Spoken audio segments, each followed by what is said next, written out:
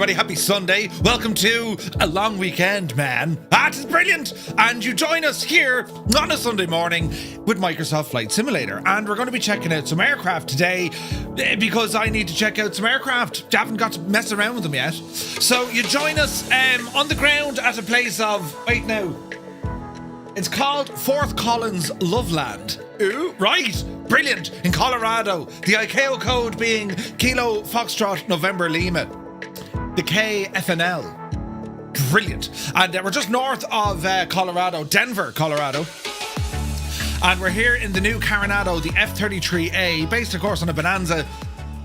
We all like a Bonanza. And, well, that's what we're going to start off with today, you see. Later on, we'll be checking out the Spartan. We'll also check out the D30 lads. The D30 now.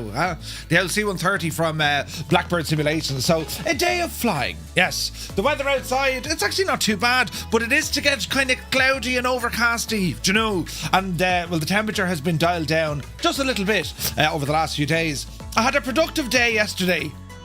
I caused myself unbelievable injury yesterday. Something terrible happened. I can't really go into it for obvious reasons, but all I can tell you now, right? Jesus, the pain. The worst pain known to man. If I ever see you in person, I'll tell you what it is, but like, oh, Jesus. But anyway, we got over that fairly quick, right? Spent the whole day whinging. Went out for a walk yesterday with the watch. You know, did the whole map. Very accurate, shocking accurate. And yeah, I was reading heartbeats and wind speeds and elevation, the number of steps. Very sophisticated technology. And yeah, that was some crack. And what else did we do yesterday? We did our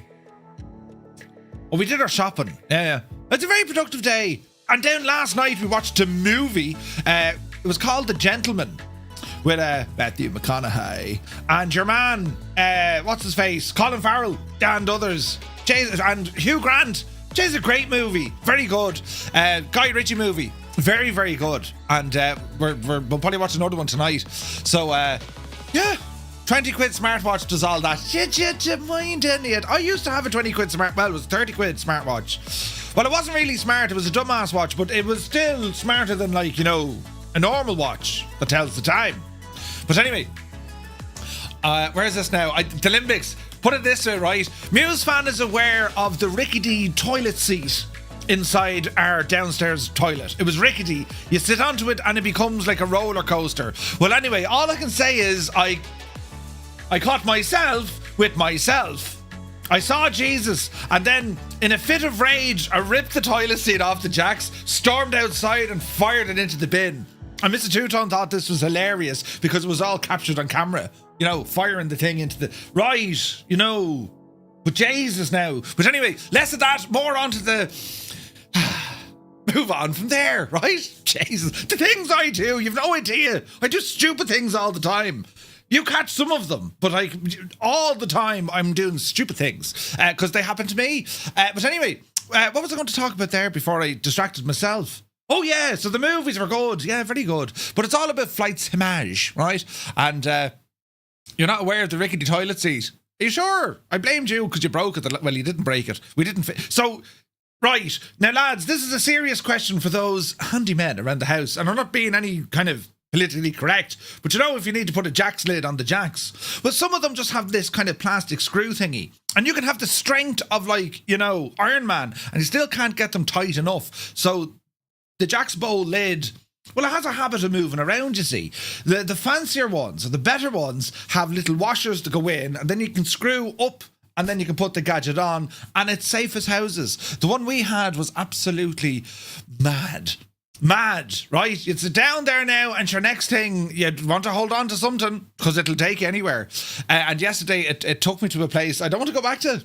I saw Jesus now, you know. But anyway, all is well. Murph basically just said that Muse did a big captain's log in his cab. No, he broke the jack's lid. Well, he didn't. It was broken before he got there. But then I blamed him. But Muse, did you break the jack's lid? But anyway, Gibbo, good to see you. Muse, good to see you. We'll ramble here into the chat and welcome everyone in. This is Sunday, and we're off tomorrow because it's a bank holiday. And that's just the way. We had to fight hard for it. You know, we want a bank holiday in May. They only gave us this, well, was it 15 years ago?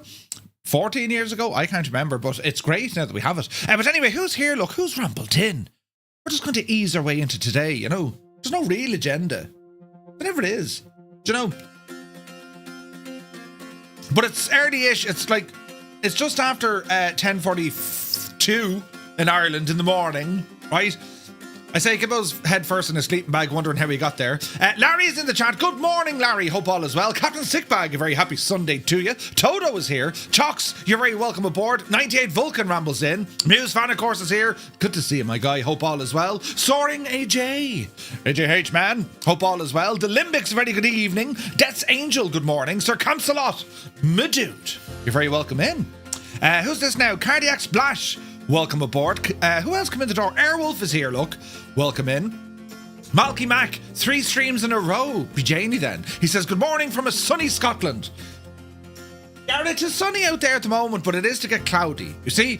Goblin Zeus, good morning. Hope you're well. 98 Vulcan, 3 streams in a row also. Thank you very much indeed. Spitfire, REF 100 is here in the chat. Very happy Sunday to you. Retriever Neil, good morning. Commander Balosh is here. May the 4th be with you. Hang on. Right, I'm just saying now, Star Wars and all that jazz, although some of the memes are hilarious, and a very passionate following has Star Wars, you know what I mean? I never really got it though. You know, set in the future, humans and spaceships, what rubbish. Star Trek is much better, right? Brilliant. But anyway, yes, May the 4th. Tima is here, good to see you. Lord Freet is in the house. A very good day to you, Sab. Bonjour. Gibbo is here. What's all this then? It's Father Murph on a Sunday. Praise be to God. Right. I'd have been brilliant as a priest. Think about it now, you know. I'd have to do a bit of Latin. Right up my alley, right? And, you know, biscuits and tea all the time. Yeah, I'd be good at that. What was that song your man, Father Brian, was it? Who was in the house? Right? Brilliant. Anyway, Willem FS is here. A very good day to you. The Impossible Face, good morning. Legs together. Wait, what? Right? Man's flu. Naughty Gnome, top of the morning to you, man. Hope you're well. Lead Balloon says good morning. Watching from outside in the sunshine. I might go inside and load up the sim. Yes. Outside, it's, you know. Where is this now?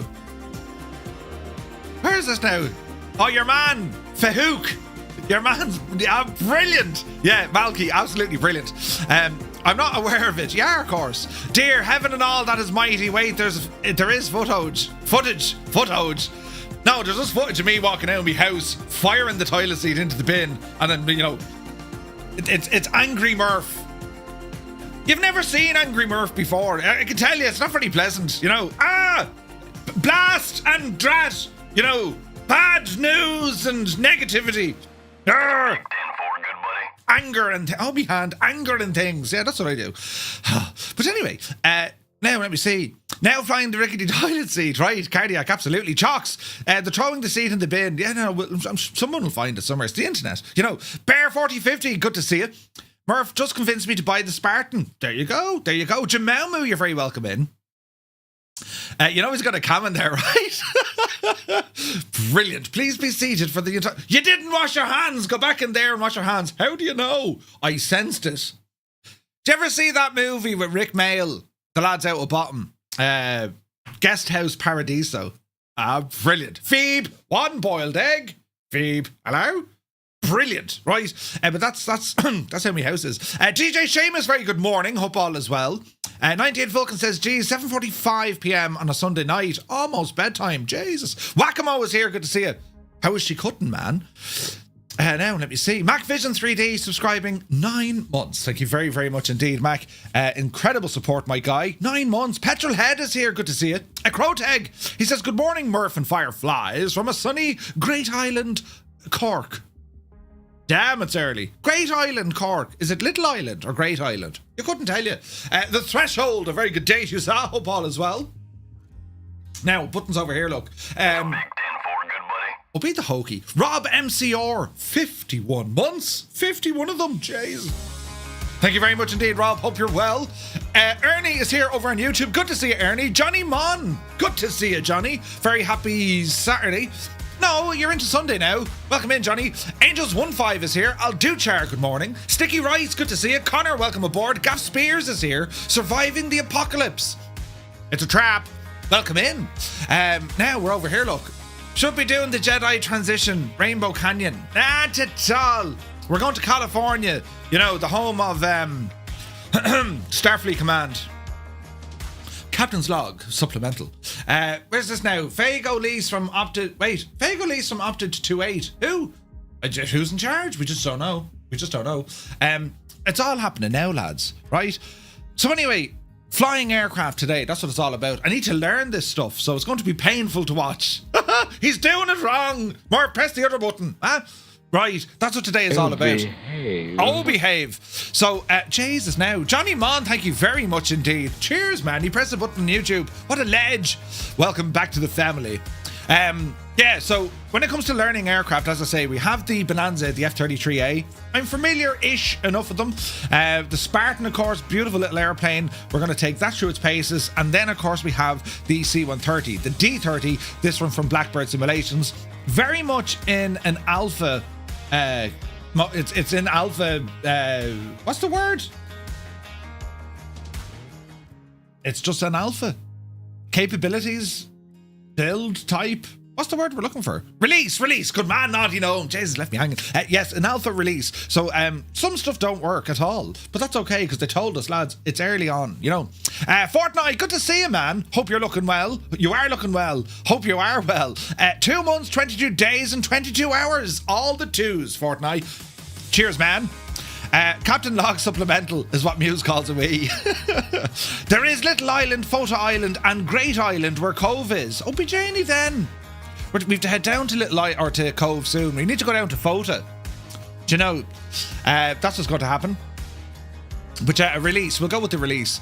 But yeah, I've been looking at airliners. Do you know? I've been looking at the 777-2, and it's €77 to buy. And to be honest, unless you guys really want to see it, and like there's been loads of content about it already, it's an aircraft I'm not immediately drawn to only because of the price. And it's I don't know, it's just kind of Jesus, like, do you know, considering we're going to have the Dash 300 available at some stage later on in the month, and maybe the freighter will come along soon after. I don't know, it's a hard kind of sell, do you know? I just thought it was expensive. 77 quid would like not really wondering or caring about, you know, previous owners of a 777, even though it is a different aircraft, the Dash 2. I don't know, lads. Do you know, I mean, I've watched videos of it. It does look very, very good. I'm not taking anything away from how PMDG have designed it and put it all together. It's just the freaking price is a bit kind of Jesus, though. Isn't it? You know, so let's see what happens. There's a Ferris wheel in Photo. Is there? Oh, shit, is there now? Brilliant.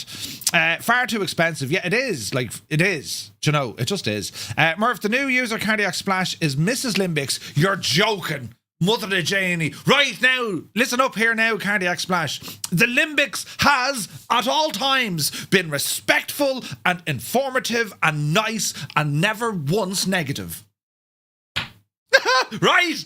Now, Limbix, that fiver we were talking about, you just send that through to me now, right? You're very welcome aboard, and hope all is well. Georgie says, same thing for the price. Yeah. I bought the 777 freighter and it just painted the windows on it. Yeah, you know, they added a couple of features like the door and the interior, but like for the price point.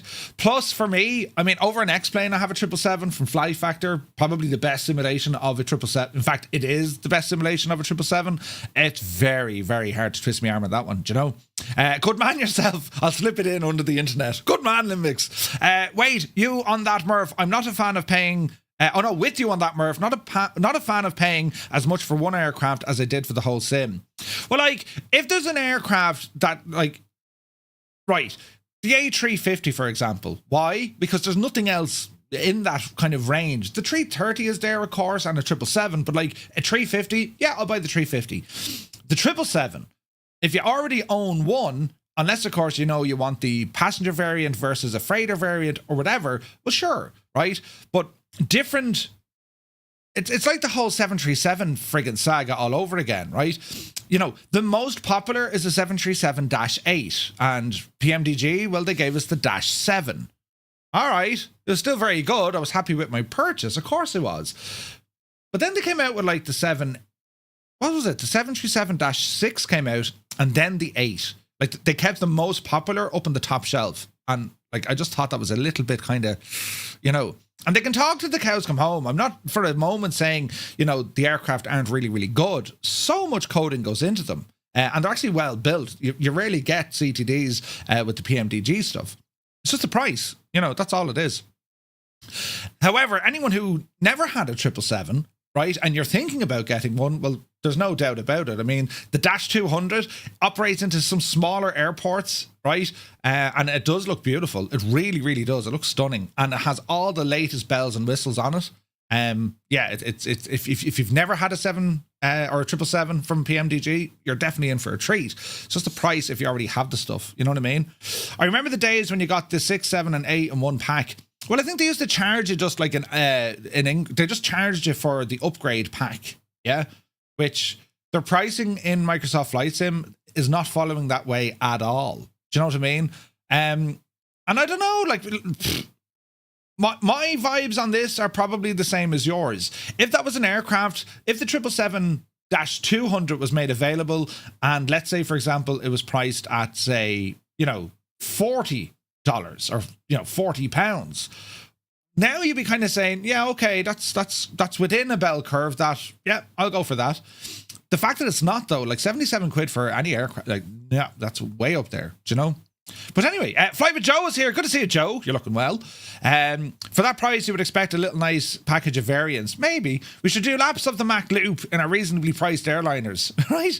PMDG did this with all the 737s. This time round, most people not falling for us is Gibbo. Yeah, 100%, man, 100%. And Gibbo kind of called this 4 years ago. In the video we made together, Gibbo compared all the available variants of the 737 that were available, the 737-7, the 6, and the 8. And yes, they all are different aircraft, but in terms of getting bang for your buck, the 737-6, right, that little pocket rocket, that had virtually every single feature of the rest of the aircraft, for like what, $35. The price was almost half the price. It's very hard to justify it. But anyway, I don't know. I think, folks who really want the 777-2, as I said, you're going to be in for a treat. And if you've never had a 777 in Microsoft Flight Simulator, well, that is the one to get. Your one purchase covers both platforms. I mean, you can buy the 777-2. It works in 2020 and it works in 2024. There's 2 different variants of it. Do you know what I mean? But I think the rest of us are kind of, let's wait a while, Like, I wouldn't mind even an upgrade price, but it's just a flat rate full package. Fucking hell, like it's hard going, isn't it?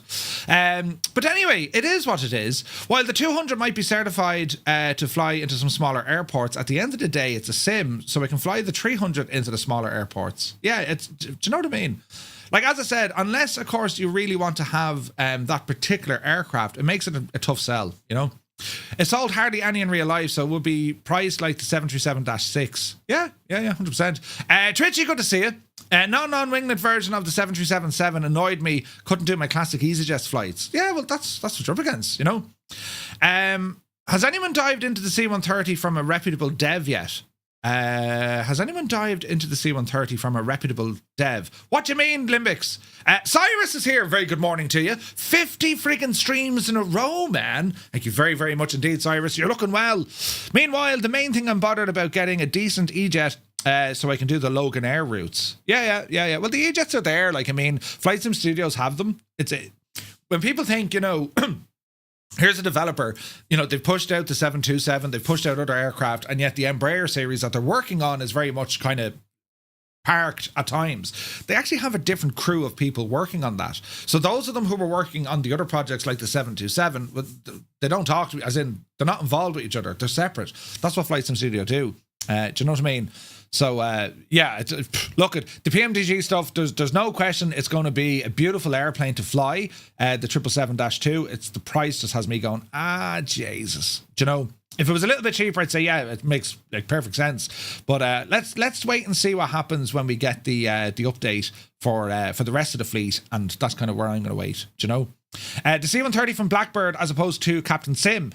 Yeah, well, I haven't delved into the C-130 from Blackbird just yet. We are today, right? We're going to bring it for a spin, and let's see what happens. Vince E is here. Good to see you. Big Carlo, welcome aboard. You get shafted for being loyal. Well, I don't know. Like, it kind of is being shafted. Like, you could say that an existing customer, but like PMDG are going to say, well, look, we had a roadmap, right? Long before any changes to the sim, we had a roadmap. We were going to do this aircraft first, then that, then that, then that. So they're following on what they originally set out to do. Now, we could say, well, isn't it just typical that, you know, their first 777 release to go into Flight Sim 24 just happened to be the Dash 200, which we'd never seen before. Owners of the Dash 300 and the Freighter are saying, oh, come on, where's our one? But it's part of a development cycle. And, you know, it's kind of a, what's the word I'm looking for? It's kind of a double-edged blade, because PMDG are going to follow their development cycle and they're learning things, you know, and there's new updates and there's new technologies that they're able to deploy, right? They can't do that unless they're working on something new. And for them, the 777-2, it is something new because it forces them to go back and look at the original stuff that they had. Right, they had a Dash 2, I think, in P3D, right? But it forces them to go back and look at, you know, it looks at everything. If you already have the likes of, you know, the Dash 3, that's pretty much as good as it's going to get. It's purely now, well, how do we convert this to make sure that what we built over here works over there? So there is a great advantage to them releasing new aircraft, because ultimately the customer will benefit from that. Do you know what I mean? And as a business, you know, you're not going to make money keep updating your older stuff. You have to go forward. You have to keep moving forward. I mean, I get all of that, you know, but yeah, look, it's the price, as I say. But anyway, where is this now? I know the 737 MAX is due to come out soon. Now, I don't know, are they going to charge it for the upgrade price? I've no idea. I can't remember. I'm sure we covered it somewhere in the news. But I mean, that to me, the iFly 737, that aircraft to me is the finest Boeing in Flight Sim. End of story. It just is. It is excellent, do you know? And of course, we've other options coming along. We've the classic variants. And of course, when PMDG bring their 7.4 out, I mean, everyone's going to be over that, do you know? So yeah, it's just one of those things. The aircraft we're looking at today, as I say, well, a little bit different. Smaller general aviation. Of course, the F33A from Carenado, based, of course, on the Bonanza, the Beach Bonanza. And they did two variants. You had the straight tail or you had a V-tail. This one was the straight tail. The V-tail, starting off life as a debonair, well, they were very popular amongst doctors, would you believe, back in the day. Kind of late 50s and 60s. You had a whole lot of folks coming back after the war and they wanted, you know, flying characteristics that they were somewhat familiar with, and that's kind of where the Beaches that was the direction that they went. The V-tail variant, however, it was nicknamed the Dr. Killer, because well, the flight dynamics are actually a little bit different in a V-tail, and the pilots just got themselves into hot water. So quickly came the straight frame tail assembly, and well, that didn't get the same nickname. But they are a beautiful aircraft. I saw one of these take off out of Flagstaff last year, and the sounds and just the profile. It's a beautiful aircraft, man. It really, really is. Now, they're very, very similar. I mean, you know, Beechcraft, Piper, and Cessna, they all have their own design type of aircraft. We can see it now even with Cirrus, right? They all have their own kind of, that's our design. You'd know it. It's their brand. It's like looking at a Beamer versus a Mercedes. They're similar, but they're very different. It's, you know, they all follow the stuff, you know. Retriever Neil says, so in theory, the PMDG 747 should be priced at $74.79. I don't know. Look, PMDG are a business. They have to make money. If they don't make money, they're not going to be in business. I mean, we mightn't like the prices, but that's just the way the world works, right? I imagine the coding and the amount of work that has to go into something like a 747 versus a 777. Well, I imagine it's harder, right? Just purely from the size, the number of engines, the systems, all that kind of stuff. So I couldn't even hazard a guess of where the price of that is going to be. And even if the 747 was €90, you know, if Jay's €90 add-on, but like, you kind of say, well, fair enough, because there is no other. It's very, very unique, right? Now, if they release, you know, a 747-8i, for example, or a -6i, or whatever they're going to do, a passenger variant, and let's say that's €90, right? And then they come along and they release a freighter variant, which is the very same aircraft for the same price. I don't like that. That's just my personal opinion. I get it. I understand it. I just don't like it. Do you know? I just don't like it. But anyway, why did Boeing not just number their aircraft 099098? Right? Right, yeah, that could have worked. I wonder where they got the original, 707. Right, that was the first one, wasn't it? And prior to that, well, they had others, of course. Boeing are making aircraft for friggin' years, like the Stearman and the 314 Clippers. Wonder where they get the numbers from, or what do they mean? Interesting stuff. But yeah, today we're going to have a look at the C130 as well. I have flown the C130J from Captain Sim, which, shock horror, is actually not bad at all. It's not a bad aircraft. It is the one that includes the full virtual cockpit, unlike that other abomination they tried to get over the line a couple of years ago. Do you know? They had a 777-2 and FSX, cost $90 back in 2016. Then I moved to P3D and they wanted to charge me again full whack. Yeah. Some developers are very different, and it's if you really want the aircraft, you're going to justify the cost. Of course you are. You're going to say, no, I really want it. You know what I mean? Like anyone who's bought general aviation aircraft and really you only want the airliner stuff, well, you're going to question the prices of the general aviation stuff, and vice versa. It's just what we do. It's like the Mad Dog, Leonardo's Mad Dog. I still think today that is the most expensive aircraft add-on, but people buy it because, well, it's quite unique, right? But yeah, it is what it is. It's an interesting discussion to have because not everyone is going to agree. Most of us are going to say, yeah, the price is just too high. It looks great. I'd love to have it, but the price, Jesus. I think that's where most of us are at. Other folks are like, couldn't care, iFly, what's their roadmap like in terms of a release, Gibbo? I reckon they're going to be there once Sim Update 2 is launched. I saw an update over on their Discord. They actually was bringing it up here on the screen. Look, hang on. We'll ramble over here. Oh, Jesus. How did I turn that off? Balls! Oh, look. I didn't even know I could do that. I can turn on buttons. Right, come over here. I'll show you their Discord. Look. And we'll see what the crack is. Equal, welcome in. Thank you for the follow. You're very welcome aboard. Right, where's the Discord? We have a look at the iFly stuff. Because it's a beautiful looking machine. Beautiful.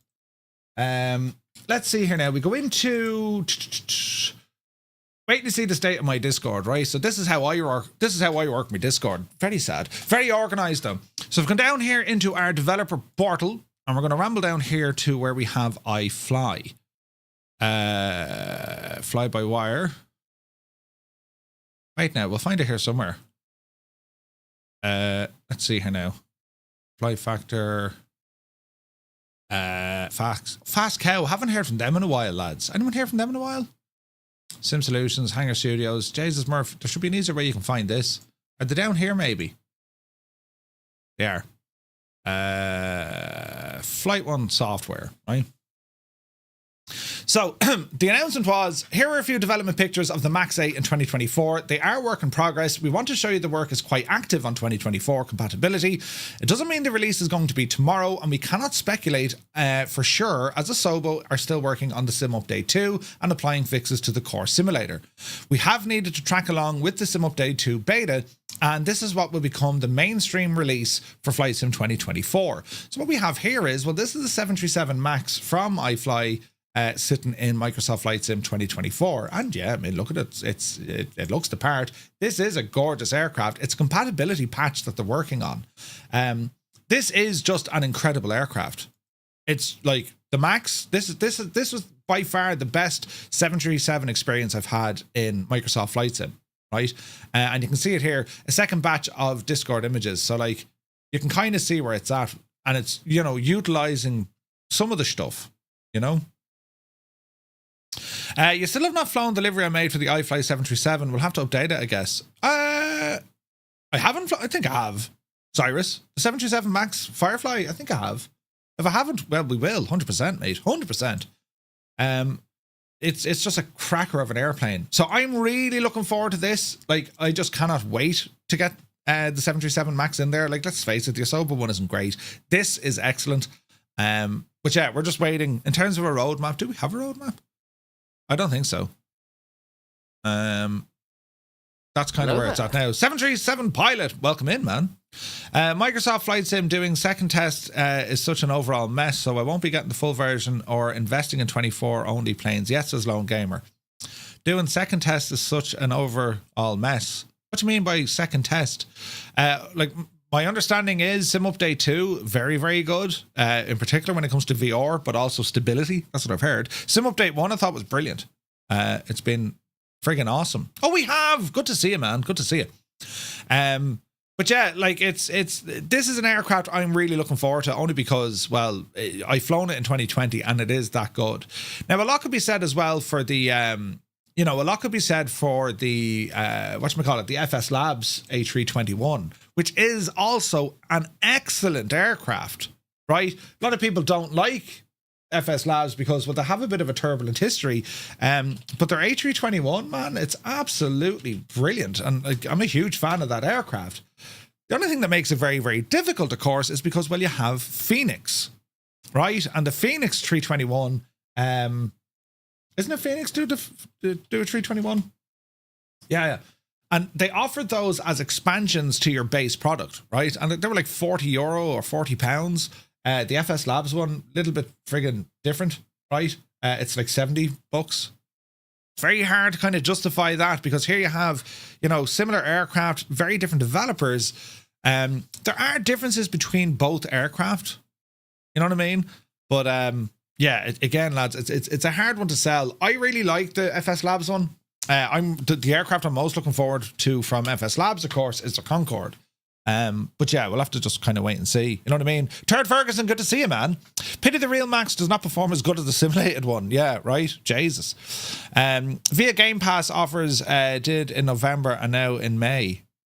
Okay. Yeah, Game Pass, yeah, maybe Long Gamer, yeah. Like, I mean, I know there's I know with the Sim Update 2, I haven't jumped onto it yet, but I was watching Jamie use it yesterday, and I was like, holy crap, the screen, everything's just, it's very responsive, things are working well. I get CTDs loading up the sim every now and again. It just has this weird a WTF crash to desktop. I don't know what it is, but a simple restart and you're good to go again. Turd Ferguson, thank you for the bits. I think, if we weren't on Sim Update 1, it had been hardship, because I was getting really, really long loading times. It was an absolute pain. But now it's working way better. So, like, there's no question, lads, Microsoft Flight Sim 2024 is getting better fast, very fast, because they're the entire team have been relatively quiet. They're focused on getting this thing right. They have to, right? We all know the reason. But yeah, it's been a rockety start for them, but things are now finally moving in the right direction, and it's let's see where this brings them. Let's see where it brings them. Sim Update 2, I'm looking forward to it. I don't know if any of you guys are using the betas. The information I have from people using the betas, they're very good, very, very good. They're enjoying it. The Limbic says, I have been on Sim Update 2 beta, haven't had any issues, improvements all over the place and way, way smoother. Yeah, that's what you want.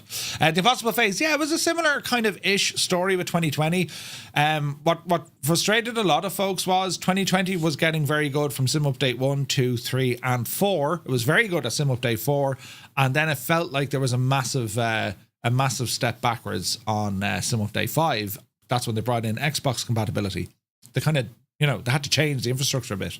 Crashed on store yesterday. I get that all the time, Lone Gamer. You're not alone in that, mate. You can just sitting there, next thing, boom, gone. Screen, where's it gone? Go into Event Viewer, and it's like, it's one of these, GT coherent stuff. It's their UI freaking out. Usually it's caused by, a command is calling something that doesn't exist. It gets caught in a loop, and then it says, we need to stop this from happening. Now, there are some settings you can do to the registry in Windows to tell Windows, hey, if the thing stops working, well, don't kill it straight away. Give it a couple of moments, and it'll actually improve your performance. But you shouldn't have to go to that extent. You know what I mean? You shouldn't have to go to that extent. But yeah, very, very interesting, isn't it?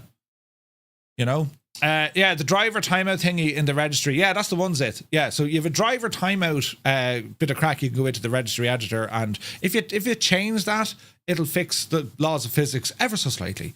But yeah, the event viewer may as well. Windows couldn't be bothered. So like there are crash reports in the sim. You can read some of the information. It's not very user friendly. Eventually I would like to see crash reports that actually tell us exactly to say it was a core sim problem, report it as a bug, or it was a third party add-on. This is what happened. So you can go back to the developer and say, hey, this is what's wrong. We need their crash reports to be that simple. Now, the problem with being simple is, well, simple is the ultimate of sophistication, as said Leonardo da Vinci. So it's not an easy task for us to ask Asobo or Microsoft to say, hey, can you just build this simple thing? It's not very simple at all. It could take months of development work to get it right. But I would love to get that, you know. Finally got the Miltech Sim Chinook and for 2020 and a 2024 free upgrade. Yeah, and that Chinook is real good. Really, really good. And I'm so excited for Miltech. They're working on some awesome stuff, not least their upcoming MH60. But they're also working on all the missions and all. It's going to be class, you know. They said by Christmas they do pre-download planes and airports, but yet I don't have that option. Pre-download planes and airports, as in stream stuff. Well, a lot of the stuff I have is streamed. This Carenado, for example, is streamed. You know, there's no space taken up my hard drive from this, only the local cache, you know? But yeah, like it's well, I don't want to say it's early days yet, but like, you know, I would say after Sim Update 3, and that's what it appeared, you know, looking at the roadmap for Microsoft Flight Simulator 2024, Sim Update 1 had to happen because it was goosed. Sim Update 2 is fixing VR and making it stable. Sim Update 3 is probably going to iron out the vast majority of the major bugs, right? And I think once they get it to that relatively stable place, well, then you're going to start seeing more features being added, or, you know, properly added in that we didn't have, you know? But yeah, there's a lot of stuff users are still able to do to pollute, if you like, your 2024. And again, I don't know, like, you shouldn't. I don't know what's the best way to control it. Let's say, for example, you're going to move a 2020 add-on into Flight Sim 2024, right? I would like to see something come up on the screen to go, hey, if you put this add-on in, it's going to affect these things and expect this sort of a performance loss, right? SimStaller had that capability from Parallel 42. Remember SimStaller? Great bit of kit, because that was able to tell you, see these add-ons? Well, these are the ones having an impact on your sim. We don't really have that yet for 24, but I think that's coming. Is there a planning for Sim Update 2 release? Yeah, it's in May. It's happening this month, Tima. And then they were hoping to have Sim Update 3 in and around Expo. That's what they were hoping for. So like they're flat out, man. They are, honestly, they're flat out. Still better and more advanced than Flight Sim or FSX. Lads, there's no, like, it's gas, right? We're very, very passionate because they've made something awesome, right? And even in its, you know, 10 bad days, but one good day is kind of enough to keep us going. Like, it's when the sim plays nice, it's unbelievable. It's incredible, you know? But yeah, if you try and install, say, a 2020 Mooney via the library in 2024, it will tell you conflicts with the 2024. It will tell you it conflicts with the 24 Mooney. Ah, okay, right. Didn't cop that. Let's quietly forget what they said. All 2020 aircraft will be compatible. That was painful, wasn't it? Like, that was painful. Whoever was in charge of that, like, you know, a 7-pound fish into the, like, right, yeah, everything's going to work out the box, because, like, Jorg was open, he was publicly telling folks, I've bought add-ons, I want them to work. They're going to work. It's going to be fully compatible. The only things that aren't going to work is stuff that messes with your UI. That's what we were told. And unfortunately, that just wasn't the case. And the reason why it wasn't the case is because someone somewhere had this brilliant idea of locking down the aircraft, putting them behind some whatever, I forget the word they used, but like, they're all, a lot of the aircraft were, whatchamacallit? What's the word? It's like they were security locked down, right? Which means encrypted, there you go. Which means you couldn't actually bring the 2020 aircraft in because the files in which they depended on were now encrypted, hence they break. That's what happened. So whoever came up with this idea didn't think it through, because you had a conflict of interest. Microsoft and Asobo said, right, the sim has to work better with all this bells and whistles we've just fired into it. How are we going to do that? Well, we're going to restrict how many items or pixels or units or whatever there was that third-party developers can use. Hence, you had to have a vast reduction in the number of, you know, 3D objects inside your add-on. Makes total sense, because they wanted to restrict them. All right, but by doing so and forcing developers to say, hey, you need to do all of this work first, some developers were absolutely on the ball from the get-go. The likes of FS Reborn, Raoul had his stuff ready to go from day one. It took him a lot of work, but he had it done.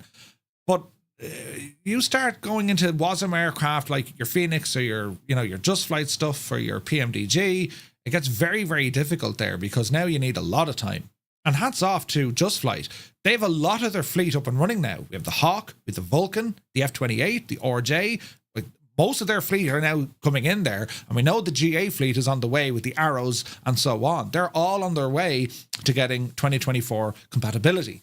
Very close to those. So I imagine that's a Sim Update 2 thing as well, you know? Reggie says, how do you install the C130? Is that the D30 from Blackbird Simulations? So when you download it, it will give you the easiest way to do it. Download it, right click and unzip or extract the folder and then just launch the application. Launch the application and it'll pop it right in. You just need to direct it manually to your community folder. That's all. Just Flight have been smashing it. They really have. To be fair, anything compiled with 2020 doesn't have to follow the polycount LOD rules from 2024. No, however, if it was originally depending on the assets, I think from 2020, I think that's what happened. That's what happened. So yes, you could have a 2020 compatible aircraft and it'll work as it did in 2020. I don't know how well that's streamed to someone or what files they need to have there. But I think if they were using, especially before they fix things, if you were using assets from like the default 172, for example, I think there was a lot of issues, you know? But yeah, I mean, Lord Freed would know better than anyone because, well, he's developed aircraft on both platforms and, you know, he knows the crack. He knows the crack. But anyway, listen, it's still good news, though. We are moving in the right direction. And today, like, 3 new aircraft in one, like, do you know what I mean? We have 3 brand new aircraft to explore, all for 2024. I mean, this is great news. And you're appealing to, well, pretty much everyone. Your general aviation, your airliners, and of course, the military enthusiasts, which is absolutely awesome. Absolutely awesome. Now, the camera I'm in, this is the walk around camera, which isn't very, well, it's just not great for kind of exploring. So what I'm going to do, we're going to ramble in here. We're going to remove the chocks. Again, this is an aircraft that's ready for 2024. So remove the chocks and the cover, right? And we'll come around here and we shall remove the pitot heat cover and just have a quick look. This is something absolutely brilliant. So with the F33, this is something that Carenado haven't done before. And I gotta say, lads, the detailing they've gone into here, this is stunning. They've done stunning work here. And we can actually check on the oil condition and it's using the default wear and tear from Microsoft flights in 2024. This instantly moves the depth of Carenado's aircraft up a notch. We've seen it over on X-Plane when they use the Reality XP stuff, right? But now, because Microsoft have built their own engine into wear and tear and all this kind of stuff, well, the likes of Carenado have dialed into that, which is awesome. Tino, yes, this is payware. Dave Cleary, legend Dave. Welcome in, Dave. Good to see you, man. So what we have here from Carenado, well, yes, we can see it's our beautiful Continental engine. We can also check on the oil, right? And I think once these things start opening up a little bit more in the career mode, we'll start seeing a lot more use for, you know, the wear and tear. You know what I mean? But we'll have a proper walk around and look around. Can you open up the far side? No. We'll have a proper inspection of the aircraft model here now in a moment. I just want to show you some of the features that we have. Little baggage area. There's no way to activate these from inside the cockpit. And for me, this is a problem. Right? I think this is a problem. Because Carenado have opted to get rid of their tablet. There's no longer a tablet, right? So what they've done is, well, they've built their systems into your default EFB, and you have your Carenado menu system or the F33 menu system, and yeah, look, we can change over the avionics, right? But there's no way to open and close doors. I miss this. Because one thing about the Carenado stuff, well, at a click of a switch, you could appear static elements, or, you know, you can open the doors wherever you wanted. Now, as soon as you open a door in this aircraft, you're automatically put outside. That freaks me out. You shouldn't, like, I want to sit there and get a photo with the friggin' door open. Now, you can go into dev mode and you can mess and do all this sort of stuff, but it's certainly something I would love to see when it comes to the menu options in here to say, hey, you know what, it will give you the power, just do what you want. You know what I mean? It's one of those things, lads. It's one of those things. But anyway, can drop the dough from inside. Who? I was going to wait now. Who's doing a lightning now? DC Designs have stopped theirs. A lightning. The English Electric Lightning. I'm not quite sure, JW. I'm not quite sure. But anyway, the aircraft we have here. So this is the F33A, right? And you might be saying to yourself, the what? So it's a Beech F33A. It is a Bonanza, right? And let's see here now. So we'll get some information, eh? So it was originally based off the S-35 Bonanzas. They started building these all the way back in 1947, which is nuts. But the variant we're looking for is the F33A. So let's have a look down here. The Model 36, the Model 40. There's the Model 33. Where is this now? Pull the big switch, good buddy. We just got a raid. Captain Raz, thank you very much indeed. Welcome in. Hope you had a great stream, dude. I like this one more than the V35. The V35, because you had the V-tail, was a cracker. You know? Now, your G36s, they kind of took over much after that. But let me see, the F33. Find the F33. So, the F33, Model 33, right? They were classed as the Debonair, powered by the Continental IO 470, right?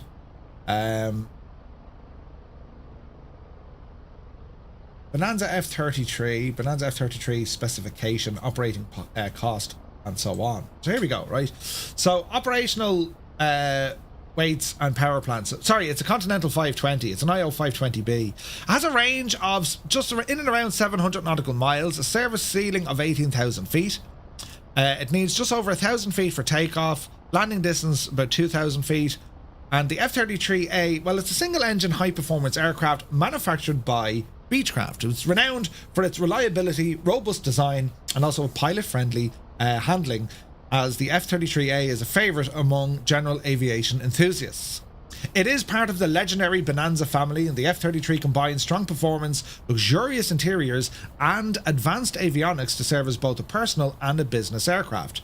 Powered by the IO 520 producing 285 horsepower, it allows the aircraft to achieve a maximum cruise speed of 182 knots. That's in around 200 miles an hour. Has a range of about 700 nautical miles and the service ceiling of flight level 180. It's capable of handling a variety of mission profiles, including cross-country and shorter hops, and its balanced performance and smooth handling do make it a joy to fly. With the avionics, they can have the Garmin GNS series or even updated modern panels depending on retrofits, and the cabin accommodates up to 4 passengers, offering comfort and a premium feel. The F-33A. Bonanza, right? Bonanza. I imagine, you know, it's technically a Bonanza, isn't it? So anyway, well, let's have a look at it, right? So it says Foxtrot 33A, right? It should say Bonanza 33A, but anyway, let's just go with it. But again, you can see the details on this aircraft. Carenado need absolutely no introduction when it comes to how good their aircraft look. Exquisite detailing here. I mean, look how clear the decals are. Like, it's incredible, right? They've always made beautiful looking aircraft. And I think Carenado are able to take advantage now of where Microsoft Flight Sim is going, because they're adding in the wear and tear systems. It's giving their own aircraft more depth, which is great to see, right? I mean, look at the detail on the friggin' spinner here. It's absolutely gorgeous. You can even see the engine tag, the Hartzell engine tech, right? I mean, look at the detail. The decals on this aircraft, they are so sharp. Like, they are so incredibly sharp. Look at the detail, lads. Like, isn't that absolutely gorgeous? It's gorgeous, right? Now, what else do we have? Look, you know, the detail on the prop itself. You know, we have friggin' de-icing boots on the props. It looks stunning. It's just gorgeous looking, right? And, you know, the engine bay is fully modelled because, well, we were in there a moment ago, right? We didn't have a look at it there now, so we can see, what's that called? I mean, look at this, the part number valve, look. Made in the USA, the Garrett Corporation. Like, look at the detail. Foxtrot 33A. So they had to put in Foxtrot. Do you know what I mean? Here's our engine oil cap. There's our cylinders and so on. And we'll move across now the leading edge of the wing. So what do we have here? Well, air intake. We have the spur support. Nothing in terms of de-icing capabilities or boots. It's a used aircraft, so you can definitely see the dirt and grime accumulate on it. Fairly, you know, fancy lights, LED lights. When replacing face trigger grid of lamp away from the reflector. It's not really an LED. It looks more halogen, doesn't it? Look at the detail on the friggin' halogen bulb, look. That's ridiculous, isn't it? They've done a great job there. Really, really well. Underneath then, under the trailing side, we have our ailerons and flaps. There's nowhere on this, I think, that you can kind of, you know, look, do your fuel stuff. They haven't included that element, but they do have the fuel drains in there. The ports, you know, the little valves there that you can pop your fuel tester into it. Great detail on the tires, the wheels, everything looks gorgeous. The detail on the landing legs, all the suspension, and even into the you know, the gear bay there looks really, really nice. And you can even see kind of the style of the build of this. Like, it does so much detail going into this thing. Install up lock cable, attach bolt with the head aft. Like, who is going to see that sticker? You know what I mean? So it's pretty good, right? Going to places others don't go. Sponsored by Heineken. What's this now? Customs and border protection. User fee $25. Aircraft. Like, isn't it brilliant? Like, the detailing. Look at the freaking screw heads, look. Anyway, what do we have here? Manufactured by, well, it would be Beechcraft. Serial model. That says V35. That shouldn't be right. Beautiful detail on the wings. Like, it is stunning, isn't it? It's a gorgeous looking plane. You can use a custom tail number, which I like. Static port. Very nicely done. There's your F33A. Nice badge. We have a couple of antennas on the aircraft then as well. We have a trim tab for our double trim tab for our elevator. That's nice. That means you're not going to have any sort of drift when you're affecting your elevator, meaning you shouldn't need to do too much with the rudder. There's a rudder trim up the very top there as well. But like, I'm liking the cut of this. I mean, you know, a twin trim tab on the elevator. I mean, it's more money, of course, but it's going to be making it way more stable in flight. Way more stable. So nice static wicks coming off the back of it. This is interesting here. So we've another air intake right at the tail section, and well, that's probably for your cabin air, I would imagine. That's interesting, lads. All the way back there, it's an air intake for cooling, but there's nothing mechanical back there, so it must be going in. Maybe there's like an air conditioning unit back here somewhere, or maybe it's just the cabin air. Really nice, you know. Heapster, thank you very much indeed. $4.99 super chat over on YouTube. Thank you very, very much indeed. Man alive, insane generosity. Very kind of you. Under here, then we have our usual bits and bobs. Does that say Cessna? No, it doesn't. It says comment. Your usual kind of VHF, just probably GPS in there as well. What's this now? What do they do? Command. Is that like your ADS-B? Interesting. Over at this side, another static port. That's all looking good. And it's isn't it beautiful? Visually, the thing is absolutely incredible looking. They've done a great job. They really, really have. So, that's our exterior. We set that camera. Let us jump into the cockpit and see what we can kind of find here. So, well, what we're looking at in here, very similar to what we saw on the outside in terms of the detail. Very comfortable looking seats, right? Seatbelts are already fastened. Can't move the armrest, but it's not in the way. Let's ramble here into the back. And, Jesus, they look comfy, don't they? Do you know what I mean? Just sit yourselves in there now, and you have a beautiful view out the side window. Can't do that with the emergency. That pops out. That whole panel pops out. Do you know? What else do we have here now? So little details on the ground. Emergency landing gear. It's Carenado. I'm not expecting that to be modelled. It's not. What else do we have? They're usually good on lights.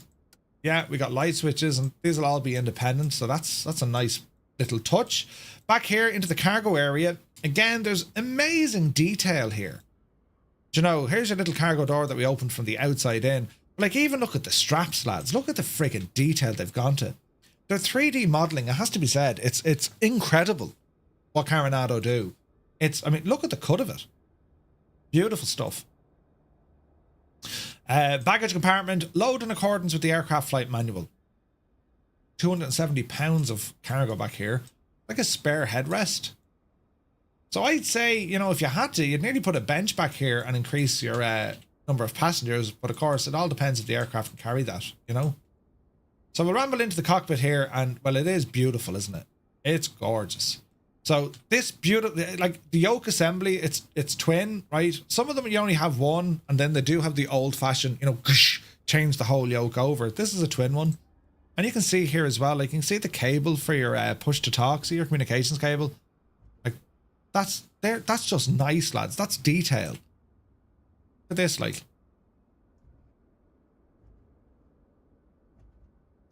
It's very good. Very, very good. We do have our trims located here. Very good. So we'll disappear that and we'll just start having a look around the aircraft itself. Bit of familiarization before we get going. We can open our window. Lovely. You have an outside air temperature gauge. We have our airspeed limitation. Maximum speed with landing gear extended is 152 knots. Maximum design maneuvering speed 132 knots. All right. Utility category airplane operate in accordance with the FAA approved airplane flight manual. No acrobatic maneuvers except those listed in the airplane flight manual. All right. She doesn't say that she's not capable of ice conditions, because we know we do have some options here. We have a prop de-icer and a pitot heat. Nothing for the wings though. Nothing for the wings. That looks to be our annunciator panel. Very good. We have our Bendix King autopilot. We have our compass switch. We have a fuel flow gauge, flap indicator, ADF switches. They're not modeled. Gyro standby switch, not modeled. GPS or nav mode. Okay. Dials are very clear, and they are very clear. Like there's great. I mean, it's the small little things I like. Do you know what I mean? That's a 3D gauge. Like it's not like a flat 2D. Considering most aircraft, you know, in the early days, they were all flat 2D panels. We didn't really mind, but like the 3D is that extra bit of depth. And like when it comes to VR, I say this thing has a cracker in it. You know, moving across the top, mag compass erratic when prop de-ice is on. Okay, let's see if that's simulated. We'll have a look then. Cylinder head temperature, amps. It's reading 0 even though the battery is off. That's a problem. That means there's power coming into the aircraft with the battery off. Do. That should be reading 0, I would have thought. But anyway, we shan't worry. Can we open this little box? No, we can't. Oh, check it out. This is a treat for Carenado aircraft. All our circuit breakers are modelled. That's a nice touch. Gus, good to see you, man. I saw this aircraft in the pilot episode of Columbo. I just watched it again. No way, Goblin Zeus. That's awesome. Vincy, yeah, it really is. Liam, good to see you. May the fort be with you. Live long and prosper. Right. This is a really nice treat, lads. All your circuit breakers are modelled. That's awesome. All right, we have alternate air. We have our fuel mixture prop and throttle and prop. We have our fuel pump, right? A vent blower doesn't work. A lighter because, you know, cowl flaps. Now, are they electric?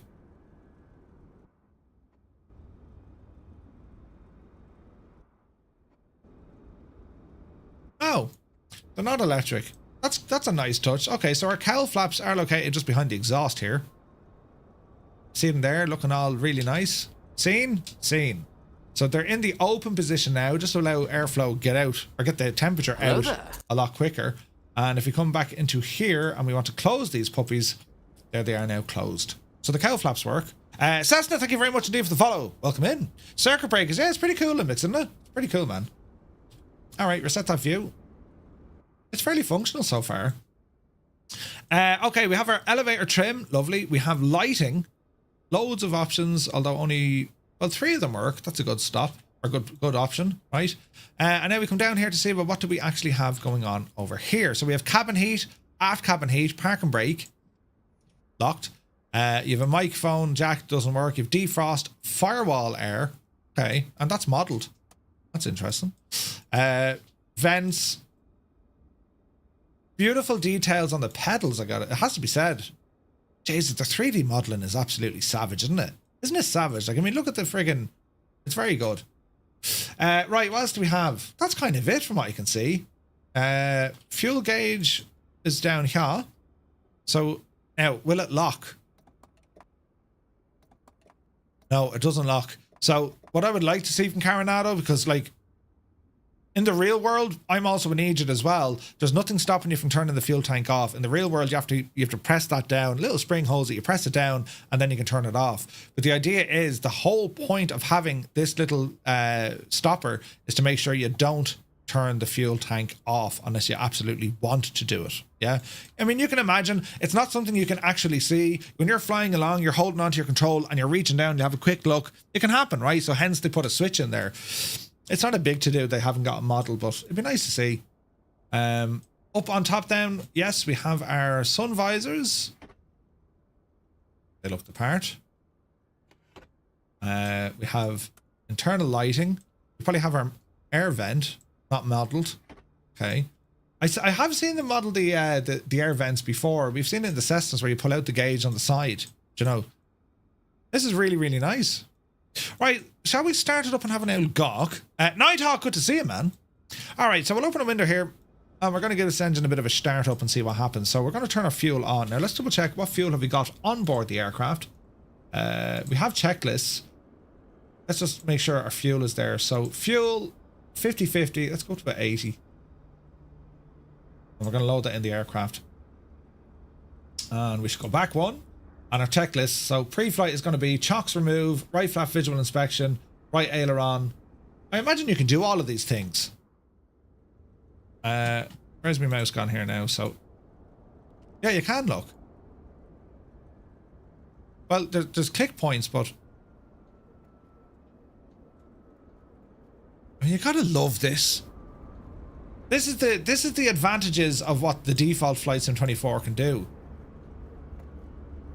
So I just want to see, I can't see the yoke move.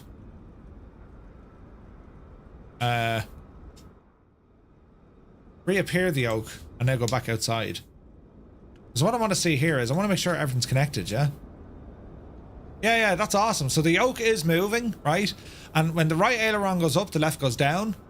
When the left goes down, sorry, when the right goes down, the left goes up. So you can see that moving, and the yoke is moving as well. That's class, lads. That's class. Now, I can't do much about the flap because, well, the flaps are locked, yeah? But they're locked, so they can't move. All right. So, fuel chocks have been removed. Right flap is okay. Right aileron is grand. Fuel cap is secured. Look at it. All right. So, it's showing us where the fuel cap is. Where is it trying to... It should be up here, shouldn't it? Yeah. We opened that. Ah, get out of town. That's brilliant, look. All right, our fuel cap is done. Right tire, check on its condition. Let's come on down here and have a look. Jesus, look at the detail there. It's even like she's kind of sagging there to one side with the weight on it, you know? No, there's no fuel level in it from what I can see, Sparky. We're not A2A level here yet, but it's still quite good. Engine covers have been removed. We didn't have engine covers, so yeah, they're already done. Nose gear tire check, engine oil level. So yeah, I mean, look, we can check all this. Go ahead and open the cowling once again. And we can go in and check the engine oil. Can't see much on it, but yeah, that looks good to me. All right, put you back. Now we're on to the left tires, pitot covers, and so on. Left tire, pitot cover, ailerons, flaps, elevator, and then the rudder shake. That's class, isn't it? It's done really well. Let's check the elevator here.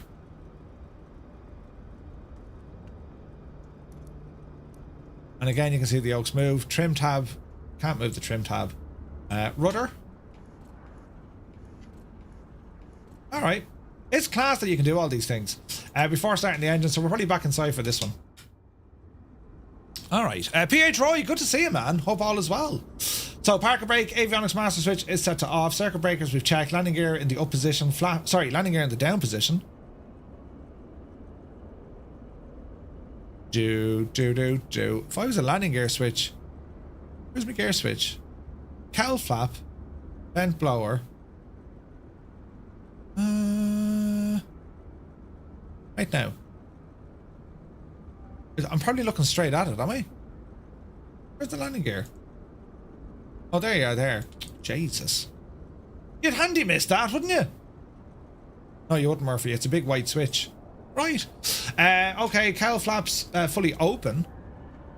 Pull to open. Fuel selector on the fullest tank, battery switch, alternator, and then away we go from there. All right, so it's great to see that we have a checklist. Do you know what I mean?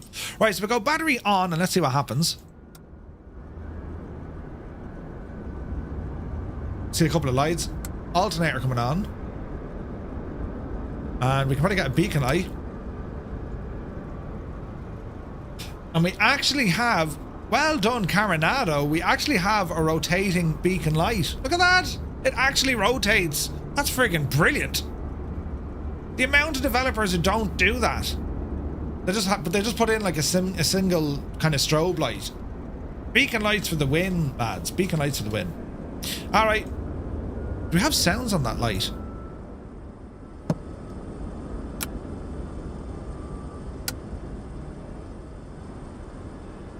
No, but we can hear a gyro spinning. Nav lights can come on here as well. Interior lights, worry about that now in a moment. Fuel booster pump. So we're going to put our prop full, mixture rich. Fuel is on the right tank. Fuel be running. Not saying that on my fuel flow. That's a little bit worrying, but anyway, we won't worry about it too much. Okay, right, left, both. We shall say clear prop. And let's give this a start to see what happens. We got a good start. Jeez, good sounds.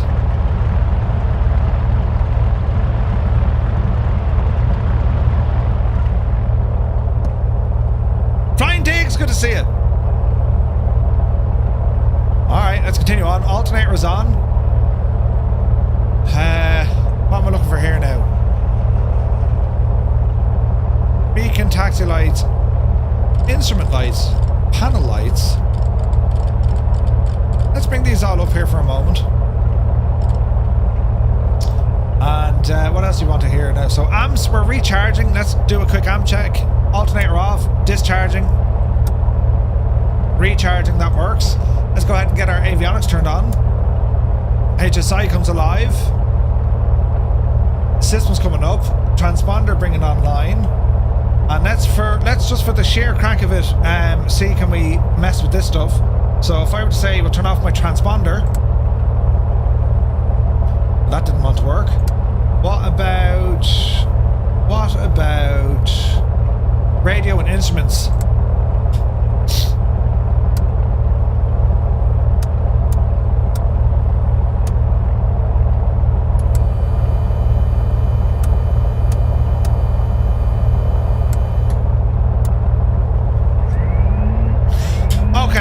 So these circuit breakers are dumbass circuit breakers. They don't actually work.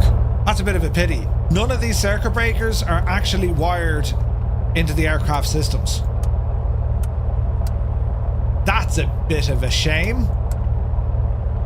That suddenly made the aircraft feel extremely hollow. It has, right? Now, I don't know, is that a bug? Or they just didn't want to do it? But that to me is like, uh-oh. We forgot to do all the circuit breakers? Really? I mean, how do you manage that, lads? Yeah, we've modelled the circuit breakers. Oh yeah, well, by modelling we mean, you know, they make a sound and, you know, they're modelled as in they'll animate. But that's it, they don't work. Missed opportunity, Carenado. Maybe it's a bug. Anyway. I do like the integration of your GTN. Instrument air, so that's your suction. Fuel is looking good. RPM, manifold pressure. Yeah, that works. Left and right fuel, that makes sense. EGT, yeah, we can play with that. Gallons remaining. Fuel flow currently. Good to see this working. Reserve gallons to destination. Endurance or reserve? So endurance. Let's leave that alone. There is a test button there. Yaw dampener flight directors. Right, let's go playing with this a little bit. So with our heading bug, let's see if the old autopilot works as we're sitting here on the ground. So we're bringing over this way. Appear our yokage. Recenter our controls. So if I were to go heading on and activate the autopilot, and if we start turning this right, our controls servos should move to the right, should they not?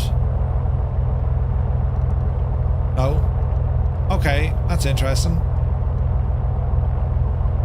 Shouldn't they move?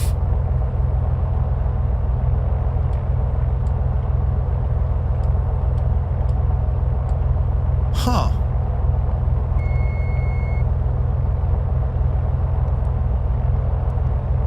So heading is on, right? And maybe they don't. I'm only thinking maybe they should. Would have thought so. Yeah. 777, good to see you. Definitely buying this today. Carenado have made a wonderful job. It's not connected to the... okay, it's not connected. Fair enough. At least the flight director's working. So we know the autopilot does work, right? Alright. Now, is there any electrical trim switches I need to worry about? Let's have a look. That's all good. That's all good. Yeah, I suppose I'm just a little bit kind of miffed that none of the circuit breakers work. That's a pity, isn't it? But anyway, let's see what they can do with that. Right, let's do a check of our annunciator panel. So we're going to say light warning, light test. Yeah, that was pretty good actually. Yeah, that's pretty nice. Right, let's bring the time of day back. Let's check out the night lighting, lads, will we? Well, Janie, then, that's absolutely gorgeous. Hang on a second. Look at that. Some spill lights.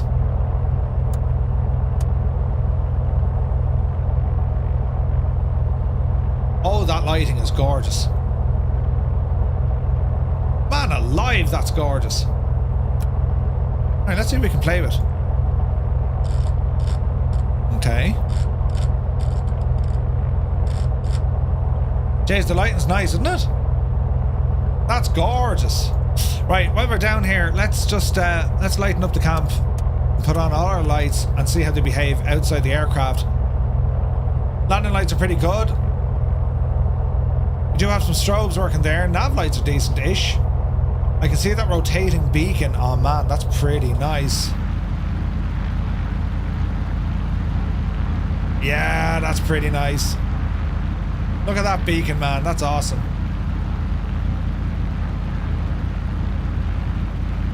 Eamon, great news, man. You got your 5090. Delighted for you, mate. So, the strobe light is nice. That beacon is beautiful, isn't it?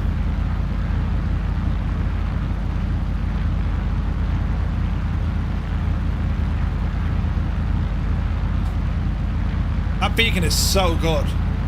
We're freaking out over the beacon light. Yes, we are. Strobes. Look how strong the strobes are, man. That's friggin' awesome. Jesus, the strobes, lads. That's awesome. We got our landing and our taxi lights in behind the prop. Yeah, they're very nice, man. And even the textures on the prop with the light hitting it, look. That's pretty.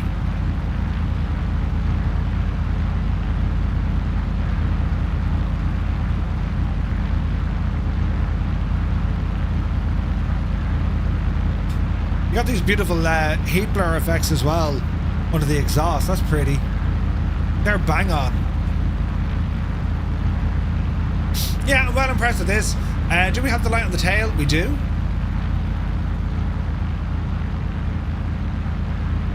Lads, there's no doubt about it that the aircraft lighting internally and externally, it's gorgeous. It's gorgeous. They've done a really good job at this, man. Real nice. Alright. sounds beefy now, doesn't it? Let's bring the time of day up a little bit so we can see what we're doing. We'll go early morning. 0628 local. Right, well let's have a blast of the sounds, shall we? Now mind your ears, lads. Right, let's drop it down to idle.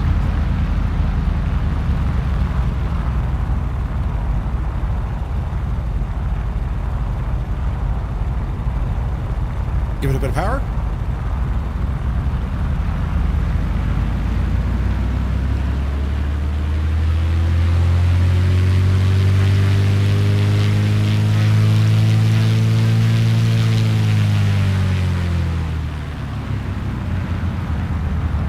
Yeah, it's good. A lot of bass to it, isn't there?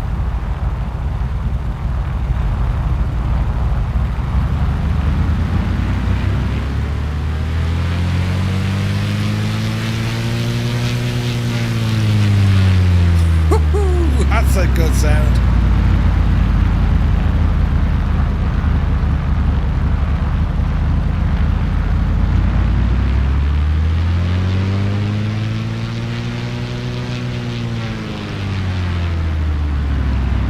Yeah, that's pretty good, lads.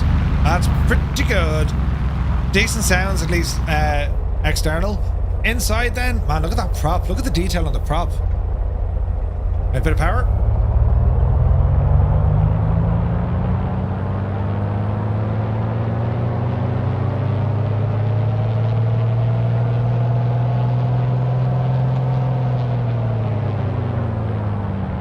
It's not bad. Goose, good to see you, Goose. Yeah, lads, it's not bad at all, right? Not bad at all. All right, let us go to some altitude here. So, let me see. Reset the barrow. Let's call it kind of 3,000 feet so far. We'll go ahead and arm that. Other things I want to do before we get going here. We'll kill the landing light and the strobes for the moment. Prop de-icer. So let's just see. So it was saying that our mag compass will come off and the prop de-ice is off, right? So what are we? 280? Let's turn on the prop de-icer. Let's see if there's any change here. Yeah. That's awesome. So our prop de-icer is turned on. Look at our magnetic compass now. It's hunting. That's really nice. These are the little touches. I'm raging over the circuit breakers, but like everything else, that's fairly good, man.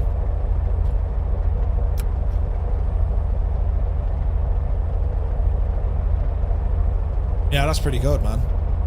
I like the nose strut compressing with the power. Yeah, it's really good, Panzer. Real good. All right, okay. So, what about the flap operation? Let's have a gawk out here at the flaps. Nice sounds.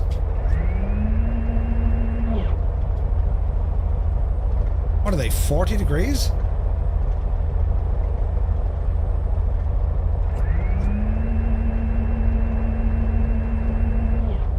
Nice, nice, okay.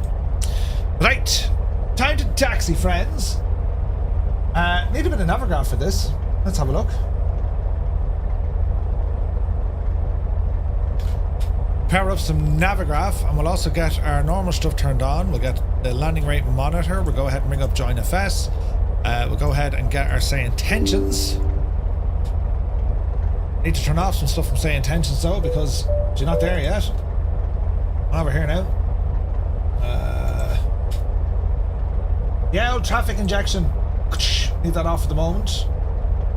We'll go to the standard server.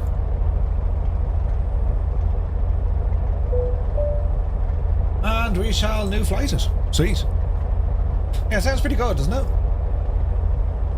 Alright, so we're on the ground at Kilo November Foxtrot Lima, Fort Collins, Loveland in the United States. We're north of Denver, so we're going to fly in over the city and see what sort of trouble we can get ourselves into. So the weather I have set to live, so we want to be, let me see, we want to be departing from, oh, I don't know, I'd say 3-3. We'll go with 3-3. There's a tiny little runway over on the right hand side. Oh wait, Kilo Fox November Lima. What did I say? Kilo November Fox Lima. NFL. K FNL. FNL. And Ballooner, what would I do without you? Me watch is telling me to stand up. Shag off. Right. Time to do a bit of flash. Let's see what happens here. Transponder is on standby. We'll go VF4. Sit that in there. And we're going to taxi straight ahead and then onto Alpha. Alright, off the brakes. And a bit of power.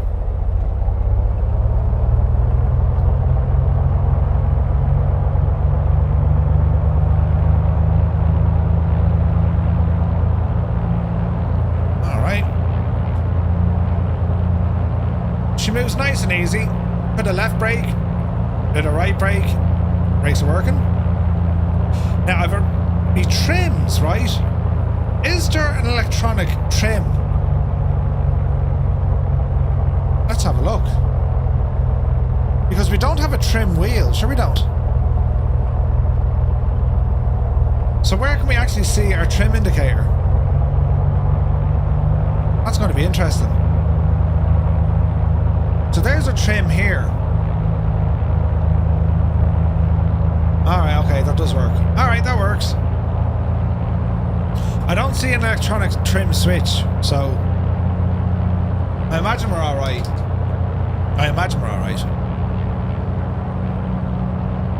Captain Zigbag has to go for Sunday lunch. You poor old divil. Oh, we got a DC-6 with us. Nice. Alright, we're going to hang a left here. We want to go into Alpha. So this should be Alpha. Yeah, glass reflection is gorgeous. Absolutely gorgeous. Alright, taxing down Alpha, so. It's pretty, lads, isn't it? Prop amps. So if I turn on the prop de-icer. Yeah, there's our amps on the prop de-icer. That's pretty good, man. I like that. It's a nice touch.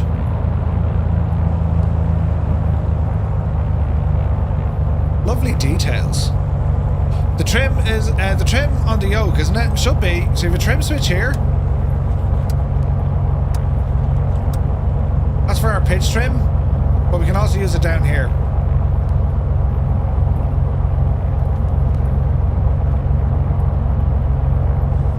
So we'll keep it neutral. We have a go around button. That's transmit. Map compass switch, and then our mic. That's our transmit. Alright. Nice. Under the AP disconnect, correct. Murph, because model matching in the sim is always perfect, you are appearing as a DC-6. Nice. Now we are using, well, we're using, we got Joint FS running here as well. We're also using Skynet. So, now we'll do a quick run-up over here. Let's see how the engine behaves with a run-up test. We have a nice little area here, so we'll get ourselves turned around and face the runway as best we can. Well, face the direction of wind as best we can.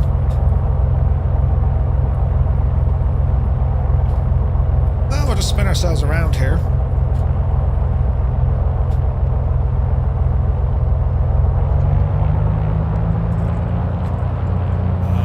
Weather sock is pointing our way. So brakes on. And let me see, we're going to increase the mixture. And we're going to keep an eye on our RPM and also our manifold pressure. Alright? So, RPM, let's go ahead and bring this guy up. Oopsie daisy. 2000. And hold. Alright, let's do a mag test. Onto the left mag. There's a drop, back to both. Let's go to the right mag. There's a drop. Back to both. Cycle the prop. Drop in RPM. Second one is going to be a drop in fuel flow. And our third one is going to be an increase in manifold pressure. Awesome. Now, in the real world, you do a fourth one, and if you see any oil come over the cowling, that'd be a bad day. All right, what else do we have? We have a defroster, we've cabin, nothing for carb. Cowl flaps currently in the out position. Alternate air is fine. We could test that. All is good. No change to our instruments. Alright, we're looking good. Run up complete. Landing lights can come on, strobes can come on, transponder onto alt report. And, well, let's go out and start taxiing. Why is it necessary to check the magneto? So, Roy, the engine has 2 mags. And the reason why there's 2 there, they're for redundancy, right? So you need to make sure that the mags are working, because the mags are the ones powering the... your magnetos are powering the plugs, really. Do you know? So if you had a mag failure on one, well, the engine can continue with just 1 mag. If you had 2 mag failures, your engine will kick out. Magnetos. Alright, lights are looking good. Runway's looking good. We'll go for a notch of flaps for takeoff. We'll just get ourselves into position here.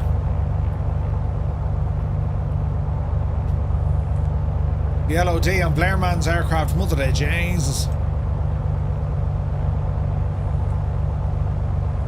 Man, that H225, I am so friggin' upset with that chopper. It was like, I could not wait to get that chopper in the sim. It is the least optimized. The LOD is absolutely disastrous, and I have not seen an update. It'll just wreck your head. Anyway, what can we do? Not much to do. Altitude, we set an initial 3000. We'll go ahead and arm that. Flying Moose, good to see you, Moose. Alright, lads, we're looking good. So, prop is full, we're walking, talking, and we're squawking. Let's go flying. Power coming in. Hey, 2 cats, good to see you, mate. Hello there. Takeoff power set.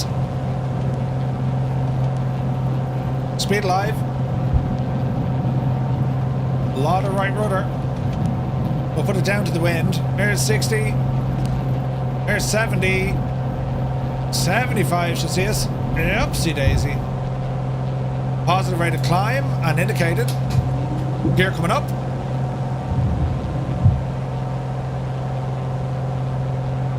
And gear indicates up.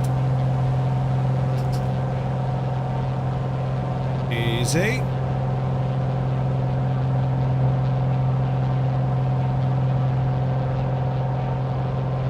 Fairly straightforward to trim. Go ahead and bring those flaps in.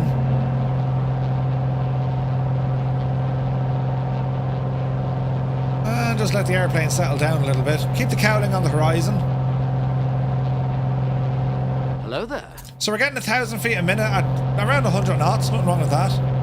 Fly Hardy, welcome in, man. DX1, welcome in. Should be getting 30 inches of manifold. Full pressure at sea level. We're nowhere near it, mate. We're getting like 2,400 or 24 inches. Now, 30 is up by the red line, so it depends on the pressure here as well. So what is our pressure? It's relatively flat. Well, it's a little bit high actually. Well, no, it's not. It's 2.9 or 9 or 2. It's like default. So yeah, I'd argue we probably need it slightly higher. Yeah, that's full power, mate. Full, full, and full. Yeah, that's full power. That's strange. Seems a little bit slow, doesn't it? Cowl flaps maybe with drag? Unlikely. Right, here's 100 knots. 2 cats, good to see you. Let's bring that RPM back to 2,500 and see what happens.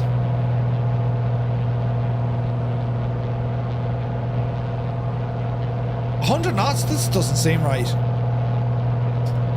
We should be up easily 130 knots, right? Flight Sergeant, good to see you.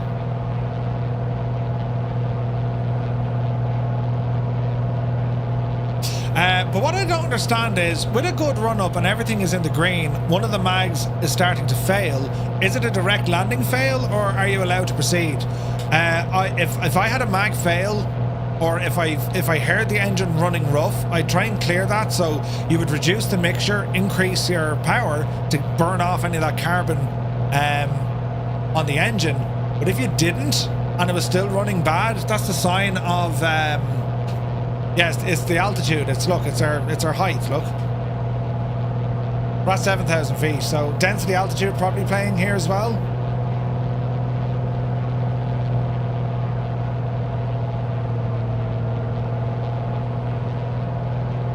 Let's keep her there. We're going to see that speed lift up now. It must be the altitude.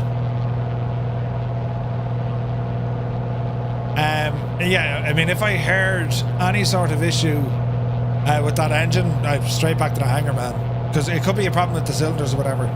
Right, our speed is coming up. So it was the altitude. We never took the altitude into consideration. Good man, Murphy, you big idiot.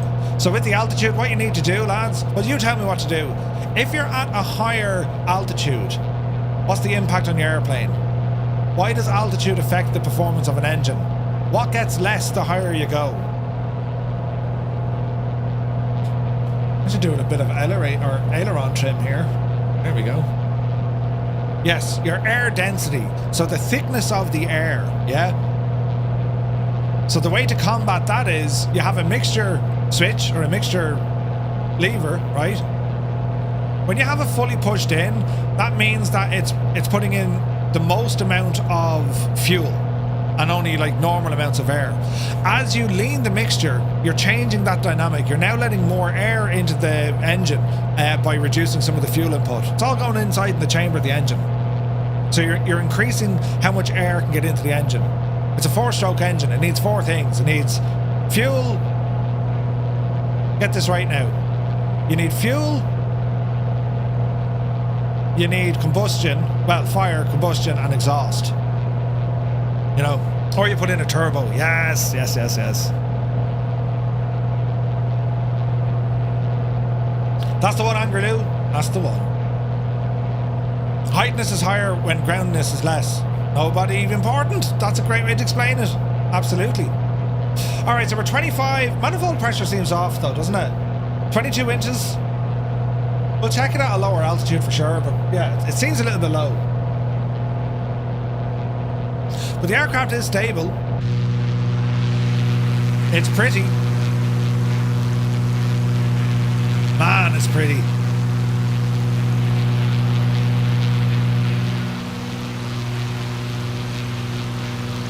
So we got a class Bravo, obviously around Denver, but we'll just ramble in. Well, you know, we rang ahead. It was all great. Sounds aren't bad. Sounds actually quite good. Temps and pressures. I'm surprised the amps are still charging. Like at this stage, they should be recharged. Exhaust gas temperatures. That gauge seems slightly out as well.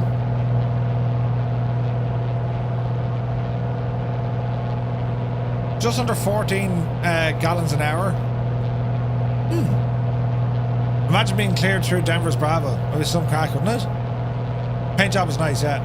So you have to do a constant scan on your ears when flying GA planes like this one, all the time. And it's the same with even your Cessna, you know what I mean? A lot of the time you're going to go by sound. You'll know if an engine starts running rough. You'll hear it. The dials will respond. It'll shake, it'll rattle. It'll just feel like she's running rough. But you're always constantly checking on your T's and P's. Temps and pressures. You know? I used to refuse to fly through Orlando's Bravo even though they cleared me. No way! You flew over the Disney TF4? That would have been awesome, Fly Hardy. That's awesome, man. Alright, so our performance isn't bad. Once we level off here, it'll probably get a little bit better. And as I said, we're going to ramble over towards Denver itself. Our mountains are over here on the right, into the Rockies. We'll start heading over that location. I do like we can put in our GTN. That's awesome. Okay, so we'll play with our autopilot here as well. So, what are we at? We're coming up on 10,000 feet, so we might just go... We might just drop the nose here a little bit. Because I want to see what the city update looks like. Actually, before we get rid of all this altitude, let's test out the owl capabilities of the airplane, shall we? Alright, so we have about 3,000 feet between us and the ground and no major obstacles around us. Alright, let's see how it behaves with a stall. Stall warning. Well, actually, gear warning. Should get the stall warning now in a moment. There's a stall warning. Hold the nose. Left wing is trying to dip. Nose down. Easy. Alright. Easy. Okay. We'll attempt to now spin for the crack. Hold the nose. She doesn't want to spin. Go on, you devil. Oh. Easy. That's interesting. I'll try a power on stall.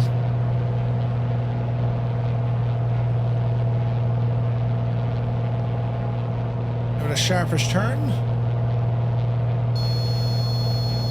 Hold it, hold it, hold it. There's the wing drop. It's not bad.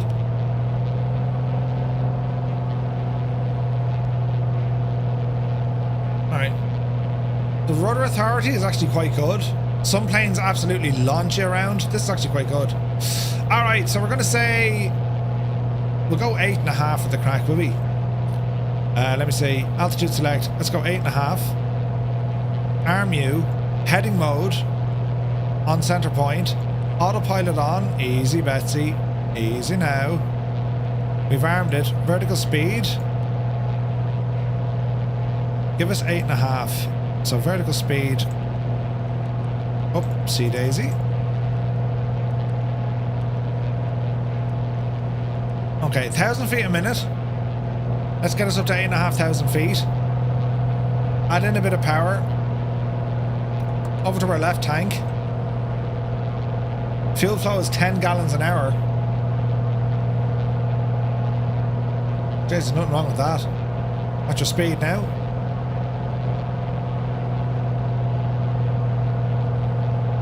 .8 at full power. Not bad. It's a Carenado 1-2 cats. Rough rule for mix is reduce till RPM drops, then give 3 twists back. Yeah, so you can be lean of peak or rich of peak, depending on what you're trying to do. Lean of peak is going to give you further range. Rich of peak is going to give you more speed.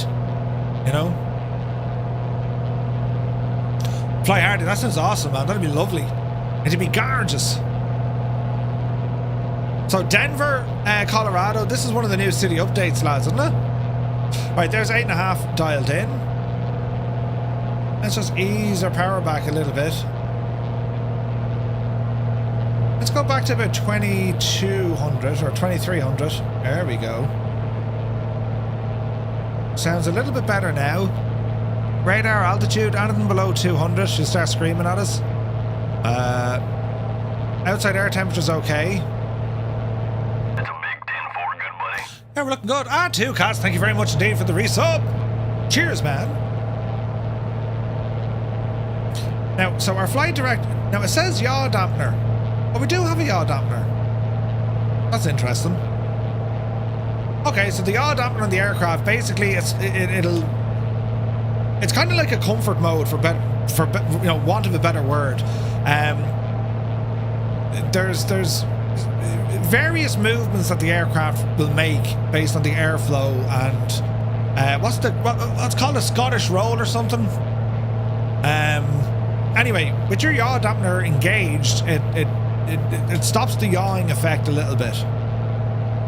So if you're sitting on a chair, like an office chair, and you know the way you can swing side to side, that's yaw. That's the feeling of yaw, yeah? So the yaw dampener will kind of nullify that a little bit. You just want to be careful with it. There's certain altitudes you want to make sure have it turned off. When you're using flaps, have it turned off. Takeoff and landing, have it turned off. It's different on the larger aircraft. Dampener if you're German, yeah, dampener. Damper or dampener, yeah. Alright, she's looking good. We're getting some of the city coming into our views up here ahead of us. And we just want to check out some of the photogrammetry. Man, look at that view. Jesus, isn't it gorgeous? It's a pretty machine, this one, lads. It looks very well.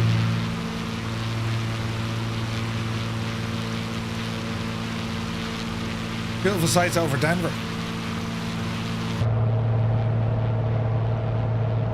Views at the back.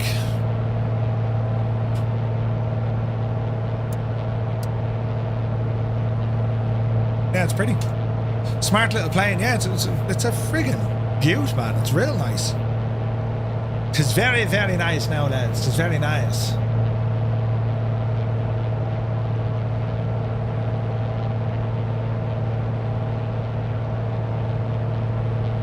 Now.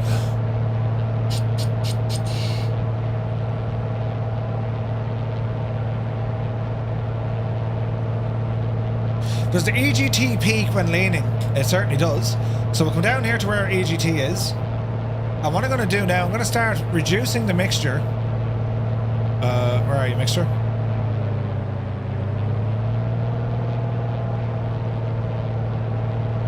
Let's see what happens. She's coming up.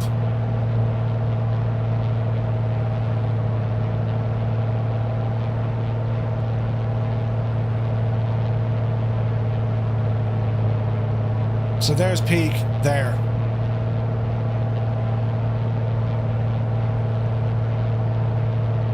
We're now peak. So this is going to be given the, you know, the fuel flow, everything on the aircraft prime, do you know? GTN 375s? Did they even have a screen for a map? Or was it all numbers? I can't remember.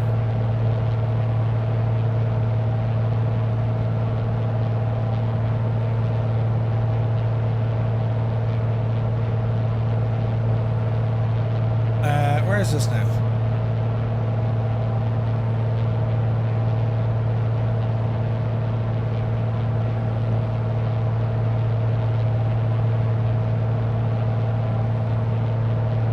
Bum bum bum bum bum bum.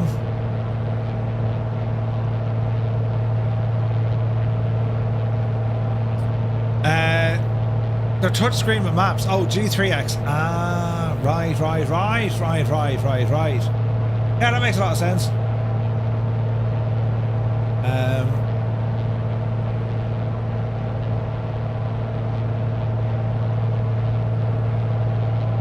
Bum, bum, bum. Bum, bum, bum.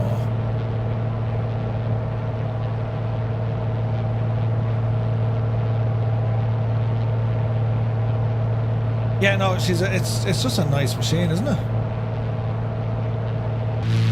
Over Colorado as well, man. It looks absolutely friggin' gorgeous, isn't it? Bit of tunage here in the background. Check out the views, though.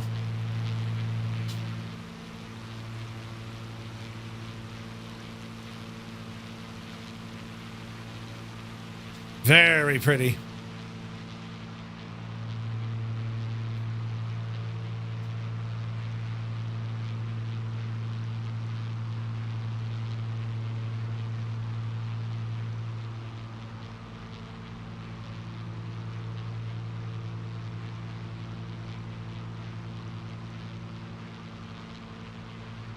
Hello there. Panda Cam, you're very welcome aboard. Happy Sunday.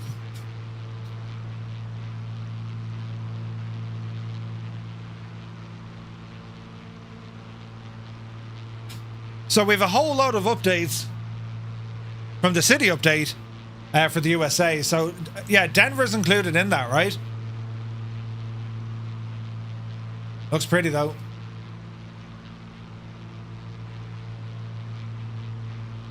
So we'll kind of fly, well, we're well into the class Bravo now, but we'll head straight down, have a look around.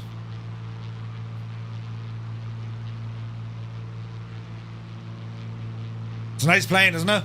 It's a pretty one. So fuel flow and all that, I mean, it all seems fine, doesn't it?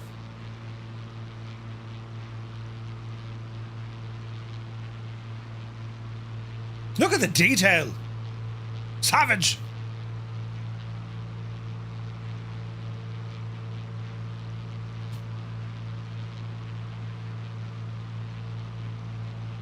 So it's more down to our right hand we need to go. Just a little bit.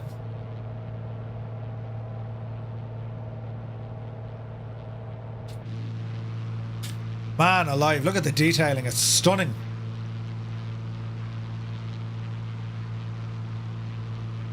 Photogrammetry from this altitude, like, it's just incredible.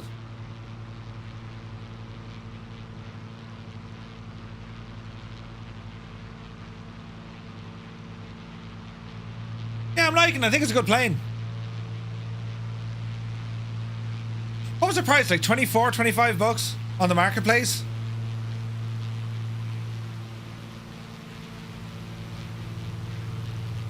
Here's Wicked Lumberjacks. We got some folks flying today. I got a good few out today. Nice.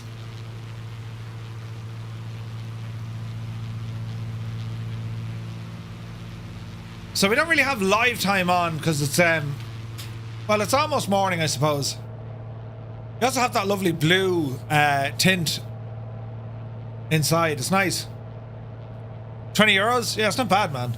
Flying Moose landed a 73-8, 80 feet a minute. What? Gorgeous. That's awesome, mate. Sunday is a fly day. It absolutely is, man. It absolutely is.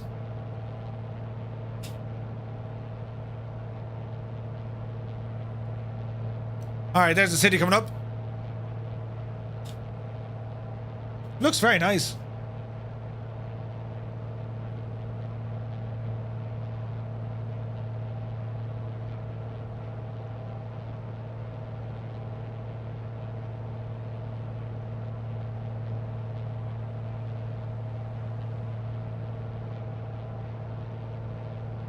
It's like all the friggin' default bonanzas though. Like that's the one that kind of drives you nuts. Do you know what I mean? Anything under 240 is good for me. It's real good, man. Real good. This is gonna be pretty. Look at this scenery, man. There's Blair, man. Look at the detail on the ground, man. It's gorgeous.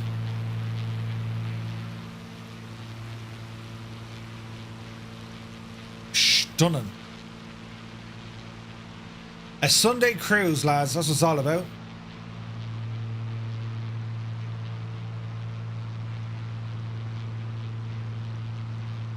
Right, down on the left hand a little bit. Let's go right over the city. Small bit of gyro drift as well. The Kodiak. I think the Kodiak is working in 24. Willem. Kodiak is so good.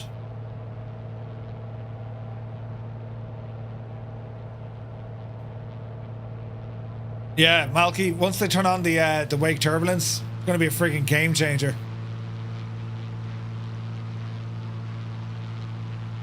That's like a big shopping mall down there, look.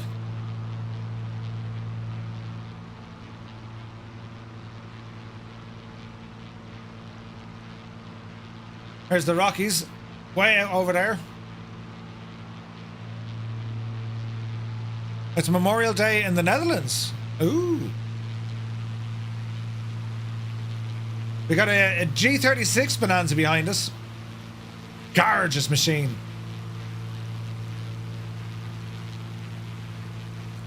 Dialank, not yet, man. Wake turbulence has not yet been turned on. Hey, Johnny Mon is flying with us. Nice.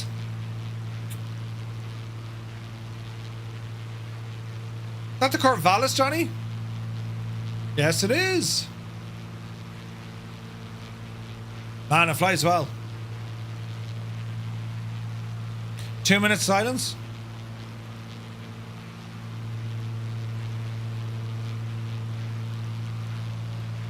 It's pretty. Carney, welcome in. How do you feel about the SWS PC12? I love it a lot, but I feel they never reached the point where it feels right. I know they're still working on it. Like they have it compatible, but yeah, they have a lot more to do, I think. It's good. Your second wife, Mrs. 777, has now returned from walking the hounds, watching the old film or the Firm Derby. Nice. It's a huge city, Denver, isn't it? Massive.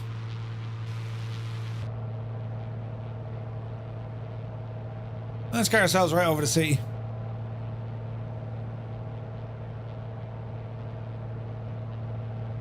a zesty beverage from the fridge. Wasn't wake turbulence one of the things the sober were selling? Yeah. They didn't get it working yet.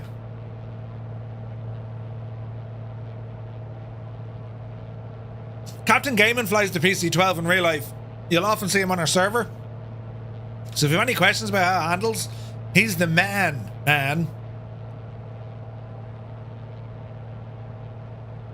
This is gorgeous, man. The photogrammetry here is insane, isn't it? That's beautiful.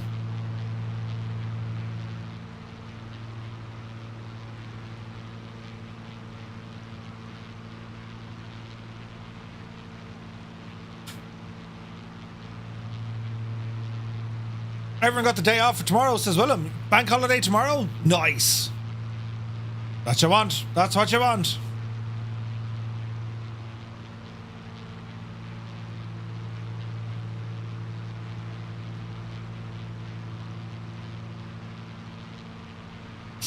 Man, look at that city. Isn't that gorgeous?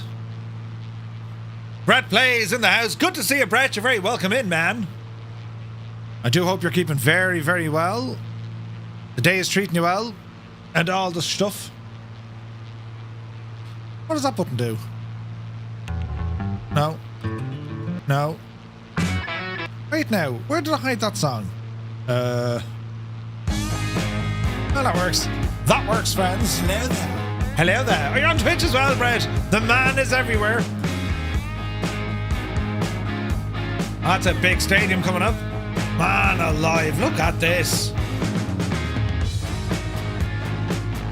Who plays there now?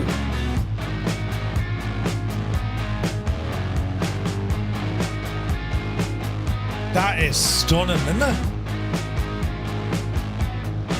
The detailing. That's a huge stadium. Like, that's ridiculously big.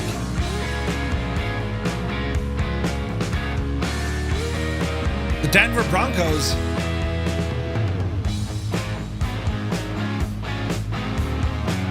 All the cars and stuff we have going on. Jesus, lads, look at the view. Stunning. Right, let's circle around here. Left turn.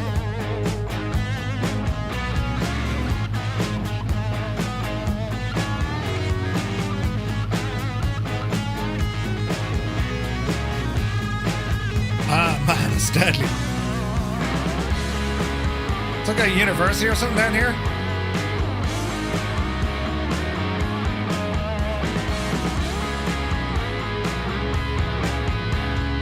Virtue Sim, good to see you, man. Happy Sunday. Denver is a place I'd love to go. Because I want to head up. You can fly into Denver and I want to head up to like Dakota, South Dakota, up to Deadwood. Yes. And then if I got to Deadwood, I'd have to go to, I'd have to ramble over to Montana. So many places to see up here, man.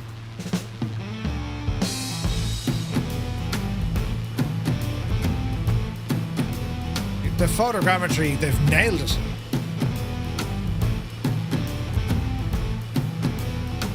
Beautiful. Wonder if closing the cowl flaps gave you a little extra speed. Yeah, but not to the effect that we were, getting. I mean, we're doing around 140 knots now. Everything's calmed down. I've, adjusted the mixture for optimum power.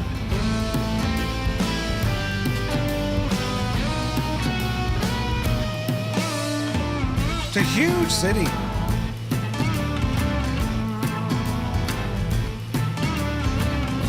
Loving all the detailing.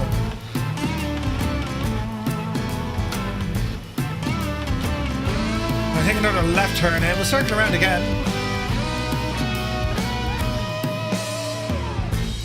It's huge. That'd be Denver out there at the airport.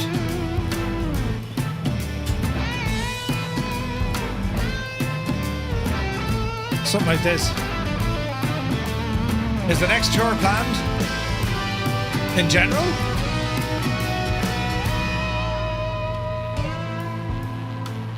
We're going to be doing a Route 66 stream soon.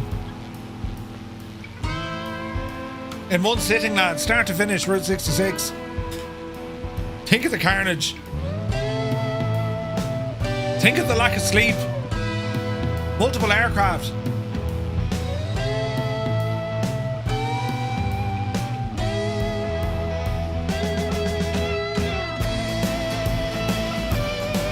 Ah, it's gorgeous looking, man.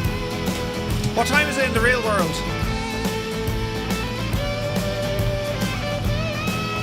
Oh, not far off it. 5:30 in the morning. Ah, Jesus, that looks lovely though. Hello there. Smithy, thank you for following. That is pretty, isn't it? Jesus. That is pretty.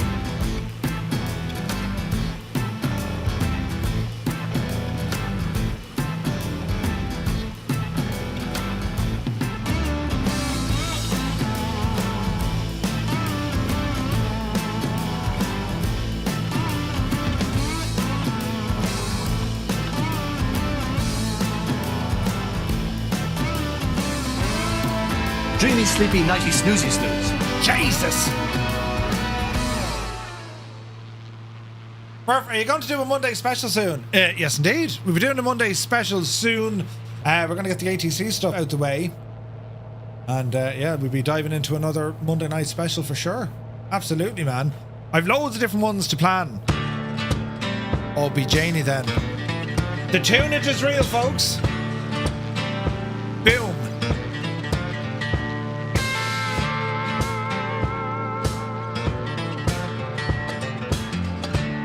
Man, that looks good.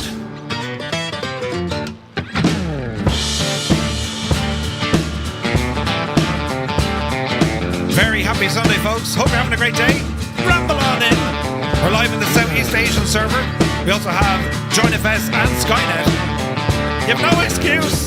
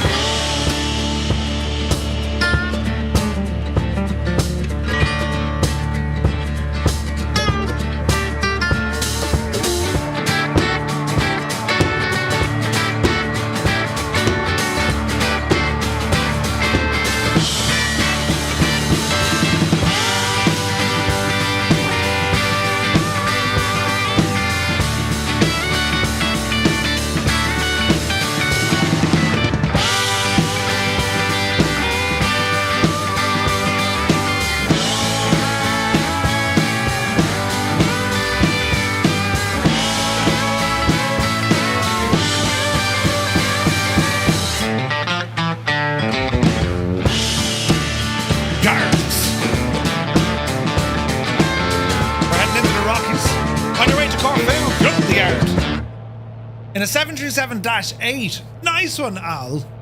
Corfu, man. That sounds good. Right. Where are we heading to?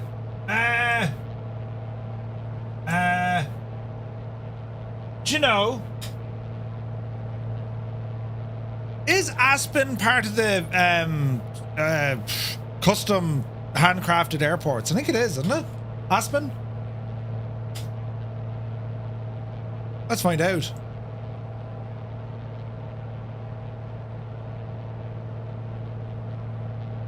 It is, isn't it? All right, okay. Well, let's go autopilot on our nav mode, please. Goosh. Nav mode is set. We're on GPS, and we're going to head over to Aspen. Gorgeous. Time to fly the 777-2 Myrtle Beach to Honolulu. Lester, or Myrtle Beach, that's Florida, isn't it? I think it is. Great idea. Do you know? Now we're going to need some. We're definitely going to need some legs on this one. So altitude 14.5. Go ahead and arm this devil. That's V speed. Up the hill. Give it a steady 700 feet a minute. Watch the power as we go. Keep an eye on our EGT. We got to get maximum use out of the engine. Oh, Myrtle Beach. I'm thinking New Smyrna Beach, South Carolina. Gotcha. Whack-a-mole at King Air. Gorgeous. So we're now on live time, which is stunning, isn't it? What's the real world weather doing? Because this is pretty, but I think we'll go real world weather, lads. Boom. 11:37. Yeah, we're live time. Right, reset our barrow. A little bit of lower pressure. Let's see what happens. Man, it's beautiful out here today. No clouds or nothing. Temperature 10 degrees at the moment. Plenty of bugs on the windshield. Lazy Davies there. Oh wow, look at that over there. Nice. It's very pretty.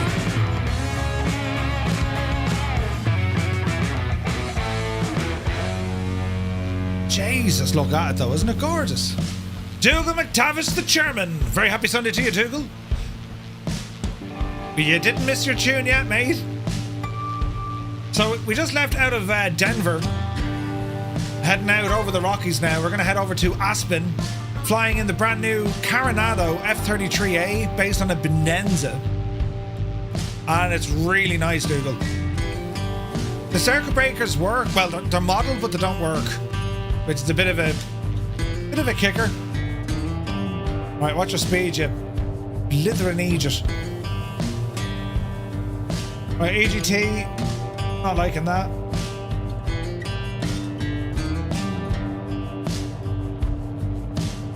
That seems to be our peak here now.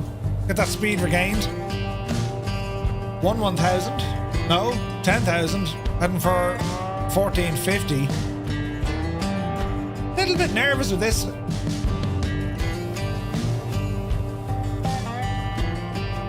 Let's get more bite out of the prop. There's our speed regaining. So we're heading towards Case, Kilo Alpha Sierra Echo Aspen.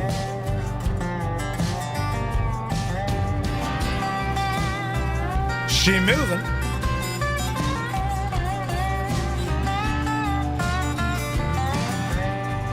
Man alive. Live time and weather, look at the cut of it. Complete freedom in the house. Welcome in, my guy. Very happy Sunday. Mrs. GPHI, welcome in, guys. Hope you're all keeping well. Some flights simming on a Sunday. We're starting off with Carenado's F-33A. We're going to be jumping over to the Spartan soon. And then we need to try out the old Dirty Torty. Oh, yes.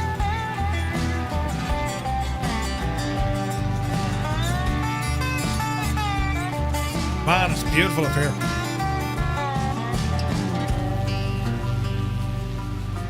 Captain Cocktail, morning from Las Vegas. Jesus, top of the morning to you, man. Hope you're well.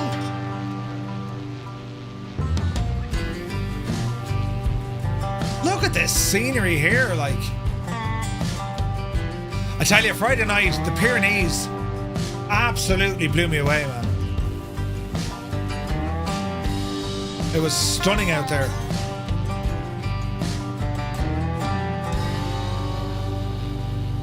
That's real nice. Right, where are we at? Alright. How far is it to Aspen?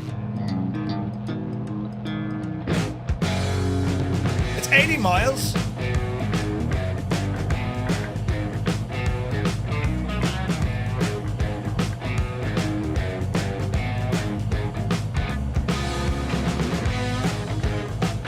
$40 out. We got a tailwind, 11 knots. We'll take every bit of it. So far, so good. I do love a good pair of these. I do! Gorgeous. Alright, how are we looking?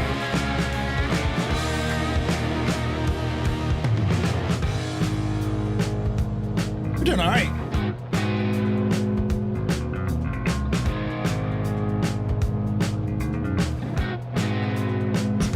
Pretty much uncontrolled airspace. Making a coffee, then you're turning on your sim. Nice.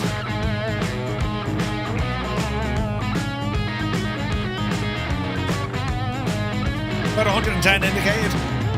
120 over the ground with our wind. Beautiful views, man. Local time 0542 in the morning. 11:42 UTC, and we got some timers here as well. Are they independent? Oh no, only one works.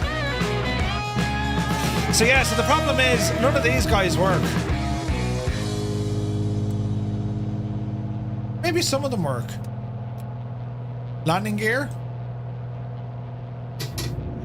Now, so the circuit breakers unfortunately don't work.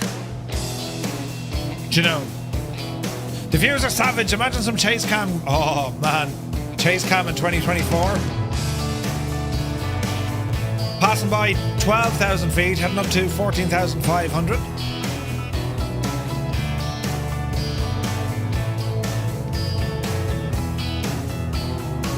A King Air, way better to take along on this spin. But we're getting there. She's behaving. The Duke would have been just a legendary machine to take up this run. But listen, we're going to take our F-33. I love the beacon light.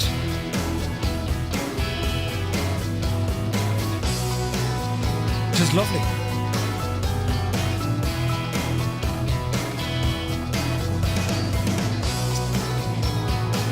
What are we doing per minute? 500 feet a minute. I mean, we're relatively okay. The police squad lights. Yeah. We better change our fuel here again. Let's go to the right tank. Pause. Right tank. I'm always doing it. Detective Inspector Lieutenant Sergeant Frank Drebin.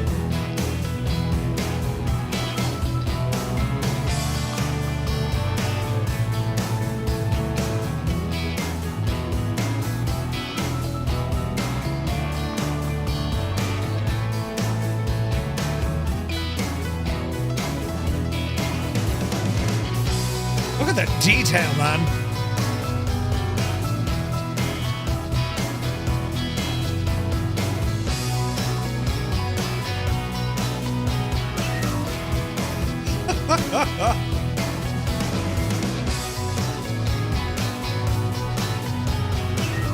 Too much fun.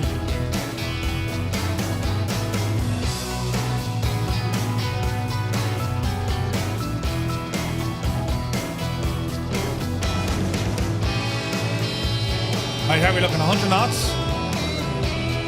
Jeez, the views though. Now, I reckon we're going to need about 16 for this.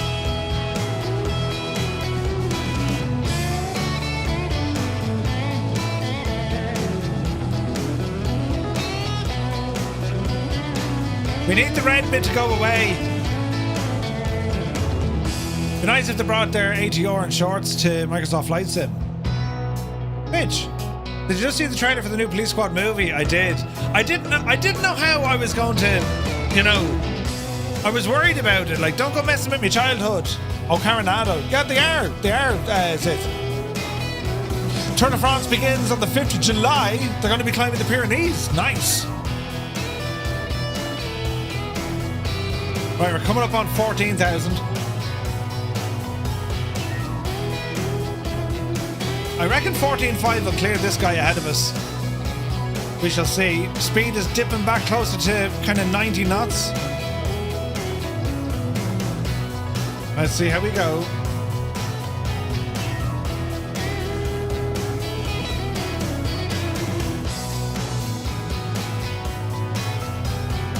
Watch the power, Murph. Watch the power.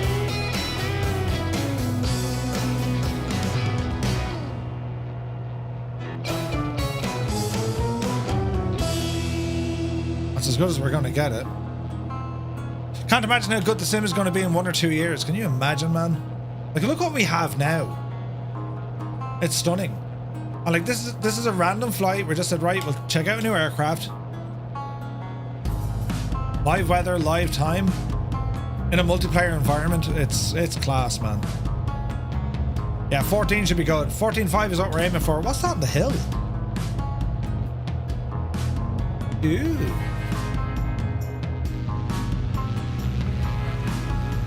It's a nice airplane. Yeah, Tour de France is going to be interesting. But yeah, the Carenado stuff. What was the other one they have? They have a Phenom in their lineup as well. But yeah, the Fokker 50 was good. But also, what was the other one they did? The jeez, it was a Falcon. They had the Falcon business jet. They called it something, the F something. Was that the F50? Or was that the Fokker 50? But yeah, there is one there for sure. All right, let's level off here. 14,500 feet. Make sure we're on local barrel. Get this nose dropped down now. There she goes.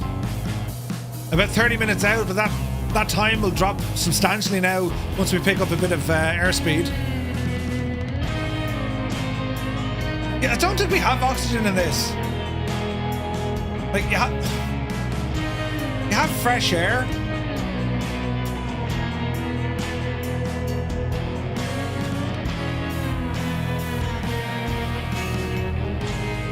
I don't see that with oxygen. Negative on the oxygen now, Janie, then.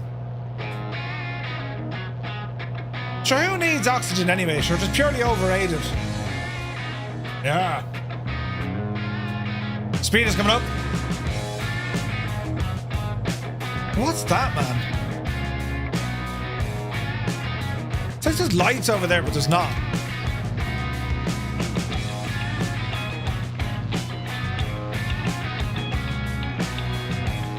Man alive, that's pretty.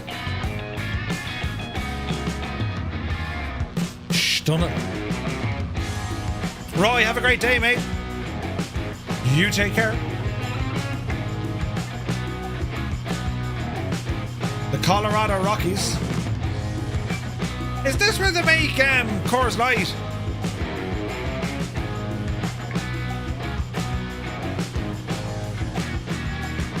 That game, we haven't touched the Spartan or the C-130 yet. This one flies really well.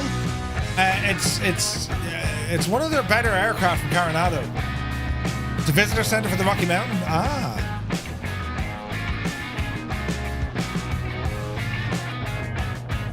Watch the old drafts here now. Oh man, it's gorgeous. This time of day as well. Sun almost up.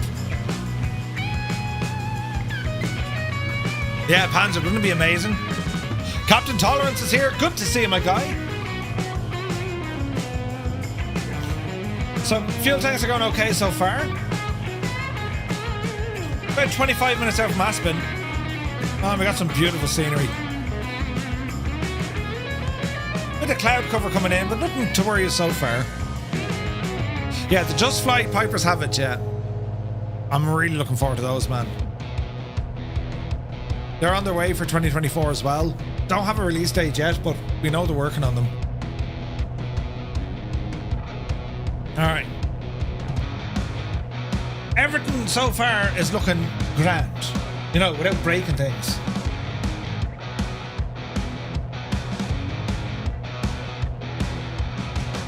I'm looking forward to jumping into the Spartan.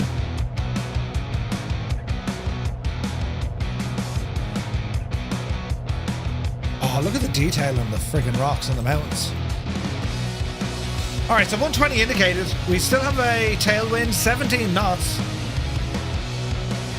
So we're plodding along at about 142 ground speed. Luminary Sam, thank you for the white lights. Blinding me. Hooting on the lights. Dad Game Time says, Denver exists because the pioneers saw the Rocky Mountains after all they dealt with getting there and said no. So they took the wheels off their wagons and buried them in the ground at the end of their driveways. And that, dear children, is why you see wagon wheels in Denver subdivisions. Really? Go way out of that. You're pulling me arm. It's mad, isn't it? This is pretty. The sun not up just yet.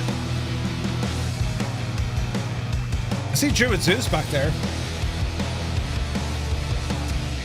Right, so Aspen.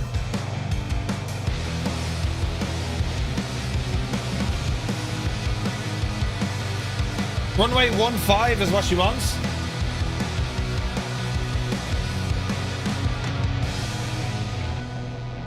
We must be careful. Like the scenery between us and there, it's like, oh, stunning.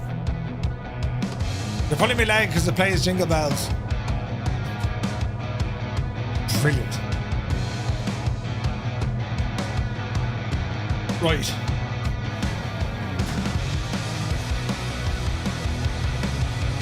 So far the airplane is behaving. Like, I mean, it hasn't done nothing mad or terrible yet.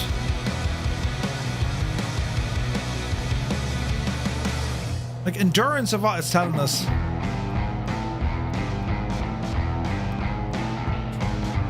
Gallons reserve, right?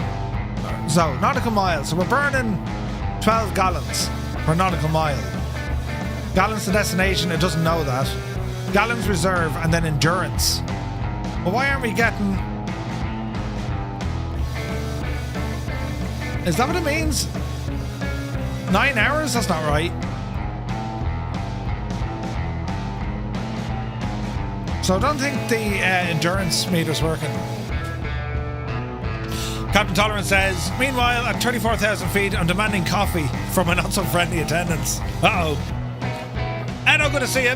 Joining late. What is the closest airfield near us? We're heading to Aspen, but like you're going to get a couple of places along the way. Kilo Lima X-Ray Victor. That's pretty close. KLXV. Pretty close. Visualize, good to see you. Don't ask me why, he says, afternoon Murph and everyone. Hope the flight is going well. Stream Deck Plus has landed on the doorstep. Looking forward to getting my head around it. Nice, man, nice. Great bit of kit. Great bit of kit. Alright, speed is okay. I keep forgetting you're on Sim Update 2 beta. No, I'm not. Captain Cocktail, this is Sim Update 1, man. Or maybe you're on Sim Update 2, are you? Oh man, that sun is just about to blast over that mountain. Oh, that's beautiful. Blairman in an albatross, it looks like.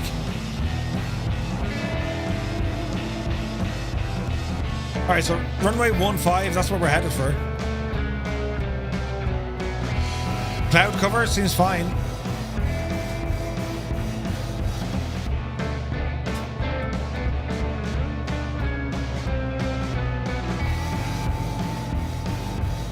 Alright, so the weather over there is good visibility. Winds 140 at 7. Sky conditions are clear. Nice. 1.5 is what we want.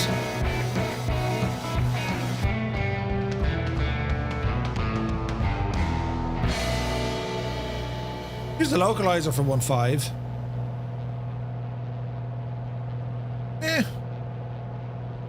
Should be alright. Oh, the sun is coming up. Look at that. Jesus. Look at the state of this. But she lets me pick her up when we're going dancing. My heart stops beating when my headlights shining on her. She's my country girl. I couldn't tell you what she's doing with me. She's so damn out of my league. She's a little bit crazy on the weekends, dancing in her red dress, and I love the way she looks in my eyes. And I'm feeling like midnight's getting closer, and I just wanna hold her in my arms till the sun comes up. She's a little bit country. Yeah, she's my country girl. She's a little bit Gorgeous. yeah, she's my country girl. She can let her hair down, but got her feet on the ground. I can't get enough of her. That is She can stunning. drive me so wild, just with that sweet smile, and there's nobody Look at the else color of for me. the mountains now. Pure My red. heart starts racing every time I'm looking at her. She's my country girl. I couldn't tell you what she's doing to me. She's so damn out of my league. She's a little bit crazy on the weekends, dancing in her red dress, and I love the way she looks in my eyes. And I'm feeling like midnight's getting closer, and I just wanna hold her in my arms till the sun comes. Hello there. Welcome in, Earl. Little bit country. Happy Sunday. Yeah, she's my country girl. She's a little bit country. Yeah, she's my country girl. Guitar.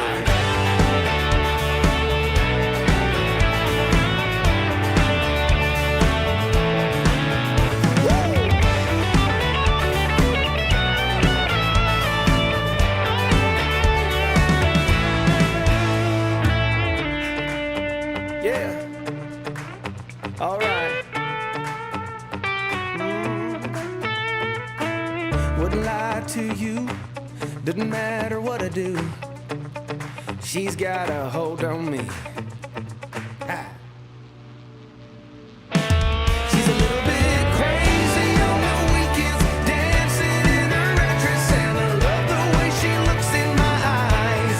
And I'm feeling like midnight's getting closer, and I just wanna hold her in my arms till the sun comes up. She's a little bit country. Yeah, she's my country girl. She's a little bit country. Yeah, she's my country girl. Right. Jesus, all the bugs in my windshield. Speed is good. 110. Wind down to 3 knots only. We're about 15 minutes out. Runway 15 is what we're after. Reset our barrow here and down a little bit. We also want to reset our directional heading indicator. So 240, 240. And yeah, we can see the altitude beneath the aircraft. So like 2,000 feet. We're going to call it at 250 for minimums. Roughly there. Guess you can understand why I like early morning flying when I have to drive through the... Yeah, like early morning flying is a real treat because flying very early means you're not dealing with very turbulent air as well. Even in the real world, it tends to be calmer. And like the views, I mean, you've golden hour in the morning. I mean, unbelievable, right? Just stunning. Like the sun, like just starting to peek over the mountains behind us, and it's just hitting the tops of the mountains ahead of us. That beautiful red golden color. Like I remember seeing this at the Grand Canyon, and like the freaking canyon changes color throughout the day. It's breathtaking, absolutely stunning. Not flying, driving. International driver. Got through the Pyrenees not that often, but when I do, I love the early mornings. Yeah, awesome. Ken, it's good to see you. Yeah, we're looking good here. So 14,500 feet. Our T's and P's are all in the green. And yeah, man, we're keeping an eye on our fuel. We're on the right tank at the moment. It's our fullest tank. So we'll see what happens. Man, look at the mountains. Now, there is cloud further off in the distance, but looking at the METAR for Aspen, it's clear conditions. So let me see here now. We want runway 15, so we'll start kind of, you know, we'll start heading roughly kind of maybe 220 degrees as a heading. Just get us over to nicely line up for a visual approach. But it's gorgeous, man. Outside air temperatures are what? 18 degrees. What was it on the METAR?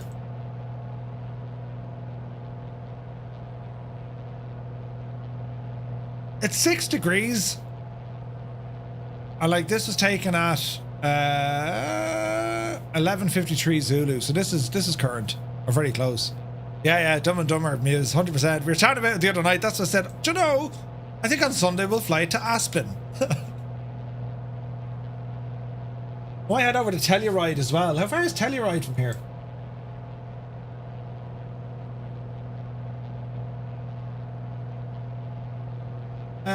Where's Telluride from here? It could be very far away.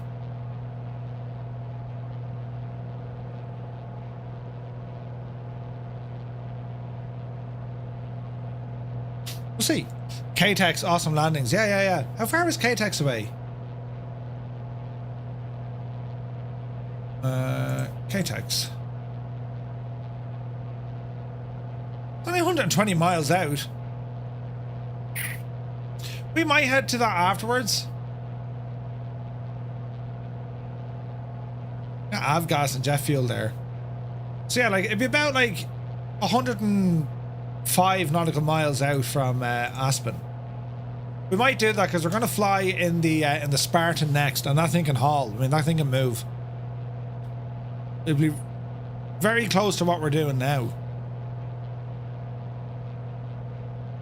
And then it's going to be the C-130. And I haven't a clue how to fly that, lads. We'll do that a little bit later on.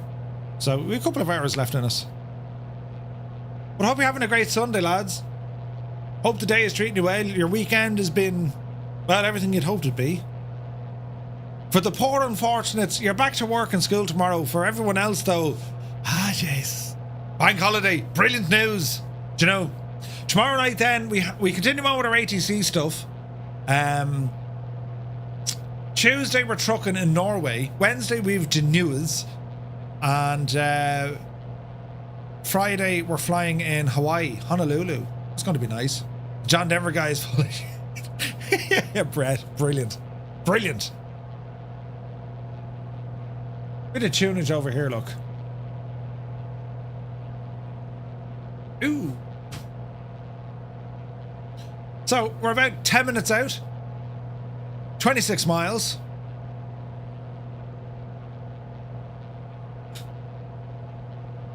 Small bit of drift, which we would expect. That's good to me. Fuel tanks are almost level. Don't remind me of Mondays. Make sure we don't go to Bergen on Tuesday night. It's still causing CTDs. So is it? Alright. Aspen is the airport in a bowl surrounded by mountains. Yep. You're off tomorrow on Tuesday. Nice, man.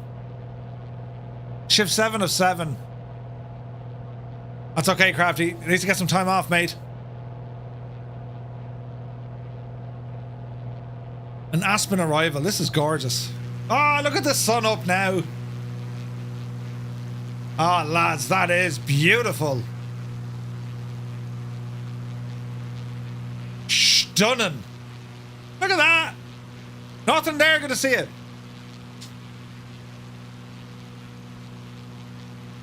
Jesus, look at that.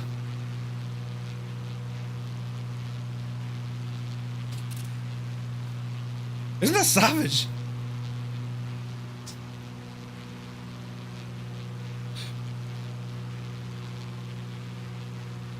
Good man yourself, Muse. Good tune, man. Oh, look at the sun on the wings, look. Ooh.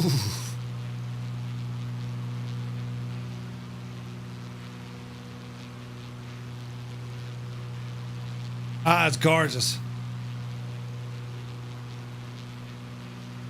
Man alive, this sim. What a machine. Look at that for a view, man. Don't go outside, you know, the real world. It's a waste of time. You know, the simulated world is nicer. Yep. Don't go outside. Remain indoors. Jesus. What's the river, lads?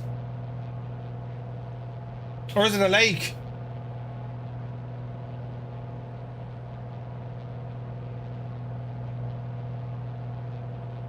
The Olympics. Offer my before Monday morning beauty sleep. Our next bank holiday is 2 weeks away. The Olympics, have an awesome night. You take care, my dude. It's harder to trigger your allergies in the sim, right? Yeah. Now, I think we can kind of handrail that river all the way around. Doesn't Aspen have that river near the front of it? Don't make unnecessary journeys, right? Jesus, lads, the missus was watching the rugby last night. You know, Leinster. Mother of Jesus. The roars. The roars. Airbus guy says, what do you think of X-Plane new weather? Very good. X-Plane are doing some great things with the weather generation. Savage. Went outside once. The graphics weren't that great. It can happen, man.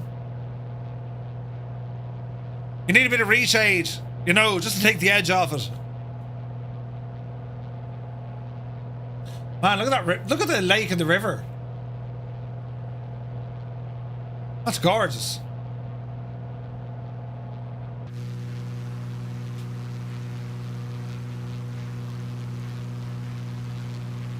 That's stunning, man.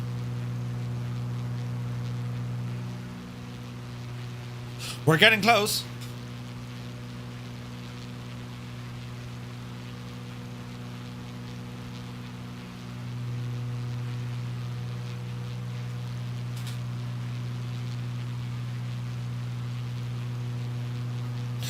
So yeah, I think the Carenado F-33A, lads, you're going to like it. It's nice. It feels a little bit underpowered. And those circuit breakers need to get sorted. But if they get them sorted, oh man, it's awesome.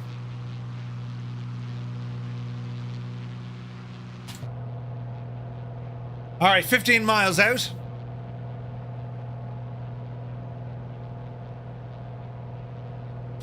Wait till we get down to about 10 miles, then we'll do a small little turn to the right.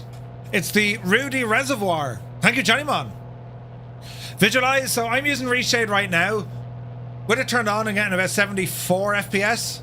When I turn it off, I'm getting about 80. So yeah, it does kick. Maybe about 10 FPS. But like the differences with it on or off, that's reshade off, and that's it on.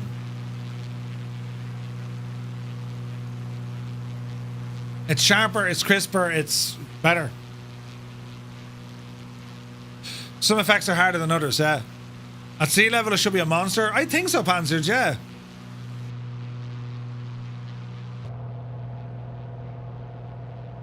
Alright, 13 miles out.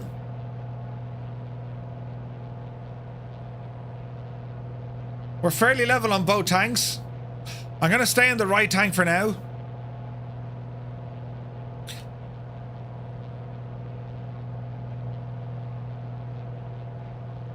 We're looking good. You need a bit of windowline, yeah, it's awesome, isn't it? It's a little bit overkill at times, but it looks good.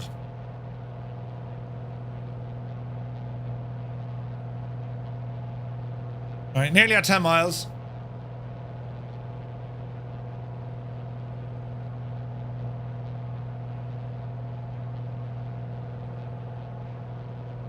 No visuals just yet.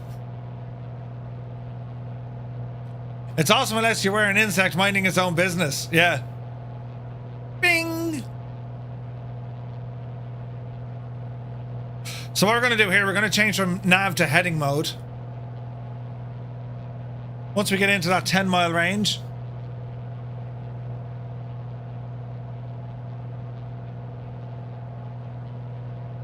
Here's 10 miles. Heading mode, right turn rolling in.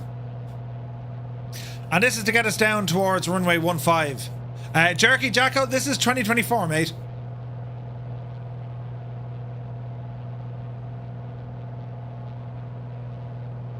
Alright, airport elevation. Just 8,000 feet. So we better start dropping ourselves down here. So we're 14.5. Let's drop it down to 10.5. V speed, down the road we go.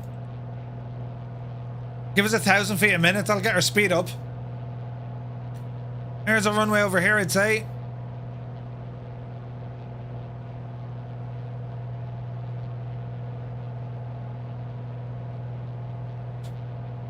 Let's ease back to power. I take it fierce handy now. Hey, Crowtech, that's exactly it, mate. That's exactly it.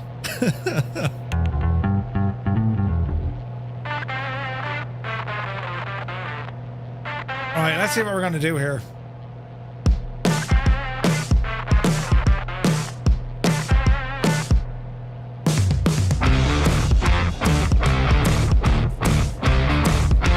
Seven miles.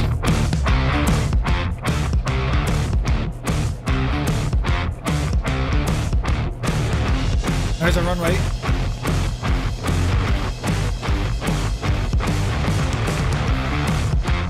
How you think? Looks like it. Jesus, look at that view.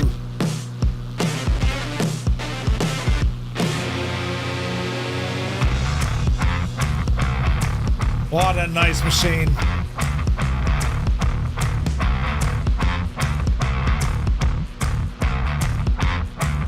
Yeah, that's her, all right. All right, autopilot. Coming up.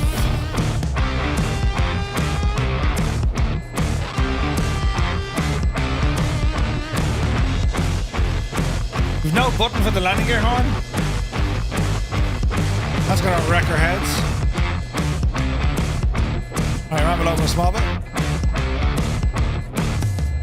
Little bit on our RPM up.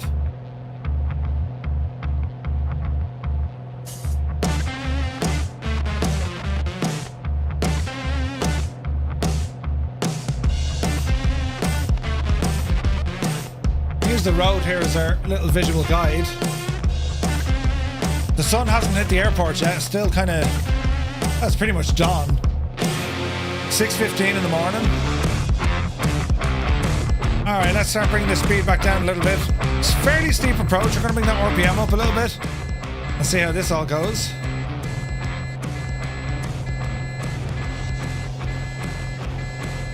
All right, we'll drop the gear to help with the drag. Gear coming down.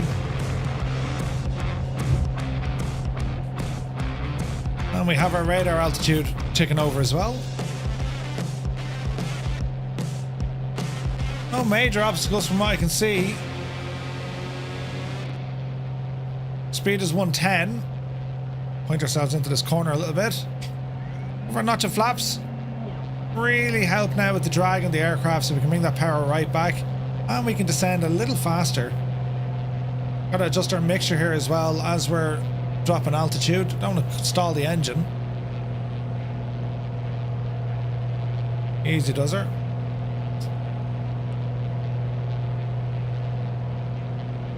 Loads of space of that road. We're going to use that road as our visual reference heading in. 100 knots. Flaps are set for approach. We'll go full. Well, we might need full flaps actually. We'll see. Here's 9,000 feet. Reset our barrel. Make sure we're on local. Here's our airport. And just ease our way into this one, lads. This is beautiful, man. Seems to be getting warmer here as well, which is nice.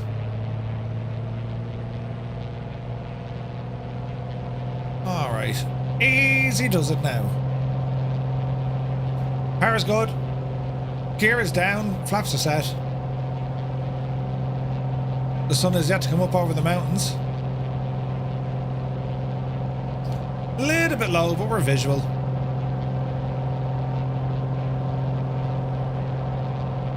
What's the RPM a bit? Just maintain a little bit of power. And 90 knots or so. That's good. It's pretty, isn't it? Man, this is pretty. I think this is UK 2000s Aspen. I think. Oh no, no. I've UK 2000s Telluride, so this must be the default Aspen. We'll take it.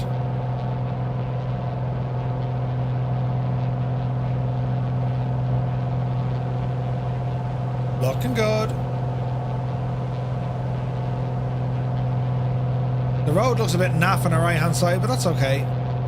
There's that DC6 look. Beautiful machine. Beautiful machine.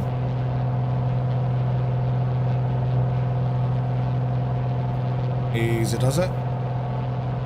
Man, this scenery is nice, isn't it? This is beautiful. There's our radar altitude having all sorts of worry. 250, that was our decision height. We're visual, we're relatively stable, so we'll ramble it on in.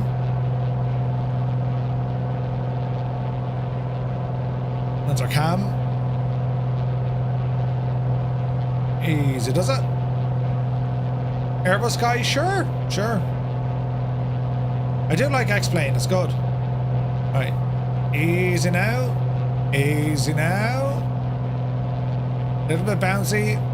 Pull the power, hold the nose, hold the nose. Lead off that speed. There's a touch. All right. Alrighty, welcome to Aspen. Roll on down a little bit. I don't know where our next exit is, but it was going to be a little bit. I would get one up here. Look, nice. A bit of manual braking. Oh, we'll exit off here on the left.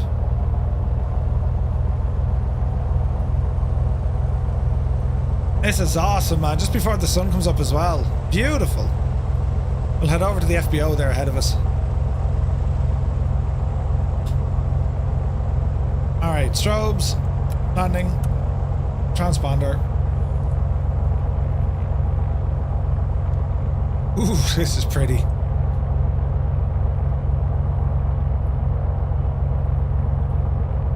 This is very pretty.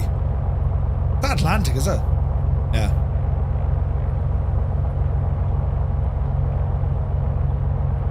Easy now.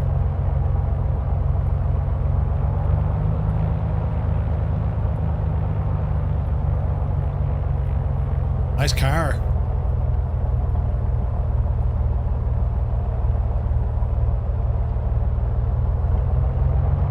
Looks like a Stingray, doesn't it?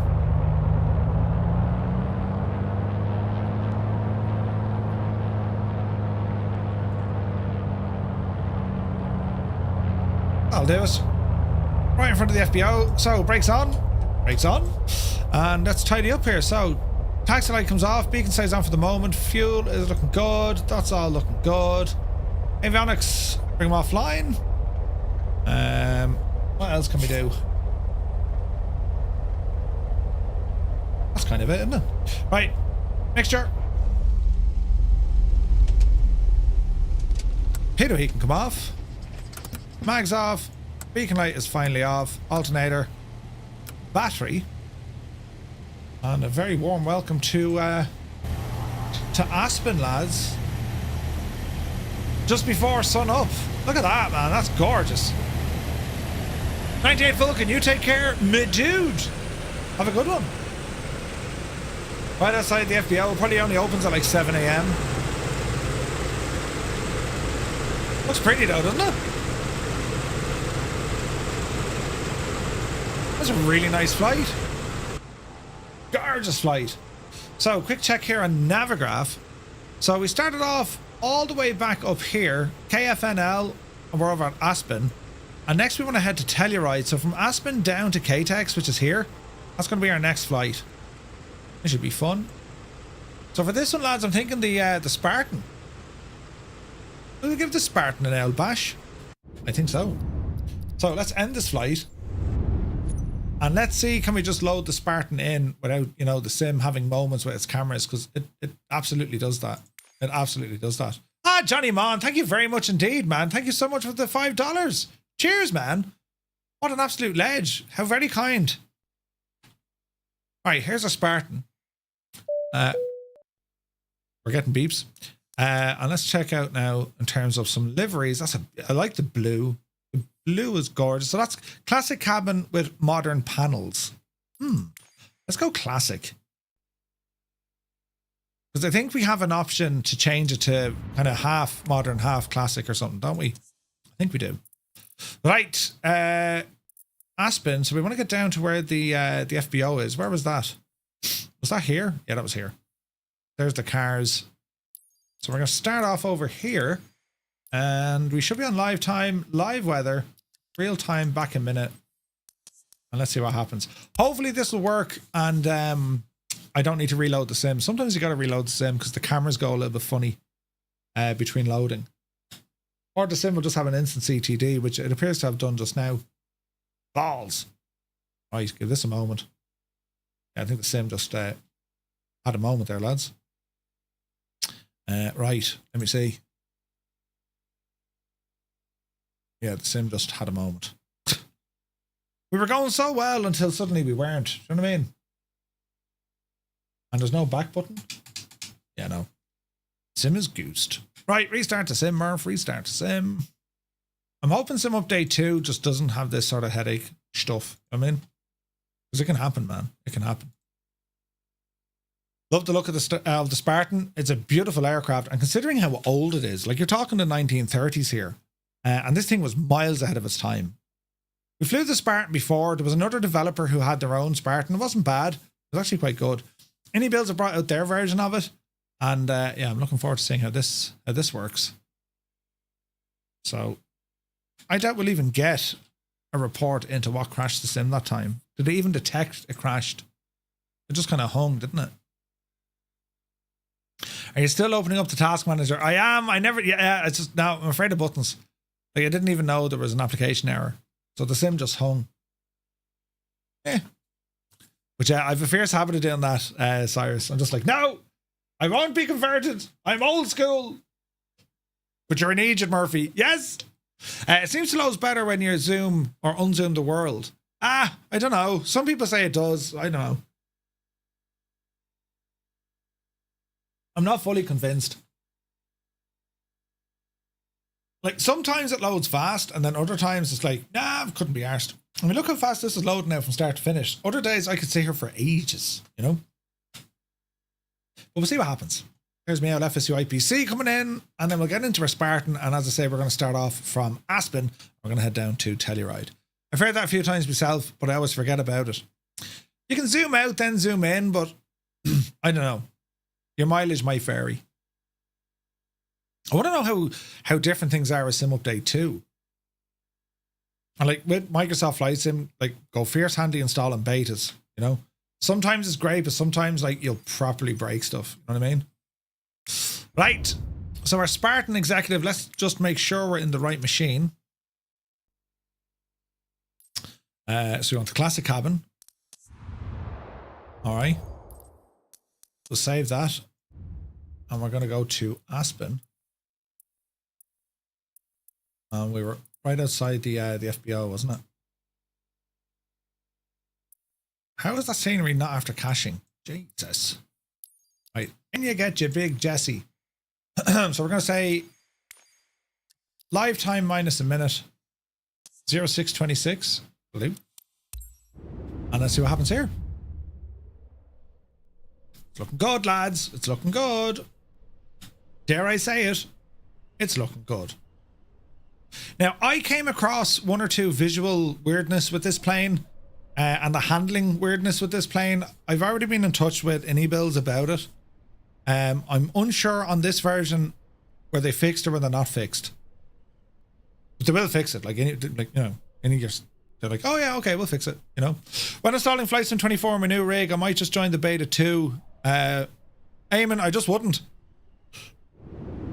Mate. Because a lot of folks had issues trying to get off the beta back into the standard release of the sim. Go with the stable version always. Unless you want to tweak and mess with stuff, I would just go with the stable version, you know? Okay, so that's a weird view. Here is the Spartan. And she absolutely gorgeous. Man, what a machine. Right, so we're going to remove our before flight stuff. So chocks away, pitot away, engine cover away, well, aircraft cover away. That was good to me. Man, look at that engine. We'll check it out in the other view now in a moment. And in we get. All right, let's see what we're going to do. Okay, we got some view set up. This is a nice machine, lads. This is a nice machine. Right, turn on my old clock here. Map settings. Cockpit. Classic private. Oh, look at this. We got an autopilot and everything. Oh, Jesus.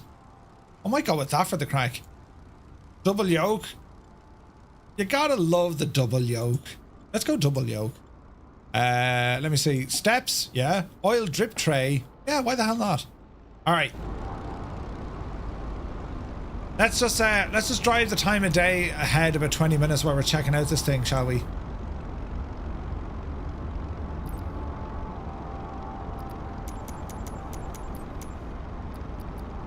Sometimes, Sim. Sometimes. There we go. All right. Well, now, isn't this pretty?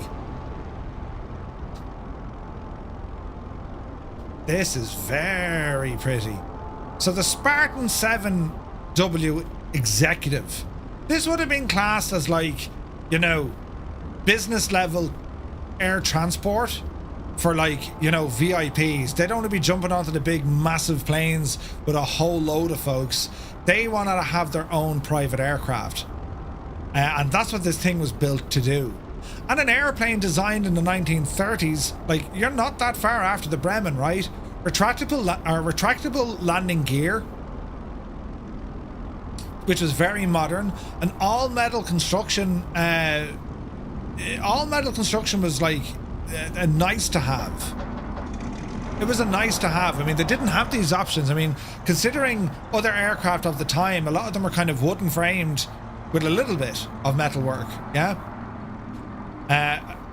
iniBuilds had access to the real aircraft, and the sounds that we have on this are from Echo 19.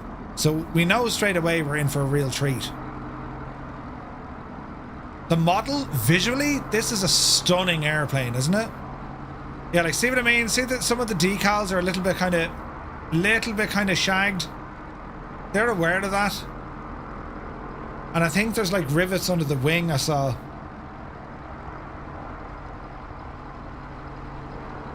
Oh no, they seem to be okay. But yeah, some of the decals in places are just a little bit out of skew. So they're aware of it, so they'll fix it, yeah? You're talking about yourself with the plane. But yeah, man, it's a beautiful aircraft. The shape of it, it's sleek, it's so modern looking, but it also looks powerful, right? Will the Spartan struggle at altitude? It shouldn't. This thing was capable of getting to a freaky altitude. It's like 19 or 20,000 feet, I think. Man alive, look at that engine. It's a Pratt & Whitney Wasp engine.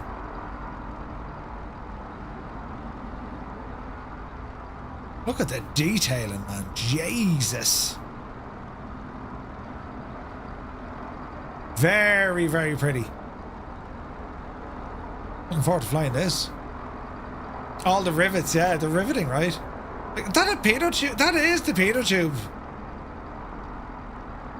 Why is it so far in front of the wing, I wonder? Was it part of the design, or was there a need for it? pretty, pretty looking machine though, isn't it? Look at the wings even. Look at the shape of the wing.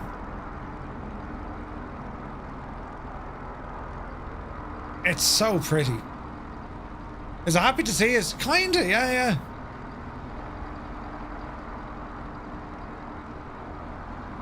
Like, you're jumping back into the golden age of aircraft development in the 30s. The amount of stuff getting built back then, like... It's for measuring airspeed and making kebabs. Man, it's beautiful, isn't it? The model is stunning. I love the little drip tray, because like I imagine this thing would have leaked like a sieve. Why is that flickering? Interesting. Look at the detail, look. Jesus.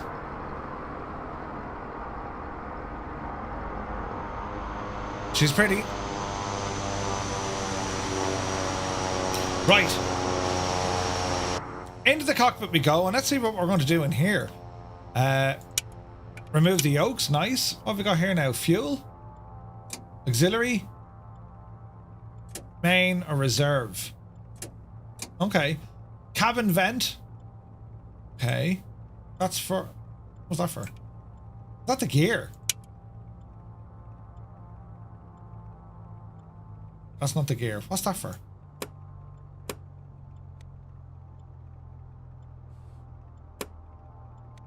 Let's not randomly press buttons, Murph. I don't know what that's for. Right? Yeah, the Wasp Junior. Air-cooled supercharged 9-cylinder single row radial engine. Supercharged, so it'd be higher. Yeah. She's supercharged.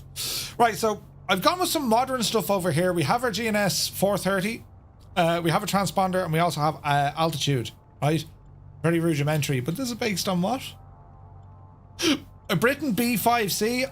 Never seen one before. Off. Heading, cap, track, location, alt. Or turn. Look at that. Alright. Audio panel. Circuit breakers. They don't work. Phone switch, so that's avionics. Wait, telephone switch. Phone switch or telephone switch? Generator. Exhaust analyzer. Interesting. There's our starter. Lights, direct lights. Radios. Landing gear. Master switch.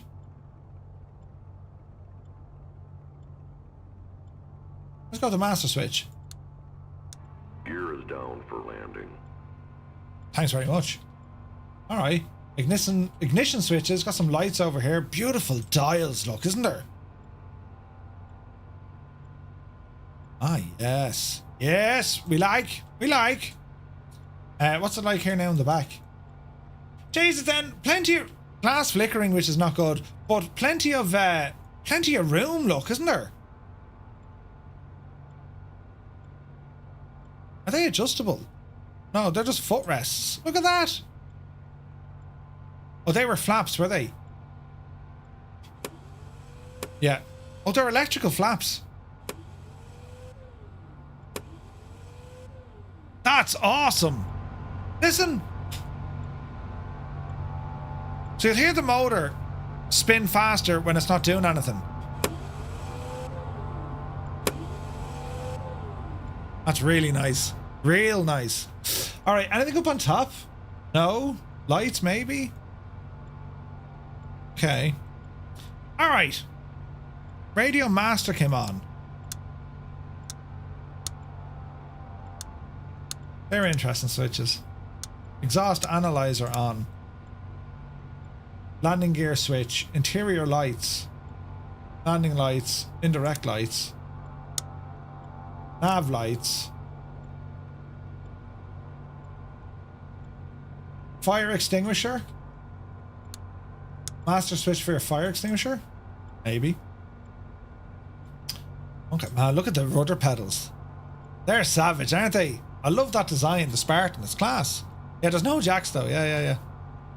Yeah, this is really pretty. This is very pretty, man. This is gorgeous. Okay. Indirect light switches. Okay, so we have the indirect lighting. Here's direct lighting. What are these for? That's cabin something. Oh, carb. Carb heat mixture. Carb mixture. Interesting. Starter button. Okay. Ignition is our mags. I've no little window I can open, so we'll just kind of shout. Wait, hang on. Oh, that's the door. Right, we should say clear prop, and let's see what happens. So, prop. Oh, your carb mixture. That's your engine mixture. All right, okay. Reset our barrow. We're quite high up here, so let's see what happens. Right, starter switch. Let's see what happens. Hopefully all is well.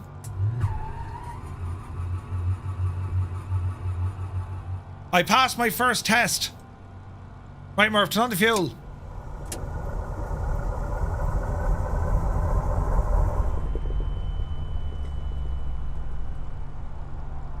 Oh, the sounds, though.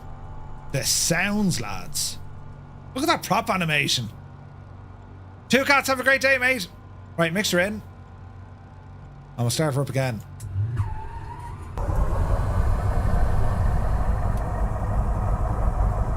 Nice.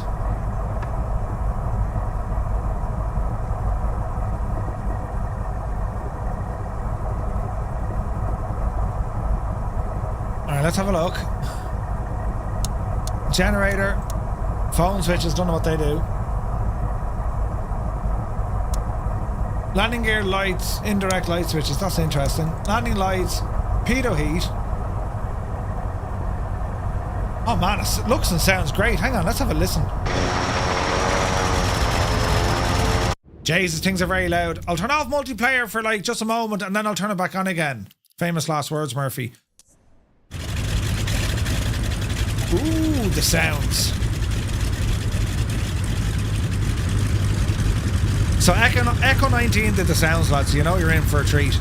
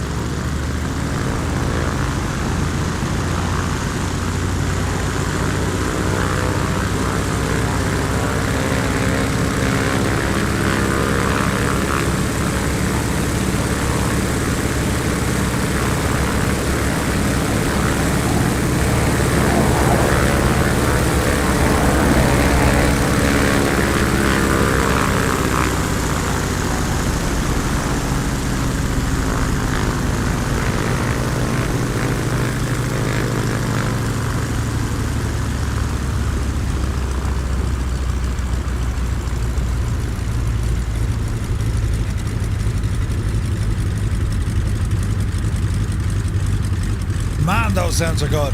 Anishin, good to see it. Man alive, those sounds are good, aren't they? Bloody hell. Amazing sounds. Right, turn back on multiplayer. Hopefully I didn't goose it. You know what I'm like now when it comes to goosing things. Resume. Jays, the engine sounds are superb.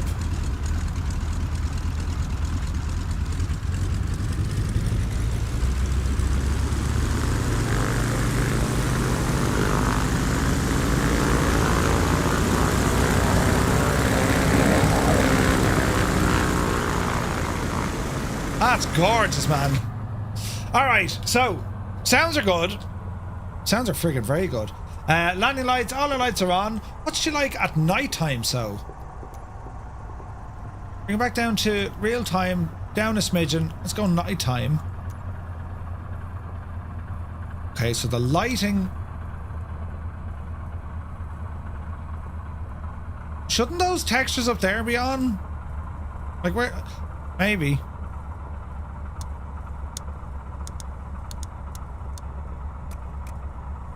Okay.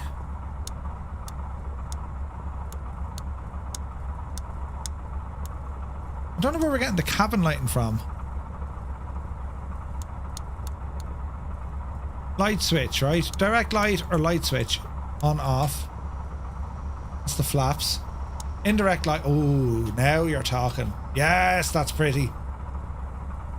That's very pretty, isn't it? Look at the reflections on the glass, look. Jesus.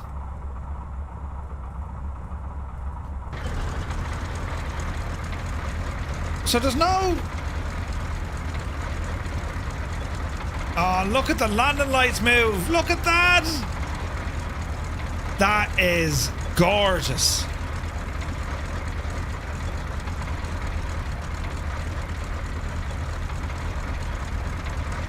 That is stunning. Look at the animation of the lights here, look. Hang on a second.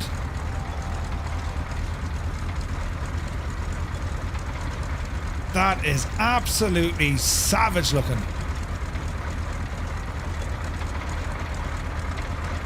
So keep an eye on the landing lights dropping out of the wing. The animation is done to perfection, right?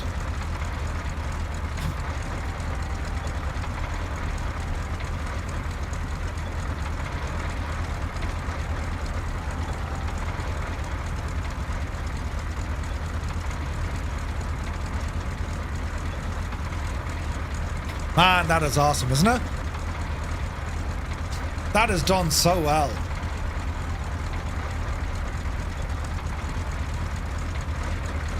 Gorgeous, man. Gorgeous. Yeah, so I think for, like, you know, disco mode, I think you need to have the modern variant of the aircraft, right? That's where you change it. Hey, Twisted Mexican, good to see you, man. Jesus. Long time no see.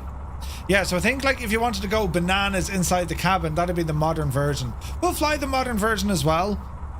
This is purely just to see how she's going to behave. So, well, let's real time back a minute. Here we go. The sun is yet to hit Aspen. And we do have a GPS down here, so let us do a direct to mode. So we want to go to KTEX, so we'll type this in. KTX or EX. Telluride. Activate GPS mode, and the rest we'll figure it out as we go along, right? Twisted Mexican, hope you're well, my dude. Hope you're well. Gotcha, Maximus, good to see you. Alright, runway 15 is what we want. We're going to come off the brakes. Small bit of power.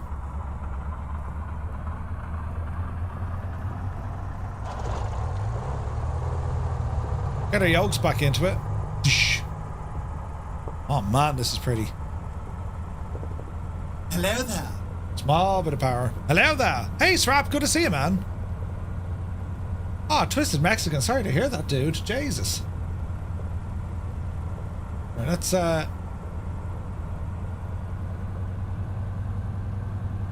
spin over this way a bit. That's some great aircraft for this day. Oh, someone brought a Mooney, look. Nice. Alright, let's have a look. Where did we say we want to go? Runway 15, so we'll ramble over this way. Don't mind me at all. Sun is just about to come up here. Flaps?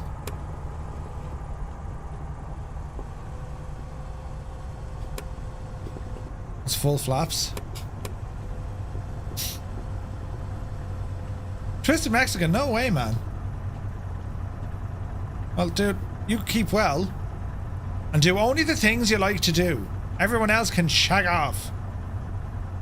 Oh, look at this. Got lovely, like, little booklets and stuff. Alright.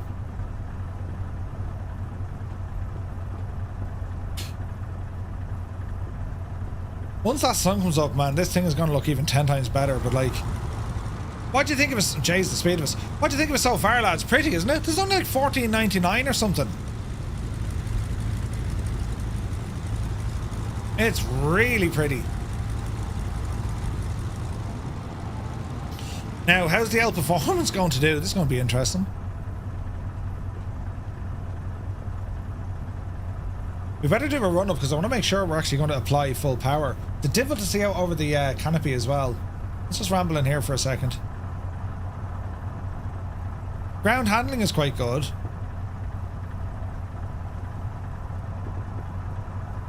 Alright, turn into that, turn into the wind here a little bit. Alright. Bit of power. Manifold pressure. What can we go to? Jesus, look how much you need. 2500. I love the detail on the dials, look. Very pretty. It's very quiet in here as well, isn't it? Right, let's try the mag. So, looking at our RPM, let's drop up to 2500. That seems a bit high. Let's call it 2000.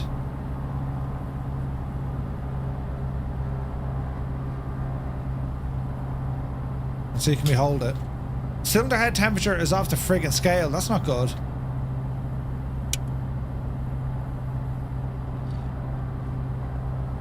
Cylinder head temperature.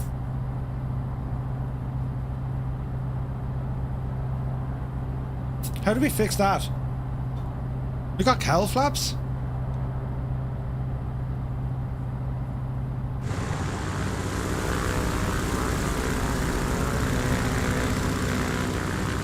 Ah, look at the flaps there, look. So that's a speed brake, is it? Jeez, we have a speed brake, lads. Nice. Alright. Let's see what the mags do. Left mag. Teeny tiny drop. Back to both. Regains. Right mag. Teeny tiny drop back to both. Manifold pressure up to 30. Cycle the prop. Drop in RPM. Good. Next one should see a slight increase in manifold. There should be. And the last one then should see a tiny drop off in fuel. Good. Okay. What's this one now? RPM in hundreds, look.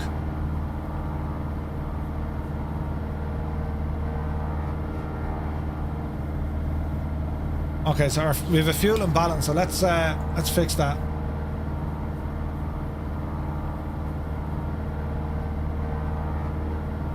$20.20. Look at that. The left rear tank is smaller. That's interesting.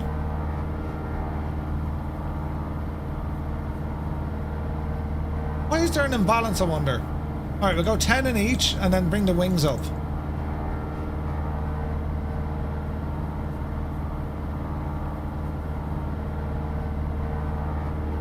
Alright.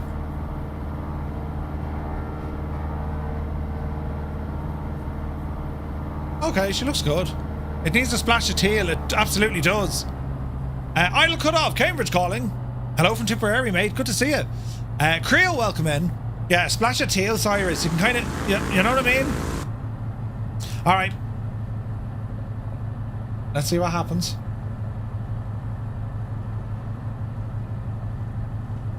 Get our yokes back. There we go. Oh, very sensitive on the elevator. Look at that. Roll, not too bad, but Jesus, the pitch. Want to be careful. Hang on, before we go, I better update the bot, lads. Alright, let's hold station. Right, where are we going? Hang on. Update the bot, you big Muppet Murphy. So we're at Aspen, and we're going to go over to Telluride. Save. Bear with me now, lads. Bear with me now. Hello there. She's ready to rock on Twitch. We just got up and running on YouTube as well. Alright, there's our lads. Good to go. Aviator Apollo, good to see you, man. Very happy Sunday. Right, don't know what's going to happen here, but sure, listen. Oh, we do have a HSI, look. Okay. Heading indicator. Oh, this is going to be a while. We zero that? No. Yes. All right, there's our heading bug. Perfect. All right, friends. I was looking forward to seeing the flying in sim or model match and shagged, is it? We seem to be connected here. We'll turn back on join FS and we'll also get some say intentions up and running as well.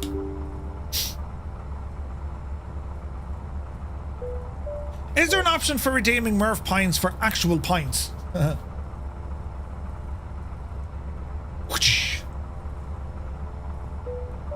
Alright, we're looking good. And join FS is going to power up. Right. Let's see what happens here. First time flying this machine. This is Aspen. Power coming in.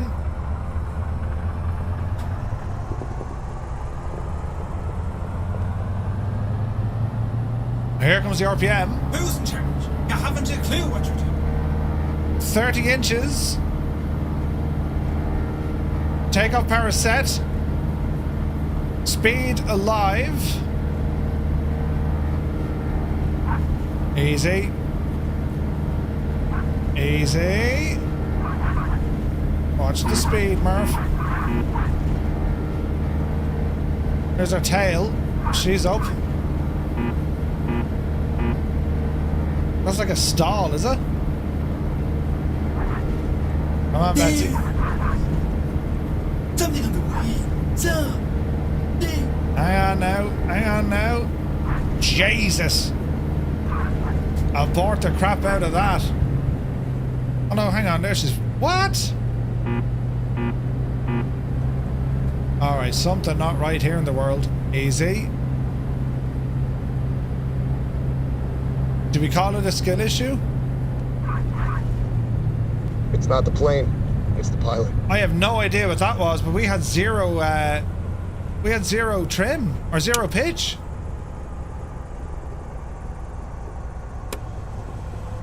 Maybe take the flaps out of it. How much runway is left? Not enough, says you. What happened there, I wonder?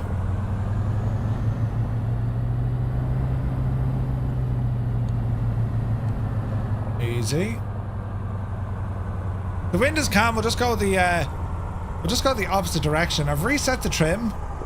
If we have trim down here, as in nose down, nose up, right? But I'm not quite sure. There's neutral trim. Let's see what happens here. We'll try it again.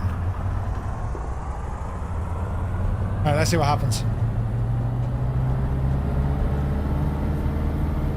There's your power set.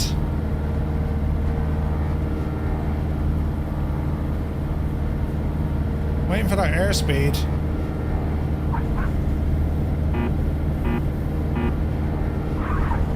Easy.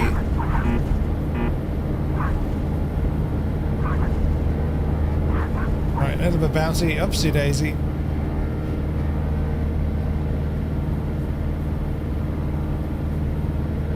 Gear up. Very strange. Very heavy on the roll. Little bit too sensitive on the pitch. What you like to trim? Alright, that's better.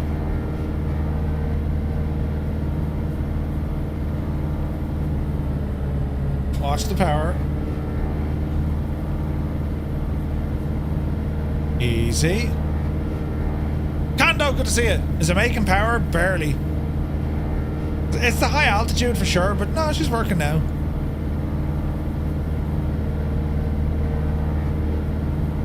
Easy does it. The roll, it's very heavy on a roll. Which is fine. But the pitch, I think, is a little bit... Yeah, the pitch is wrong.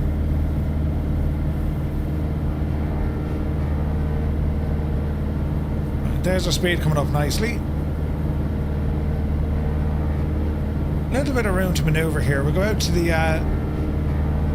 we'll come down to the left a bit.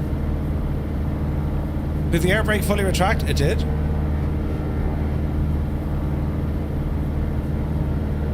Yeah, that's any less mixture, we'll lose power. Yeah, there she drops. That cylinder head temperature gauge, that's off the chart. That has me a little bit worried. But so far so good. Jesus, it sounds great, doesn't it? It just takes a little bit of getting used to. That pitch authority is just, it's very sensitive.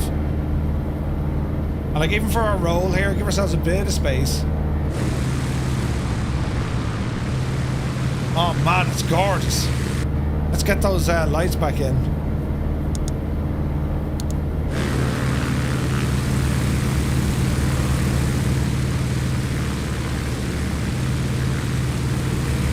Okay, how do we get the motors back in?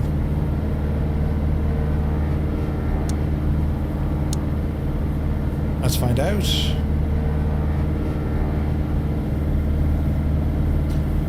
So Campsonot was in Aspen snowboarding in 2002. It was banned there until 2001. Incredible part of the world was staying in a place called Breckenbridge, actually where Dumb and Dumber was filmed. No way, man. Yeah, density altitude is definitely playing a bit. I just need to figure out how the how do we retract these lights?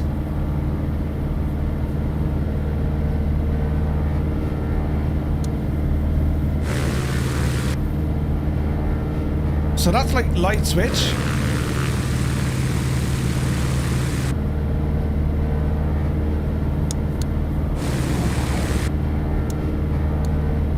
Anyone figure that one out yet? Are they a 3-stage? Alright, there's lights on. They're still on.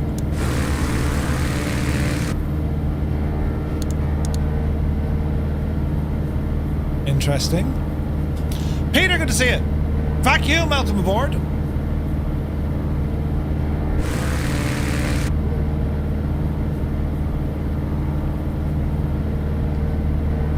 That's the park brake. Great sounds, man. I just need to figure out that's your landing gear. How do we get the landing light switch up? Master switch? No, that's the battery Murphy, a muppet.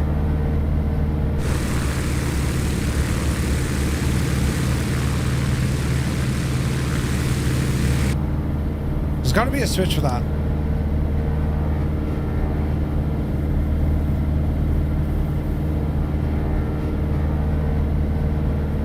And the cylinder temperature gauge, I think that's broken.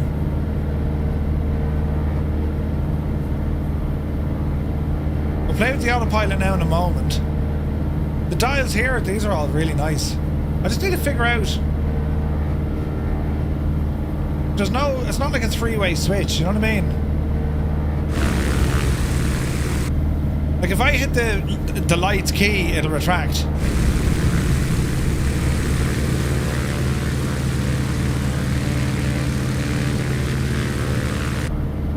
It's strange, isn't it?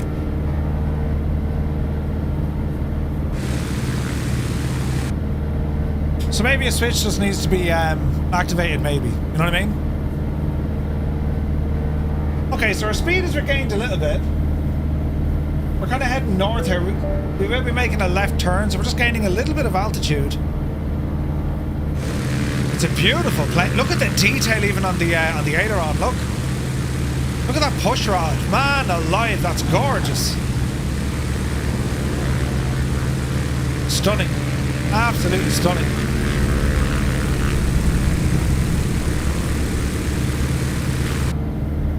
Right, so what we need here is a little bit more roll. Dr. Notham, good to see you. Yeah, the pitch authority is wrong. I'm only putting in tiny movements. Like, it's not, you know, you can fly it, it's fine. But considering how much roll you need to put in there, that's very heavy. So the pitch is a little bit too light.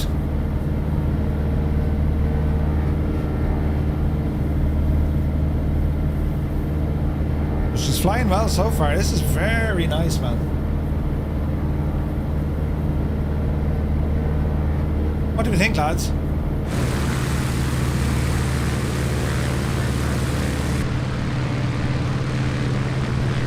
Not every camera view is up and running. Jesus, now that's pretty, isn't it? That is absolutely gorgeous looking. With those sounds, stunning. Adam Controls, welcome aboard, me dude. Very happy Sunday to you, man.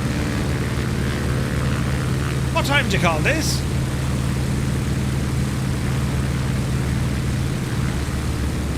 Oh man, that's nice.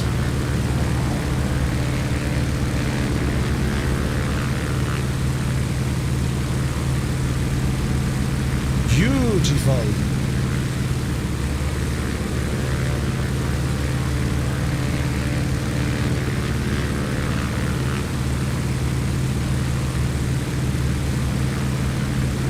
Very good engine sounds.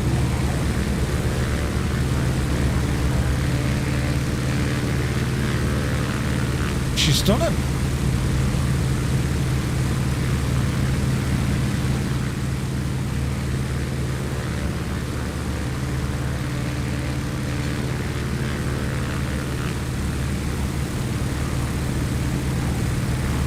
"1930s flying as you would expect." Oh, look at the warbirds, man. Yes.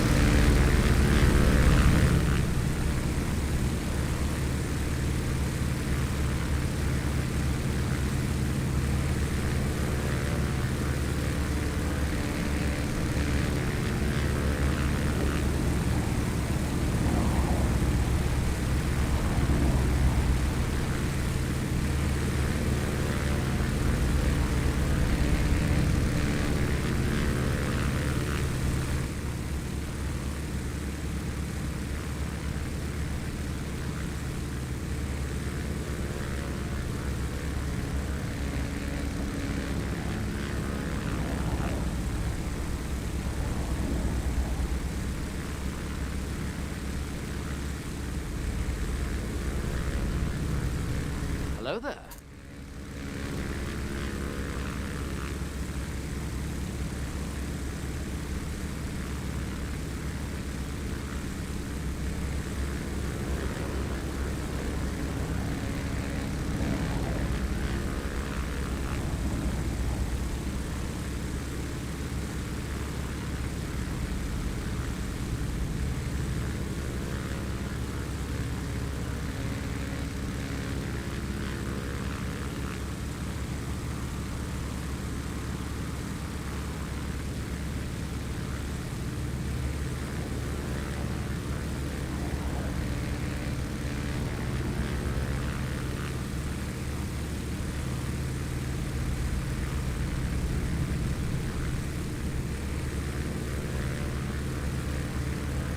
Max Shiggity Pilot, good to see you, my guy.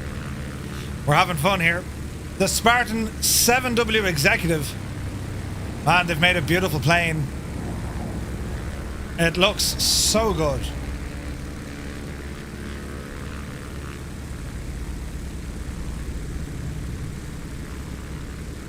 It's so pretty, isn't it? That's very pretty. Right, where are we actually going? To the right a bit. And let's see if the old autopilot works. We could be lucky. Destination, Telluride. Dougal asking the question, the C-130, we're checking that out in a little while, Dougal, so don't go anywhere.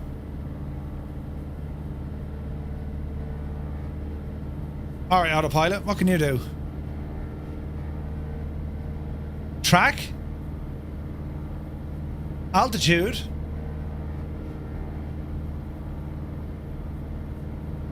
Alright, let's see what we can do. There's heading.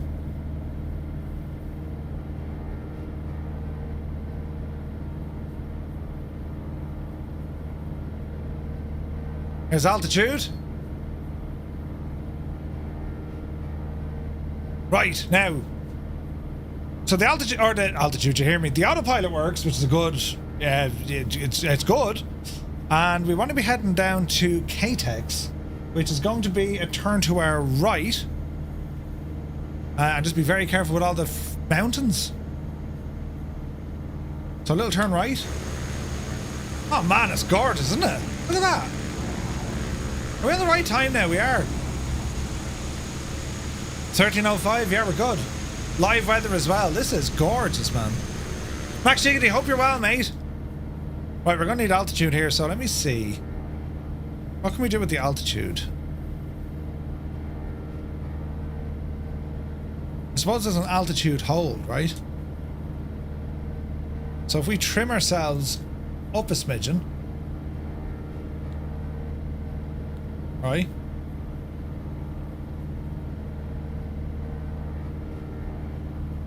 Yes, and get some heading in there. Now, can we track that? Will it capture a track? Would that be right? I don't know what cap does.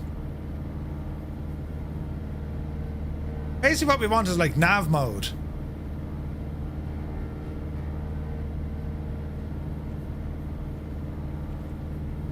Let's see what this does.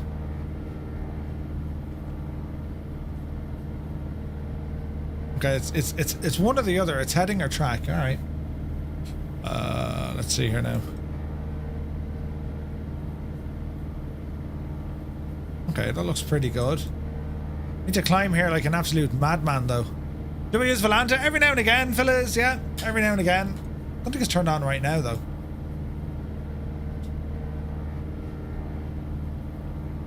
In you go, Volanta.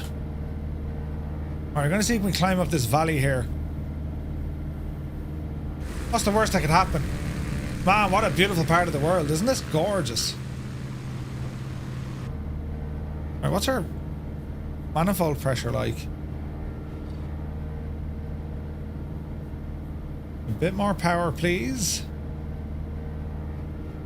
Airspeed is quite low.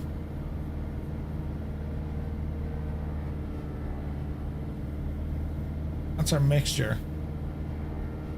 Alright. Right, let's see if we're kind of level flying here, so let's bring that trim up a bit and bring us left up this way.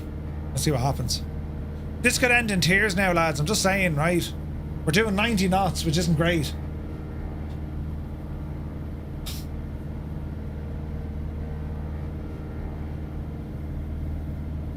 Welcome to Volanta. Thanks very much.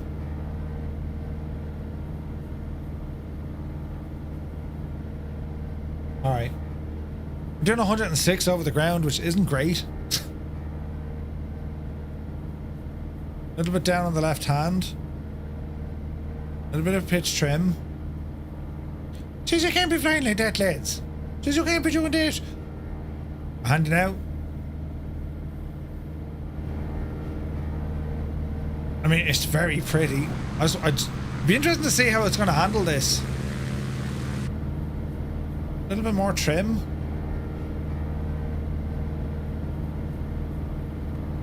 $100 knots. Or just shy of it.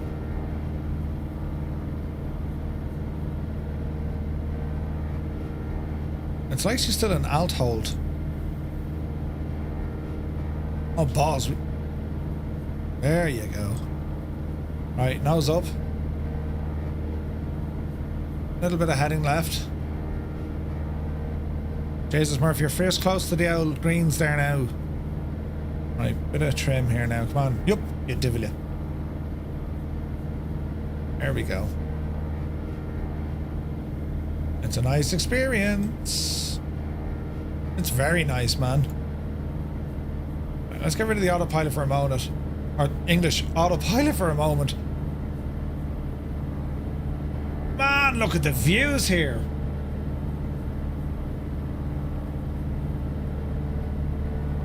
Easy does it. Easy does it. Speed is looking okay. We're slightly off course. I want to correct that. Now, I don't know where Alton is. Is that going to be a nicer way to fly in there? Mountain flying, lads. Do you know what I mean? Jesus, the views, though. That's stunning. Alright, she's behaving with the speed. Could be worse. Don't know how, but could be worse. That was a little bit on the heavy side. That works. Small bit of a climb.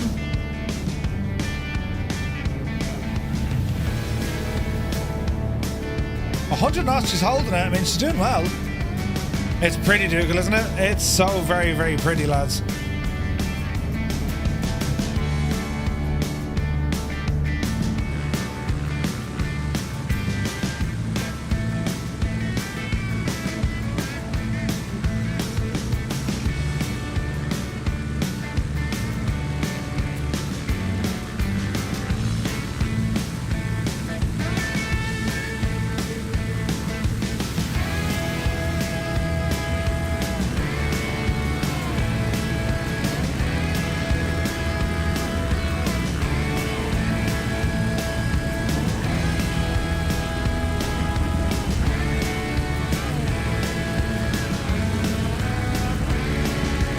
Beautiful machine.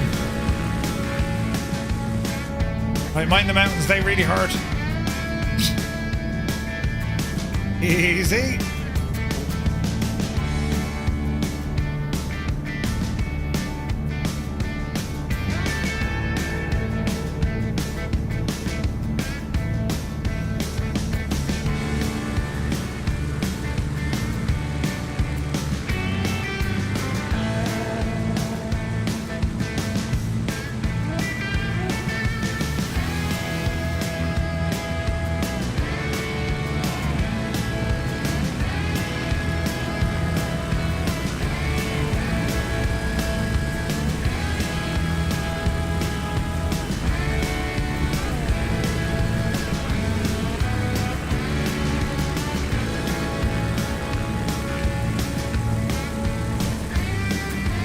Carenado says the local aerodrome I go fly to, it has bare metal Spartan. No way, they got one at the airfield?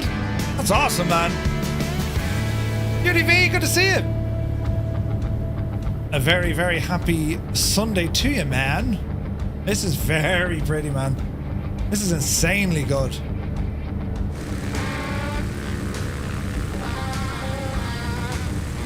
We're in the Rockies, man. Look how good that looks. Stunning.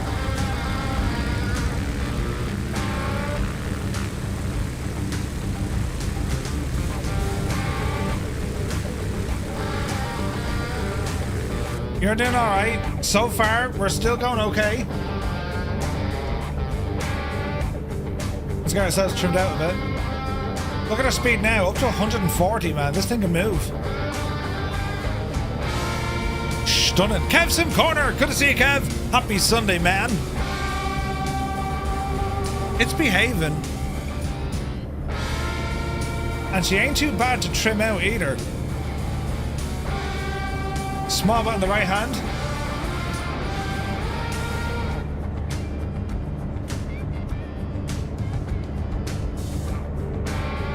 $170 knots, man. This thing can move, look. Jesus.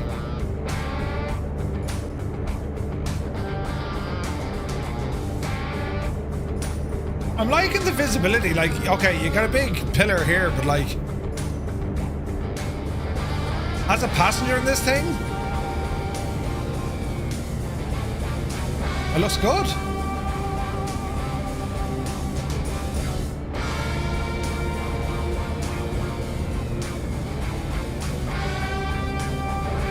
We're still climbing. Right, let's lock in altitude. And let's go to heading, right?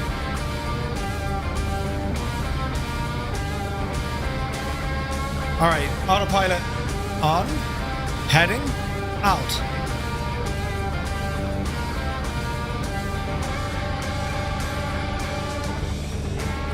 We're doing okay, lads. What's our speed like? Stunning.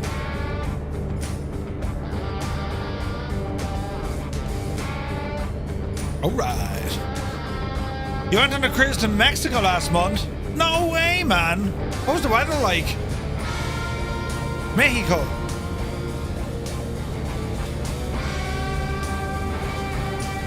We got a group of people flying with us. Look at this. 7:15 in the morning here in real world time. as we leave Aspen heading towards Telluride. It's absolutely gorgeous, isn't it?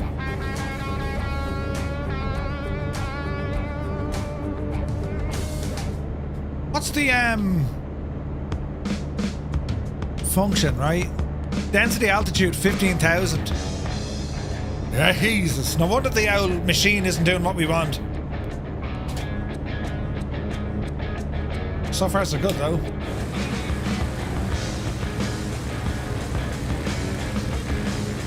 It's a beautiful looking airplane. The modelling is just stunning.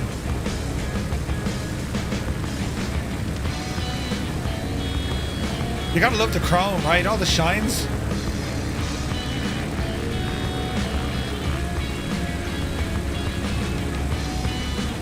Man, look at that. The amount of people flying with us. This is awesome. The ship casino won 20,000 US. Hang on, wait. You won 20,000? What?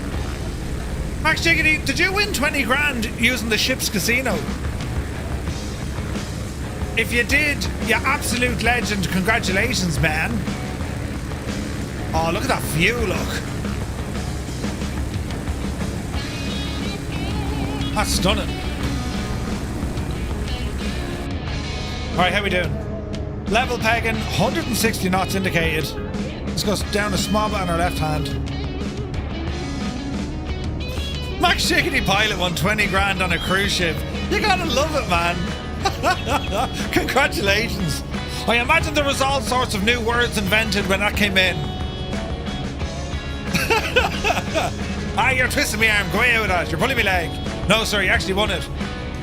Nah, go on. No, stop. Not at all.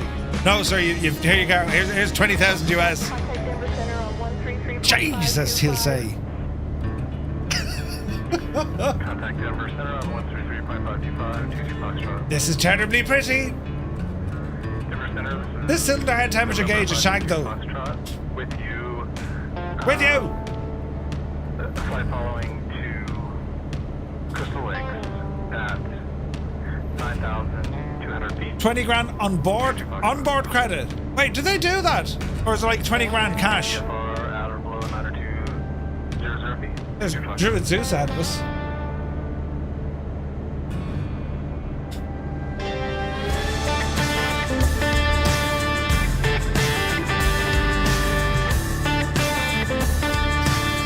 The little gem that is the Spartan. Look at the Irish. That's awesome, man. That's awesome. Spend it wisely now, do you know?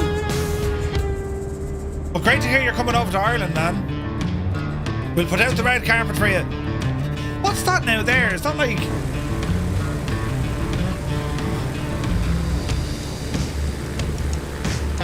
It is an air intake, look.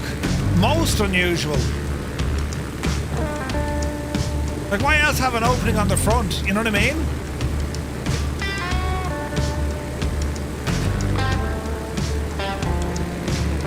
That's very strange looking, isn't it?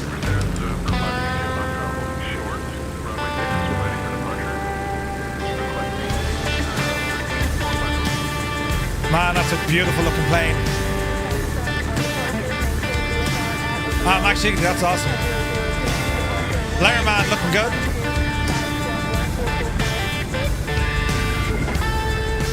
Savage.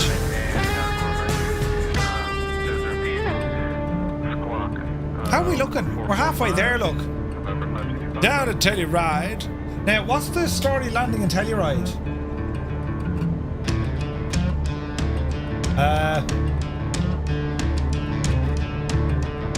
So we were Case to K-Tex. Okay, so runways... It's going to be runway 9er.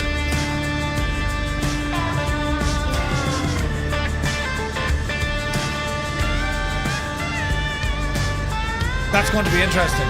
Hey, Super Ty, good to see you. Alright, so runway 9. Mrs. TPHI ups and down in the P38.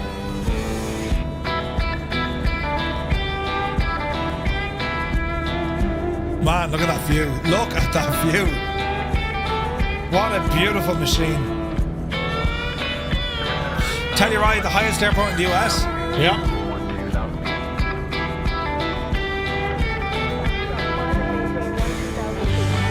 Look at the detail, look.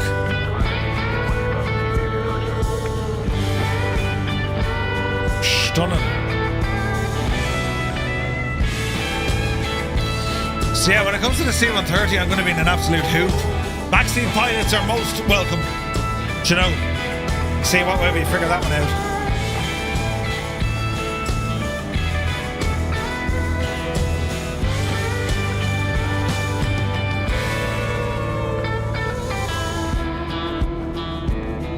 All right.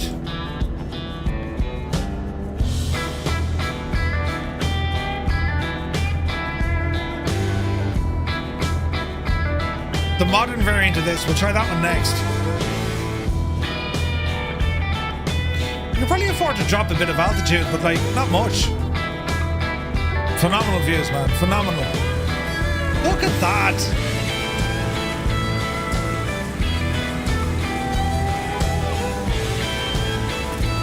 Stunning.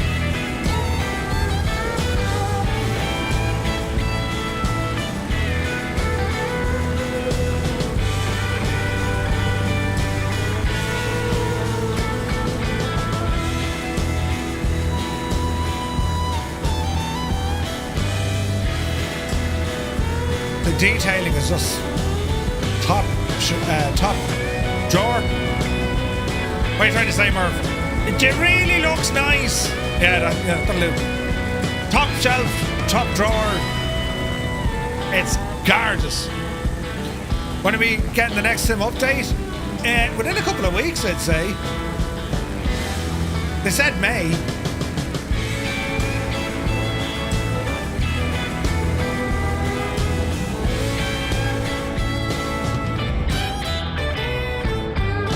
Now, Telluride, a bit of crack coming into this place, so it's near enough for Drew as Zeus is.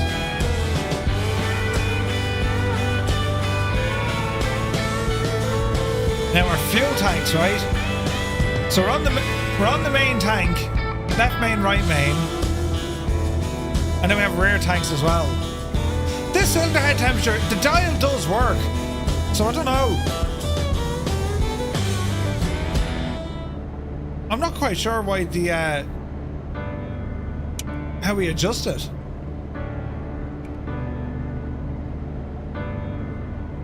But sure, listen, it's going in the right direction.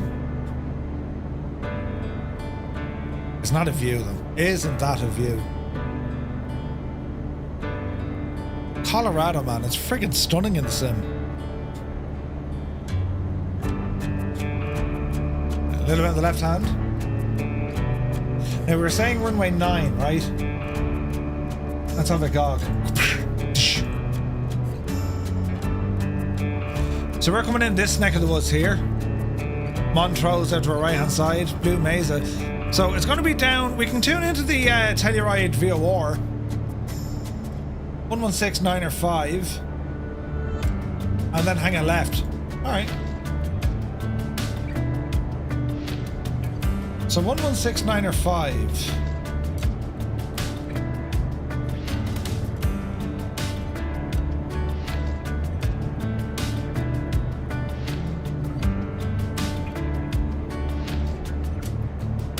I'm hoping this does it.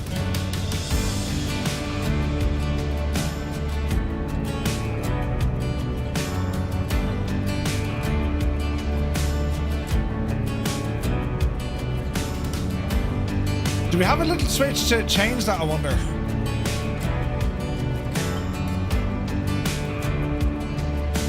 I mean, we could probably just go GPS and then, you know, there we go.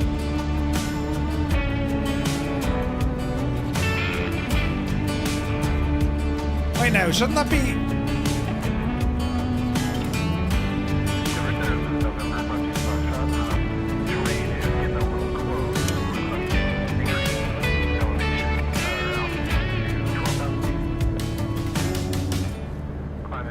One 695 is the VOR. Why aren't I getting it on me gadget? Are we doing something wrong, I wonder? Are we too far away? We could be too far away. Turn on the nav speaker so we can hear it.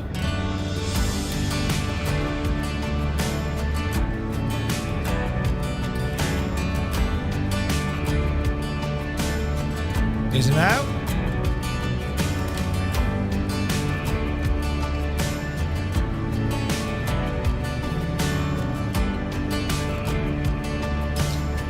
Maybe it only wants to work in here.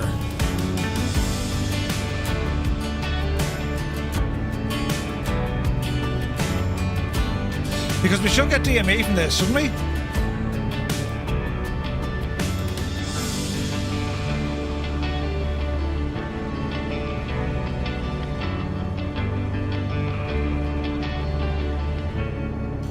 There we go. So we're 35 miles out from the Telluride VOR. That's what we're tuned into, right? I'm not getting anything here on our HSI just yet. Not that it's a big worry. 785 requesting IFR clearance from Telluride to Flagstaff. Alright, let's have a look here. 33.8. Alright, we're going great. Seems to be going okay.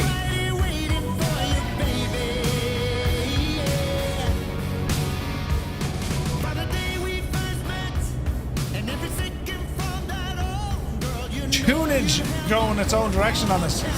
Oh man, look at that view. Look at the reflection of the water on the river. Man, that's good. So yeah, I'm looking forward now to get me teeth stuck into that C-130. It's going to be painful. It's going to be painful. Sure, we'll give it a blast and see what happens.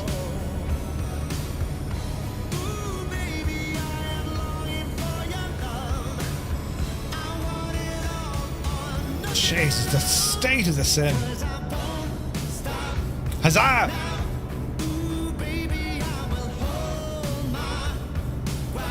There we go. This will bring us straight out to the VOR. Out to the right we go. Switch the music and we should hear... You hear the beep, the VOR.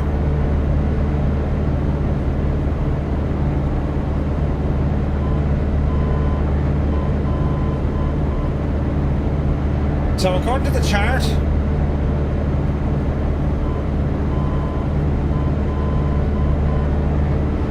we should be getting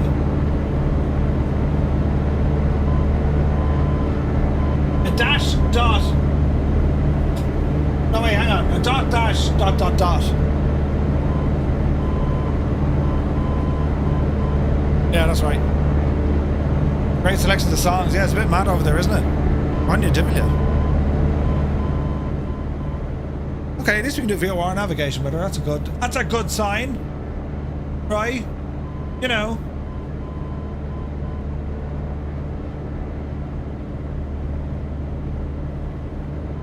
That works. That absolutely works. It's just gorgeous, man. I love this plane.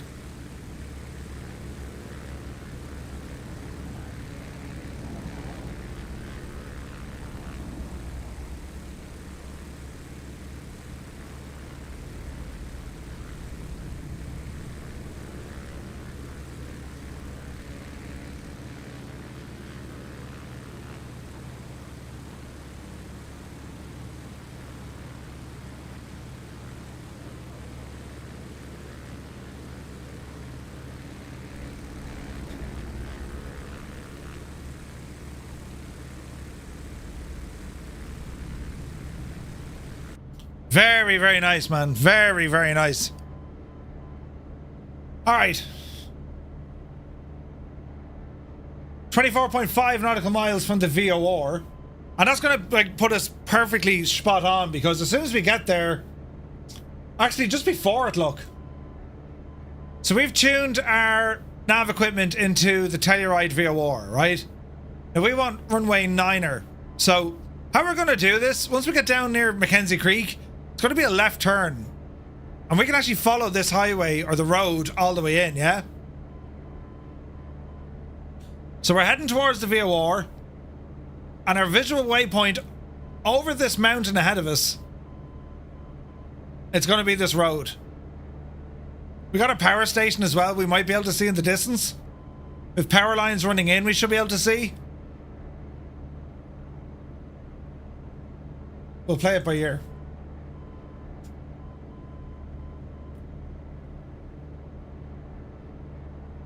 That must be that ridge line there, right? Or maybe it's this one here.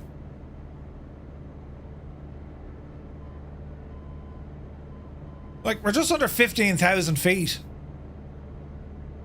So, do you know what? I reckon we could actually drop the nose here a bit.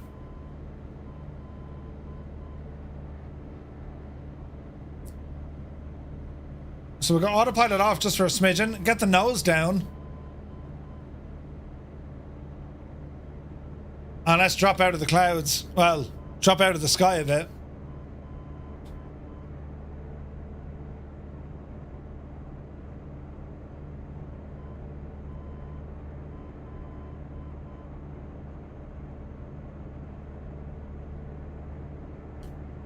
Doing all right.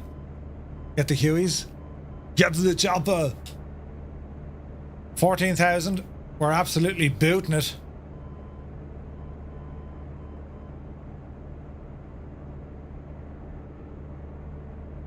Course is okay. I'm thinking about 11,000.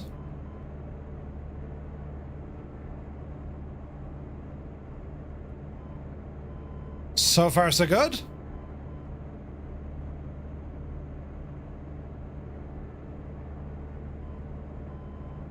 $12,500.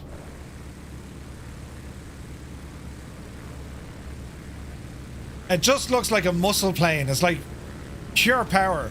I like the 1930s, lads. Crazy. There's 12,000. Let's kind of keep it around 12, will we?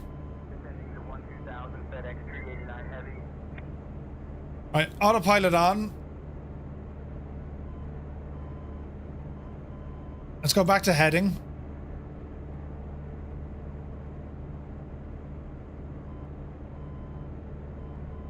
And go right a little bit, get this guy back aligned. We're looking good. So remember, our visual reference is going to be that that roadway. And we're looking out for a power plant as well.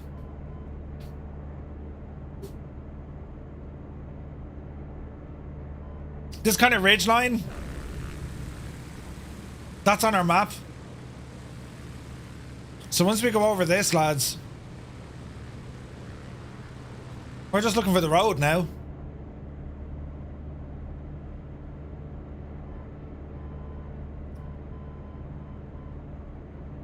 We're not exactly heading for the VOR. Let's tighten that up a bit. 15 miles out from the VOR. This is all aligning now.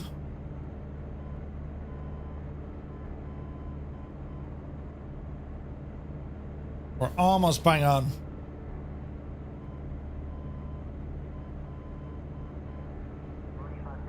That'll do it. Alright.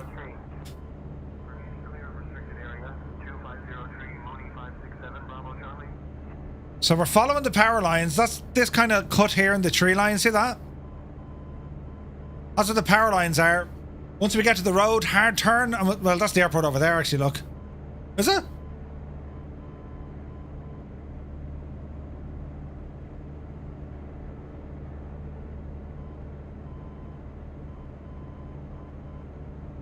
It's over there somewhere.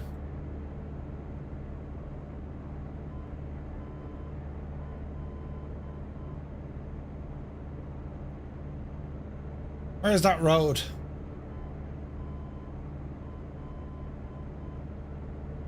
I don't see a power station yet. I wonder, is it in the valley? It could be in the valley.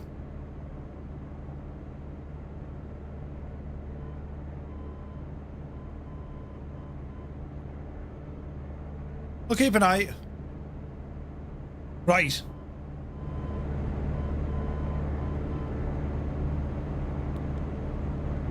Let's see what's going to happen here. Fuel is okay. That cylinder head temperature is finally coming back into where it should be. And we are what? 10 miles? 13.6 from that VOR. Alright.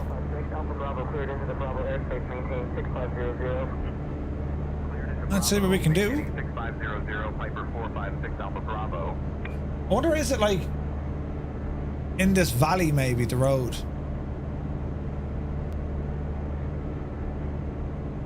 That would make sense, wouldn't it?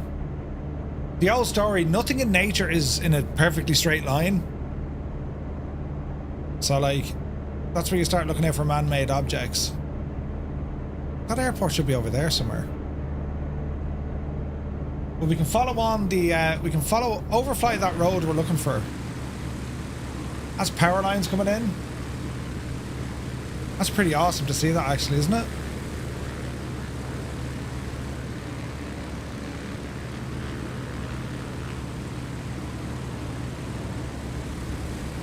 So the road is going to take us up this way.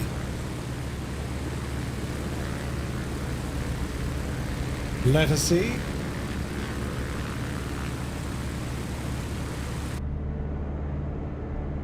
$14 miles out.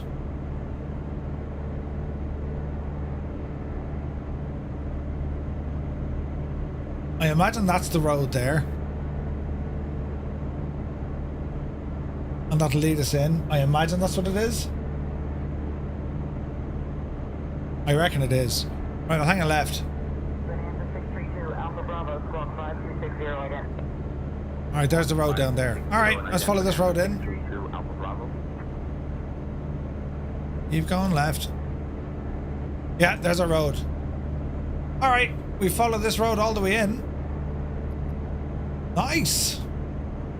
Bit of VOR navigation for the crack. Alright, disengage that autopilot. We're gonna hand fly this one.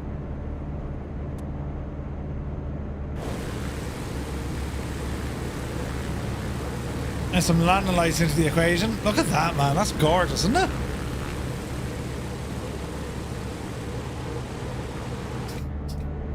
Alright, follow the road in. Easy. It's going to be tricky to land, as I said, because with that pitch authority, like it's... There'll be a bit of crack with this. Nothing to worry about at all, Murph. Hang on to your hats, boys. Hang on to your hats, boys. Right. So, from the airport, we're probably 10 miles, give or take. 10 miles.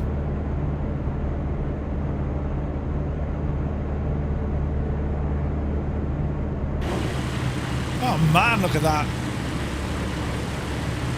That's friggin' gorgeous looking.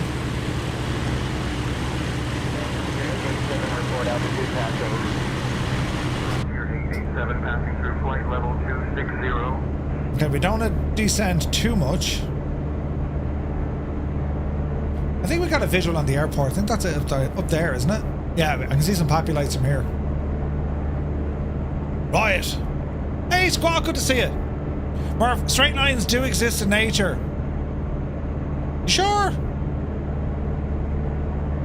Malky, maybe. Like, I was reading it off the chart, so it could be the air temperature on the cylinders. Yeah, it could be.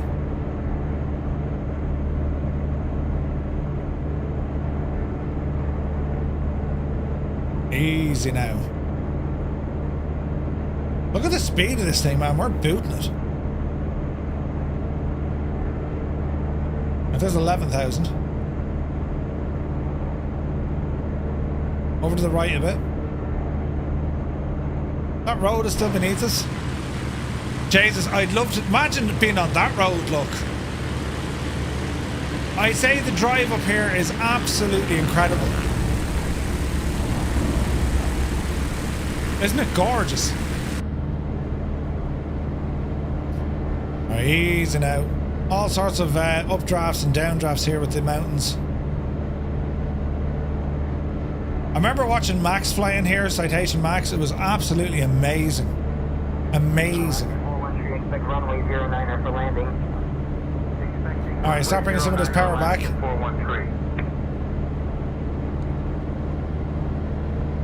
Increase our prop. And we're visual.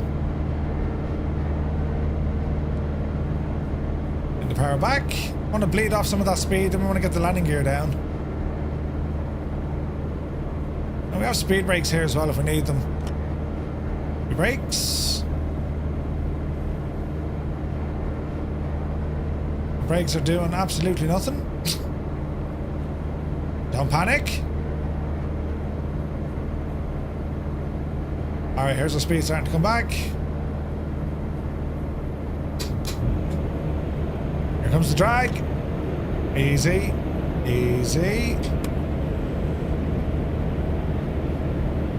Alright, watch your speed. This could be fun. Hey, paparazzi, good to see you, man. 2 parallel lines will always meet if you draw them yourself. Straight lines in nature? I don't know. Not Jesus, Murph Gandhi. Not in Irish nature, anyway. Oh, dear. Easy now, plane. Easy now, plane. Too much drag.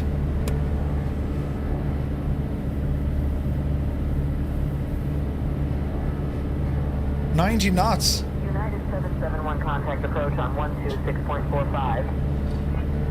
126.45 Easy. That's better looking. Alright, not to flaps. 500 feet a minute on our descent. Very careful of that now. Watch your power. Jeez, we're coming in fast here. Ease up now, Murph. Ease up. Let's go full flaps. Don't stall it before you get there. Easy. Easy. My 9. Easy now. Easy. Start bringing the power back. Hold the nose. Power to idle. Glide it in. Down the hill. Ooh, there's a bounce. Jesus. It's alright. There's another bounce. And we're down. That's a big damn more good, buddy. Jeez. Cold Nebo, thank you very much indeed. Jesus, 42 months, man. Look at the timing of that. Thank you very, very much indeed. Yeah, a bit of a bounce. This is a challenge to land, man. Especially coming down the hill as well, but like, it's real nice. What did it record as an actual landing?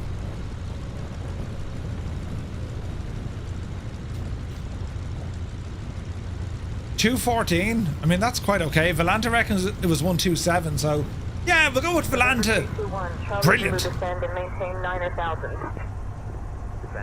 It's like a proper dangerous airport, this. I mean, look, you skid off the runway, it's curtains.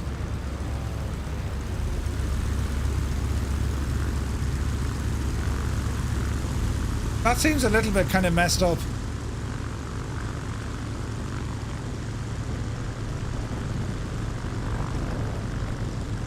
This is UK 2000's scenery, so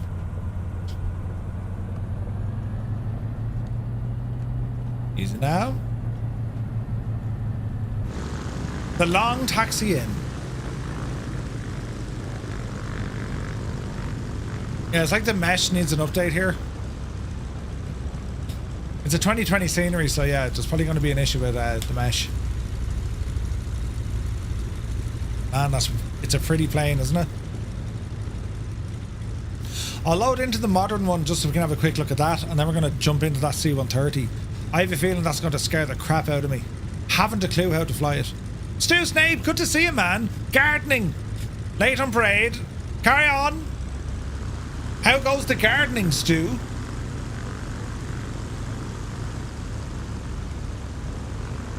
Man, what a beautiful part of the world this is. Look. Jesus.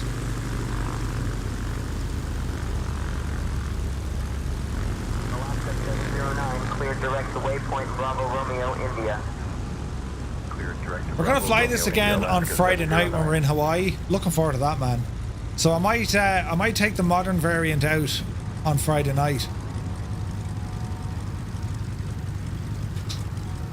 Such a pretty plane. Oh, we got a P180 out here. Nice.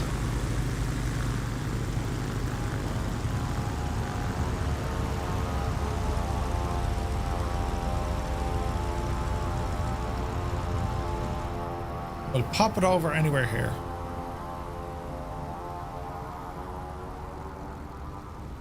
Oh look, the engine cut out. Nice. All part of the plan, lads. All part of the plan. Jesus. Man, it's a beautiful little plane, isn't it?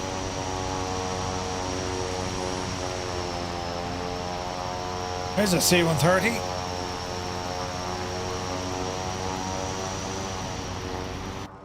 All right.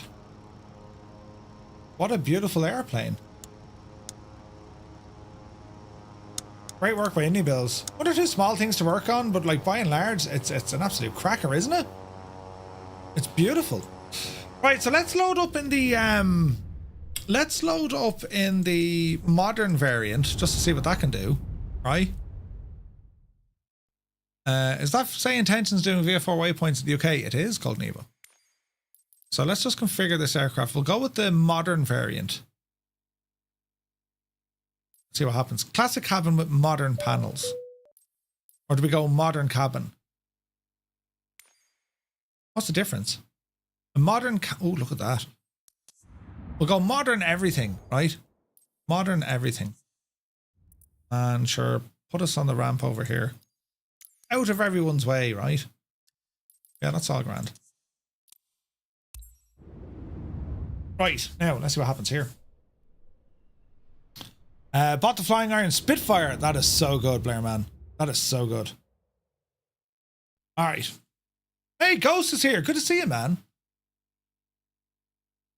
Right, let's see what's going to happen. Okay.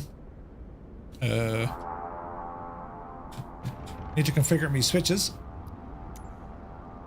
Because it's basically treating this as a new aircraft, yeah? 1 second now. Alright. Remove. On up here, Murph. Remove. Oh, look at this. This is gorgeous.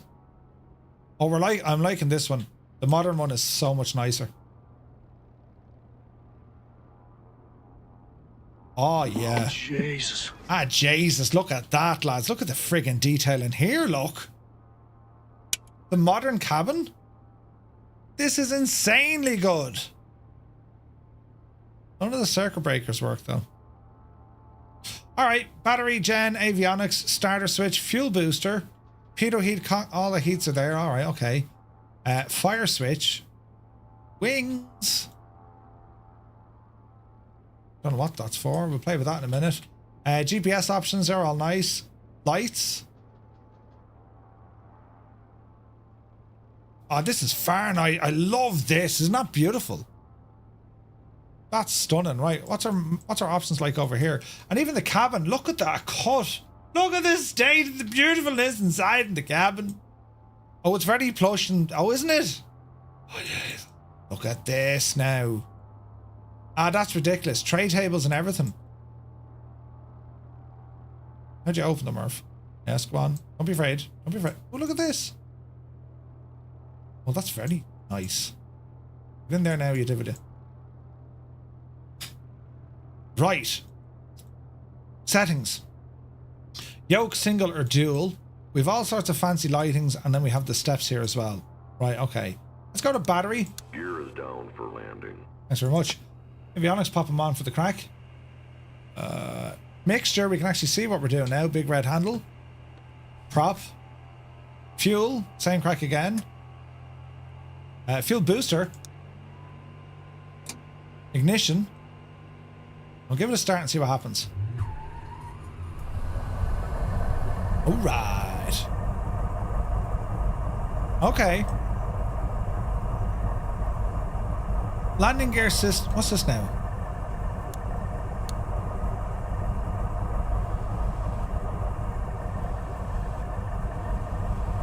Wing. Are they the flaps? They're the flaps. And then your center flaps, which I was using as a speed brake. Yes. Alright, okay, we know what they are.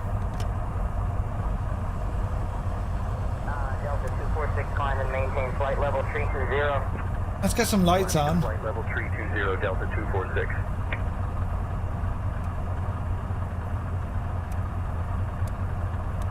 Okay, extend those.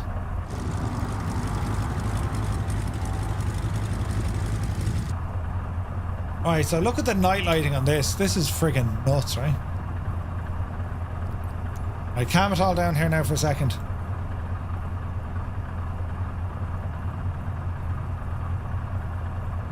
Do we have panel lights?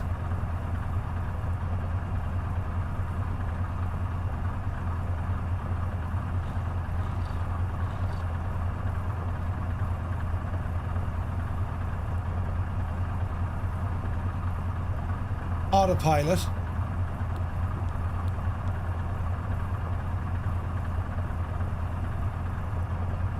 There's no switches that you can see here, look. We've cabin lights, but park and brake, starter, fuel booster, pitot heat.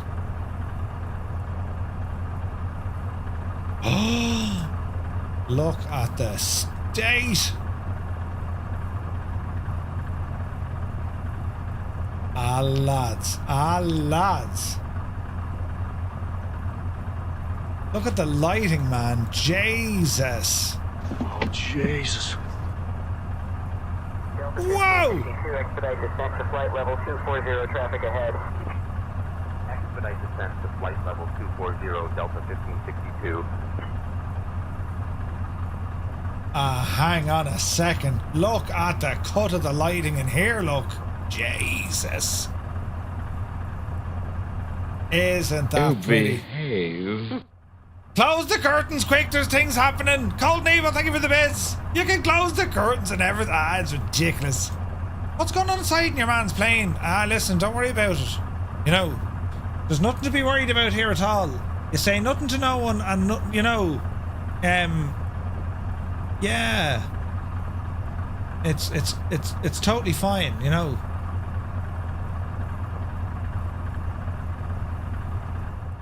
I mean, yeah, baby.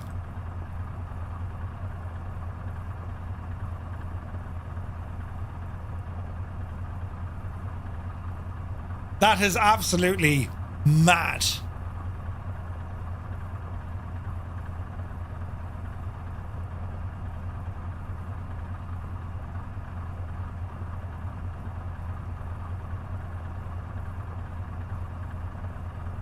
Ooh, the blue.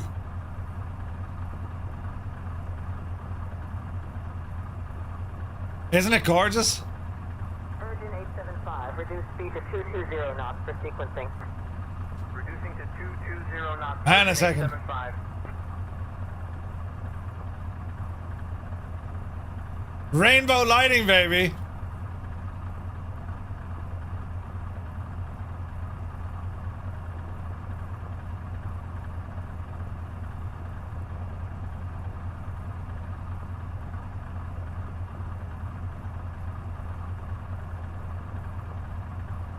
You gotta love it, right?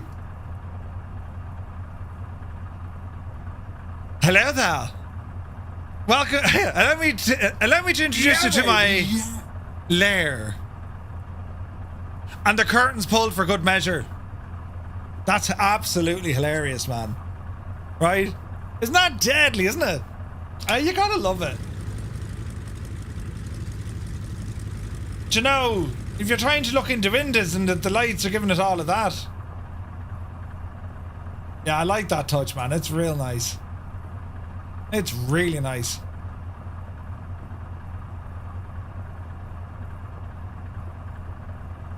Freak out after a while. I do like the blue. The blue is stunning, isn't it? You fly it with the blue. Open the curtains there, Murph. That's very good, isn't it? United 758, maintain separation with traffic ahead. Reduce speed It's to stunning. 200 knots. Reducing to 200 knots. It's mood lighting. United 758. Yeah, it's very awesome. Very, very awesome. Do we like it? Yes, we like it. Right. Now for my next trick, lads. A C130. So we're going to quit the desktop. because I want to restart the sim for this one. So next up, we're going to be checking out the C-130. Right, this is going to be a howl a minute. Heisenberg, good to see you, man. So we're just going to let the owl, we're going to let the sim do its thing. And well, is there any literature with this now? Blackbird Simulations. Let's have a look to see in the aircraft folder. Let's have a look. So it'll be down as MSFS, I suppose. D30. Documentation. Yes, we have a user guide. The document is put. That's quite okay. Oh no, balls, it's not. Close that. Ah, Jesus. Right, there, we fixed it. Right. Hang on. Zoom out there now so we can actually see what we're looking at. Right, here's our user guide. Did the sim shut off? It did. What's new? Oh, shag off with your adverts. Right. Fire up the sim here while we're waiting, lads.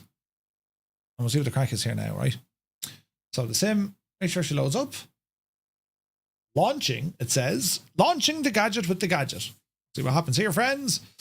C130, earlier model C150, right?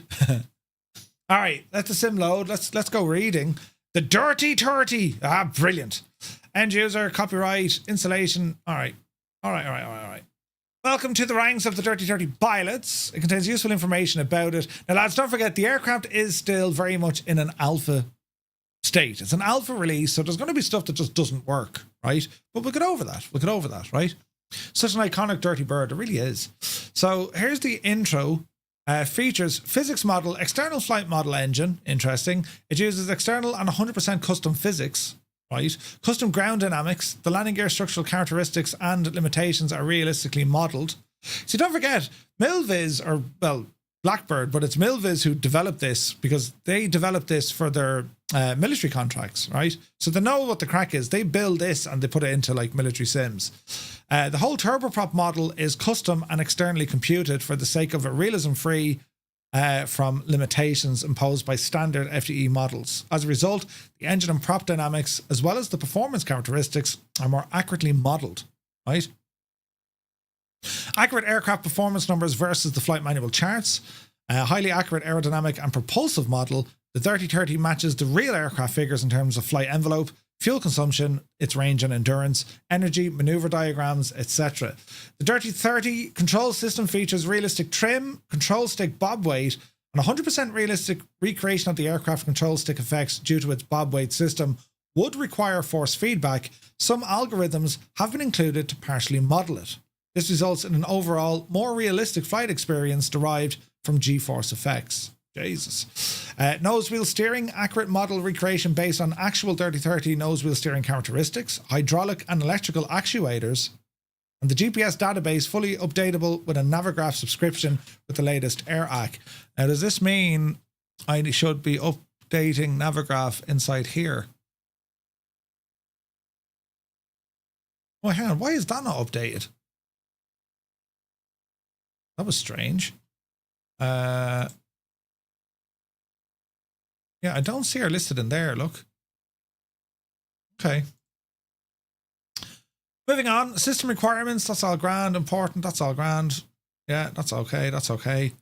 Okay, post installation, be sure to turn your antivirus back on, that's okay. It might be worthwhile to back up a saved copy. Update your aircraft, that's all grand. How to uninstall it, that's all grand. Right, the aircraft. Jesus. The aircraft is a land-based monoplane with a high-wing design and long-range capabilities. The main purpose is to perform aerial refueling operations and tactical transport missions. Additionally, it can be utilised for quickly delivering ground troops, paratroopers, equipment or cargo, and it is easy adaptable for use as an ambulance for aerial delivery tasks. Right? White cheese sauce, welcome in. All right, so we have a bit of jiggery pokery. Our overhead, main instrument panel, center console, pilot console, co-pilot console, and then number 7 is going to be our circuit breakers down here. Reference, mode select, avionics management. Okay, so there's glass on this machine. Mode annunciator panel. 14, chart holder. All right, that's okay. What's 15? Aerial refueling stuff. Jesus, what's 13 then? Air diverter handle. Okay. The overhead panel, number 1, oxygen regulator. Sweet. We have electrical system on 18, bleed air system on 17. So electrics, bleed, this control boost, so like aileron control, maybe. Oil cooler flaps control. 4 is the console lighting. 19 is the headset interface. Interesting. Number 5 is reading light. You love the way they put it in. Tactical descent in this birds are insane. Best done with an empty stomach, right? Last time I flew in one, the loadmaster was throwing toilet paper out the rear. No way, man. Number 10, APU fire control panel. Number 12 is the engine start. All right, so these are our main areas. Jesus. FMS, fuses, trim control, cursor control, throttle quadrant assembly, automatic flight control system. That's your autopilot. Pilot side console, windshield defogging, APU emergency start, divider. APU emergency start, that's interesting. The woolly seats are comfy. Ooh, nice. You flew these on SAR missions. Nice. Augmented crew station. When you get out of town, we can operate the crew chief area. Fuel, radar, refuel, defensive measures, chaff, flares and chaff. What? That's all pretty cool. Systems and equipment. Engines. 4 turboprop engines are responsible for providing power. Each engine is equipped with a 2-stage free power turbine and a propeller gearbox. Is that similar then to the A400, this 2-stage power turbine? No? They're connected using a torque meter and interconnecting struts. Additionally, each engine's propeller gearbox has a 6-blade course-seeking counterweight design with a variable pitch propeller attached to it. The engines are equipped with 2 FADEC, okay, and a gearbox-mounted accessory drive, and then an nacelle interface unit. Ooh. Full authority digital electronic control, the FADEC. They work independently. You have modes A and B. They interact with the engine systems, aircraft controls, and distributed the air data system. The prop to monitor and control the prop and engine, and the power level position is the only input required. All right, so the FADEC does everything. Makes sense? Propulsion system.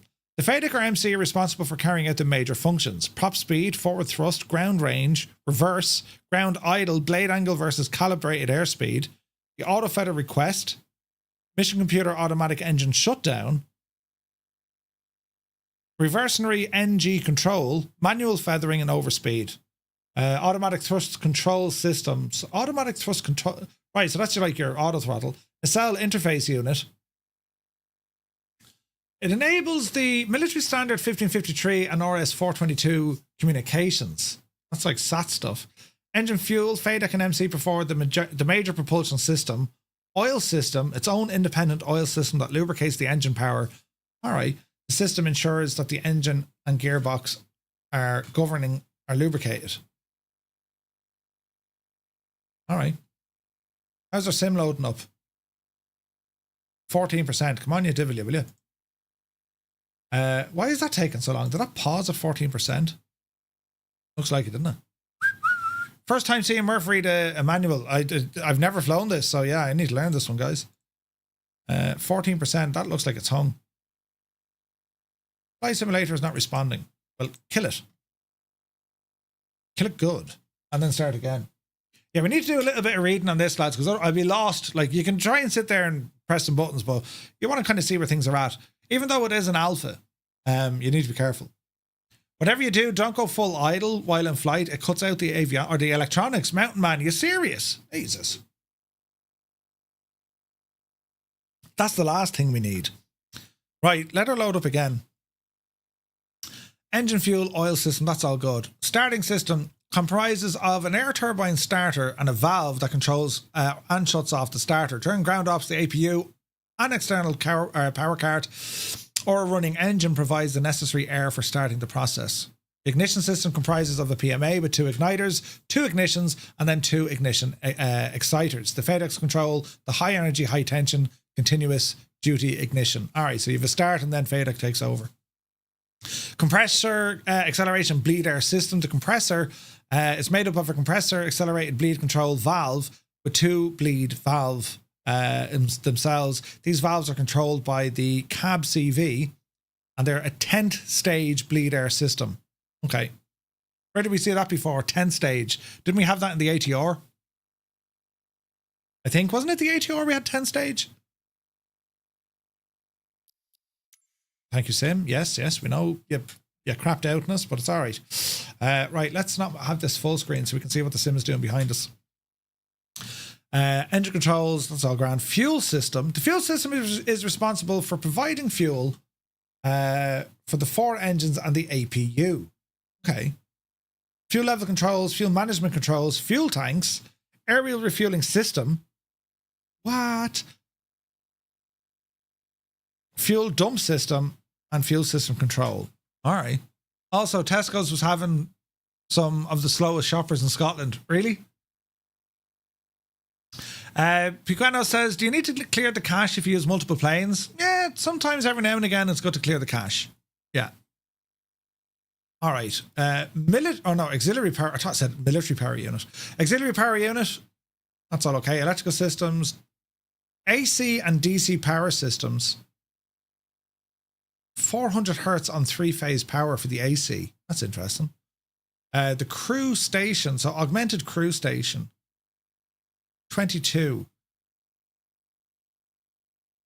Cross ship manifold. Is this for fuel, I wonder? Oh, there's the APU. Oh, yeah, okay, so that's fuel. All right. Hydraulic systems. Get out of the way. Hydraulic systems, flight controls. Okay, so the flight controls consist of the primary surface controls, aileron, rudder, and elevator, and the systems for controlling the trim tabs, and also system for controlling flaps. The primary surfaces are controlled by mechanical systems that are aided by hydraulic power. All right, the trim tabs are controlled using electrical control systems. When the autopilot is engaged, it has control over the primary surfaces and the trim tabs for the elevator. The flaps are operated using hydraulic pressure. All right, so we have hydraulic assisted main controls, electrical trims, and hydraulic flaps. Very like the C160. Automatic flight control system is made up from the digital auto flight director systems and the auto throttle system. The systems work together to provide information and signals for aircraft, and signals for flying the aircraft. Then our bleed air system. That'll be our air start.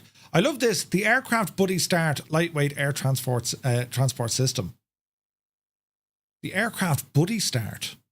That's mad, isn't it? Landing gear systems consist of a nose gear, the main landing gear, and the brake systems, and also the anti-skid system. Okay. Jesus, the flight sim doesn't want to let us in today, doesn't it? Bloody hell. Sim, you're upsetting me now. You've been flawless for the last 4 hours, and now you're taking the Dennis Hickey. C130J here in Albuquerque. Nice. All right, let's see what happens here. Yeah, like 4 hours in, grand, and then all of a sudden, no. We could have to delete the cache. We'll wait and see. And the first thing this is going to say is, hey, you didn't shut down right. Are you aware of that? You sure? Yes, we're sure. It just ran out of steam. Anyway, Distributed Air Data System, the DAD. The DAD system provides accurate data for calibrated airspeed, correct altitude rate, and static air temperature. It receives input from the pedostatic probes. Okay. Right, Sim, let's see what happens. Let's leave it on this screen for the moment, because like sometimes it can get just a little bit kind of, do you know what I mean? 9%. Let's see what happens, friends. How is your day going, lads? Did anyone else pick up the Blackbird Simulations D30? Anyone have it? I mean, you know, it's priced at like, what, $25? And it's like an early alpha, yeah? She gets persnickety, does it? Okay, if you guys have it, okay, sweet. You have it, you can't even start it? Snap. Let's see what happens. Tenured can't get it to show up though. What? Make sure it's pointing to your community folder, Tenured. And not the mad folder the installer automatically puts in. You have to change the install path when you install it. Hey, Newfoundland is here. Good to see you, man. 60% loading world data. 79. Ah, we're in. Brilliant. All right.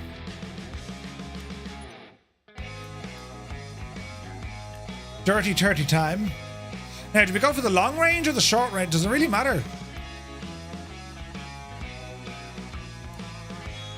All right, let's configure this machine.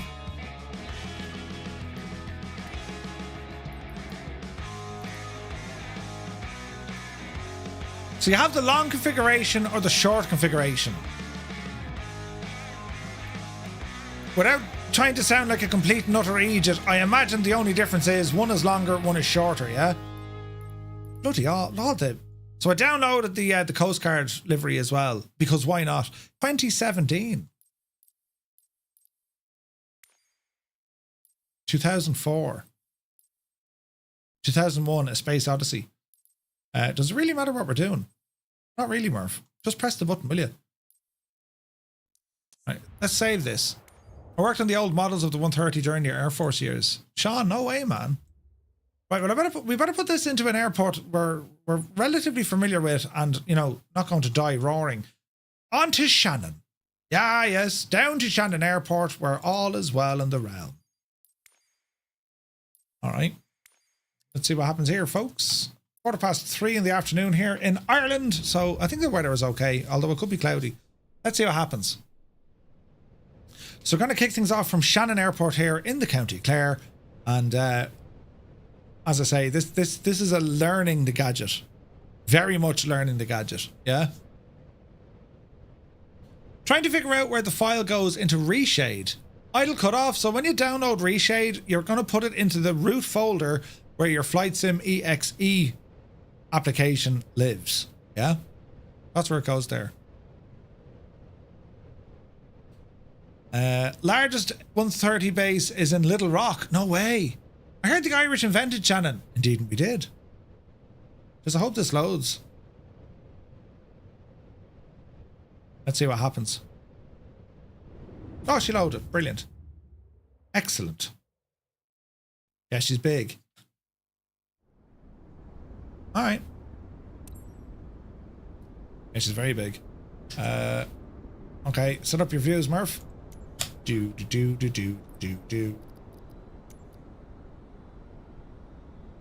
So the livery I'm using, this is over on flightsim.to because I just, you know, I just had to put an L livery on it. Do you know what I mean? Right, let's jump in here. Holy frame rates, Batman. All right, let's see what we're doing. Some views. Some views. Some more views. Holy overhead, Batman. Jesus. We'll go down here to a center panel. I'm liking the textures. It's pretty, isn't it? Easy now, Murph. Easy. Z. Z.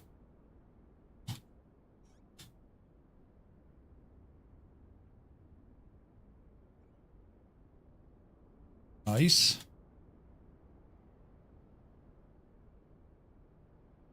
It's usually how things look when you walk onto the flight deck of a C-130. All right, so we got a couple of views set up here. Let's go exploring. So we'll come down the steps. Hello there. We got a microwave. We got a clickable microwave.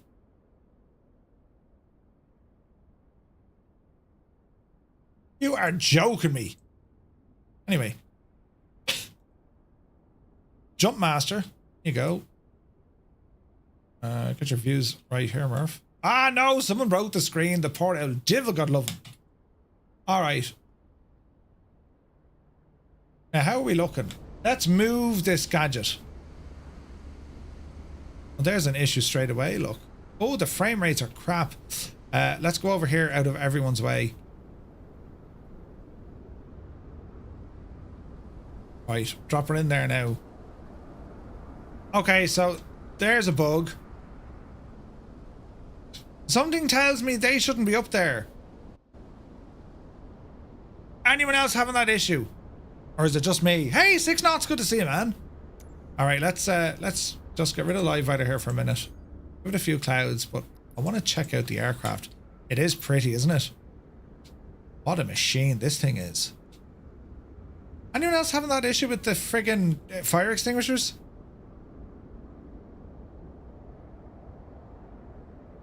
Don't have the same? Any ideas?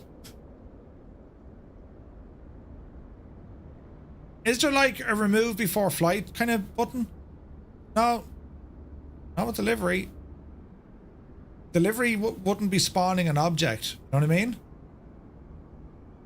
So I imagine there's something on my PC that like, or one of my add-ons, it's freaking out.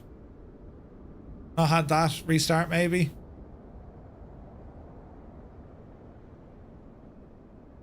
Yeah, that's very strange, isn't it?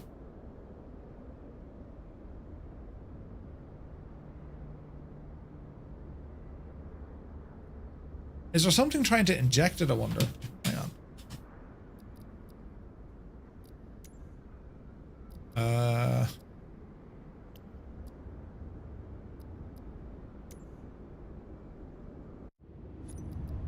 We can try a restart. Very strange, right? Very strange. Used to love it when these used to fly into Sunderland Airport, now outside of Nissan, near your parents' home. Main runway was over 4,000 feet long. No way, man. Jesus. Hey, Viper Strike is here. Good to see you. I just hope the fire extinguishers don't follow once airborne. I have a feeling. Okay, well they're not there now, right? But I have a feeling they're baked into the 3D model. Yeah, look. They're baked into the 3D model. Look. So I'm getting a weird bug.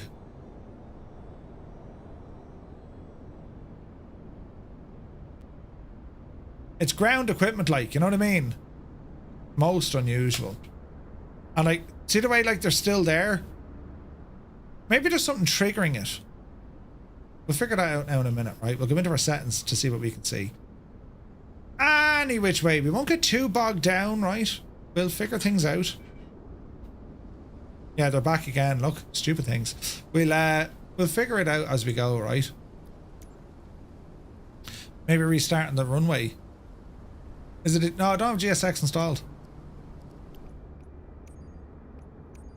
You could start on the runway, maybe. That'll fix it. Yeah, no, we don't have GSX running, lads. It's an odd one, isn't it? Has anyone else seen that before?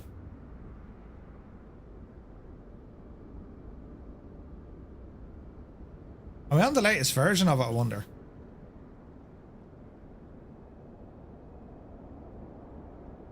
Lads, what's the latest version of this plane? Maybe I'm on an old version. That makes sense? Manifest.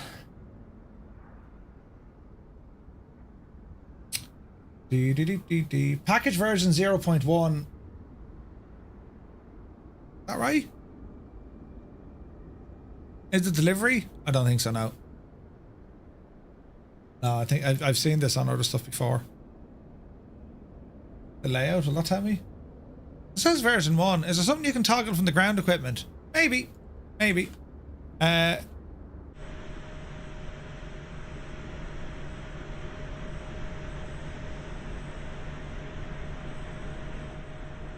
Okay.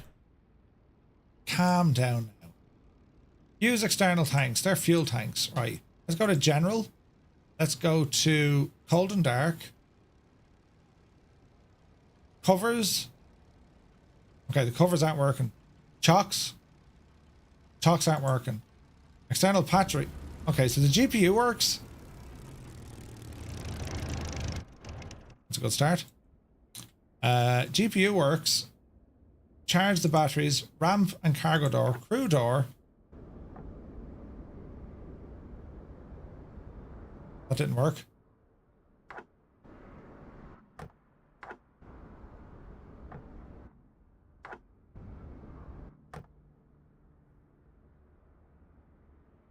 Any thoughts, lads?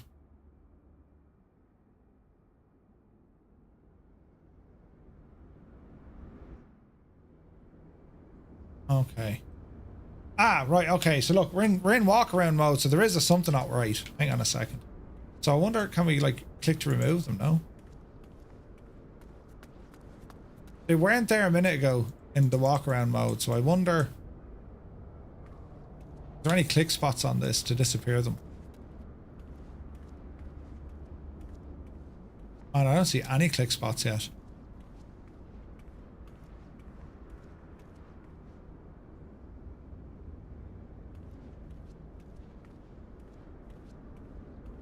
So I wonder, it's possible that it's using or it's conflicting with another add-on in the sim.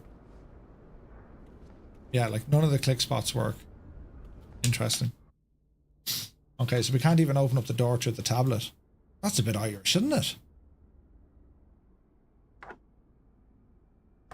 You can hear it.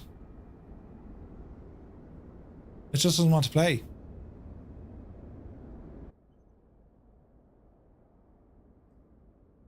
You'd think it'd be part of like the chocks and stuff, wouldn't you? Ready to fly. Not do anything?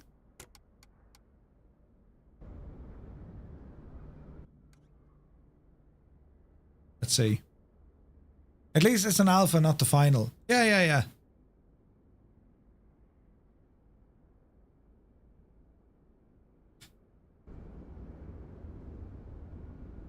I mean, we could try it on the runway, right? And then bring it back to cold and dark. Let's try that. Just in case. I'm down there onto 6 and see what happens.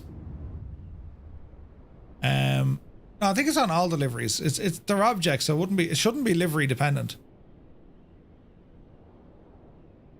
Delivery wouldn't be able to spawn in objects, like they don't work that way in 24. Okay, well they're not on it now, which is a good sign. Right?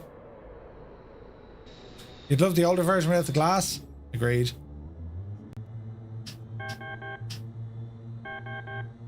Okay.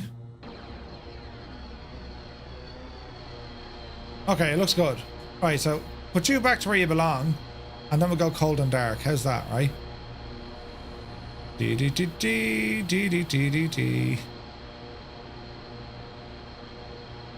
Right? Right, sit down there now and wished. And now let's go cold and dark. General. Cold and dark. Yes. Alright, okay. Get you up and out of it. Get you up and out of it. Alright, okay, I think we fixed it. Brilliant. Alright, so anyway, let us start at the beginning. The C-130. So it is an alpha. We know the crack, lads. It'll take a while before this thing is fully cooked. But Blackbird Sim are inviting you to pick it up now if you want to grab it in its kind of alpha release and learn all about the aircraft, right? Now it's Spitfire. So from the modelling, well, bar the visual issues we're having, it looks the part, doesn't it? It's a machine of an aircraft. Now, as I say, like, you know, Captain Sim have one of these as well, and it's actually pretty good looking. This is nice though. There's a lot of details going on here. Texture work is nice. Tons of stuff going on inside the aircraft. You know, such a workhorse. Yeah, I mean the thing. This was every bit. Still is. This is the modern-ish DC3, isn't it? You know, USA PR1. Good to see you, man. Got it running fine, but had trouble calibrating the throttle. Yeah, no, we'll read up into it. I haven't like spent much time in this at all. We've loaded it in, that's it. So I haven't a clue how to operate it. What do you have going on here? So dispenser chaff. Okay, so there's our countermeasures. Interesting. Beautiful design on the engines. They're stunning, aren't they? Should be smaller than the A400. But that's, you know, that's pretty much what we're after here, you know? Yeah, man, it's stunning.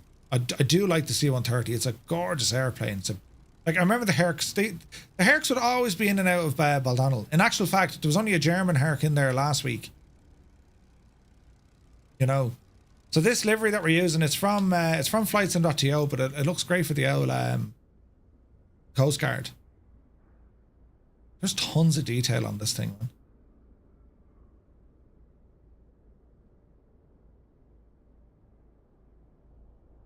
So in the real world, if you needed to do mid-air refueling, I think the fuel probe is in there, isn't it? It's a big boy. This is a big boy. Right, so ramble up the stairs. So we're already in here, but just to give you an idea then of the cabin, not the cabin, of the cargo hold. This is considerably smaller. So you have the long variant, or the short. It's well done though, isn't it?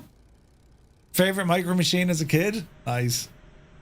I assume no spook version with it? Don't think so. A bit heavy on the frames. I like the details here are quite good. You can see where the textures kind of wear off in some places. But overall it's quite good.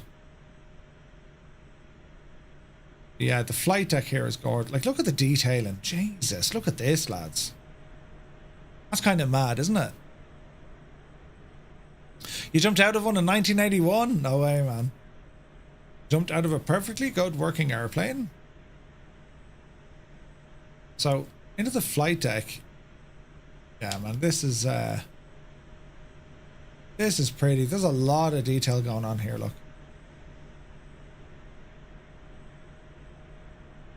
So you got your crew bunk. Nice. Emergency exit for the hatch. Alright. So your nav station. Anyone know what that is? Is that like your fire control button? Looks like it, doesn't it? Augmented crew lights. Okay. Remote data ports. Lighting. A couple of folders. Checklists. Whatnot. Jesus, there's a lot going on here. The fact that they have a microwave, like, that's ridiculous. Cook their meals, right? Portable oxygen unit, wastewater, microwave, liquid beverage containers, galley control. Like, you can imagine these things would be in the air for friggin' ages, right? Ages. Pipeline system color codes. High voltage. We got our circuit breakers. They're modeled. Oxygen mask. It's a beautiful EFB. They've done a great job modeling the EFB, haven't they? Looks very, very nice. The seats look comfy. There be me. How are you? Let's rumble over this way.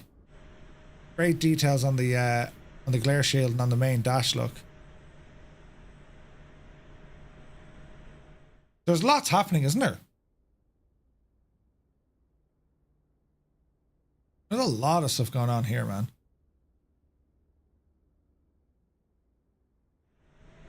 Big fluffy seats. AC and DC switches. More circuit breakers.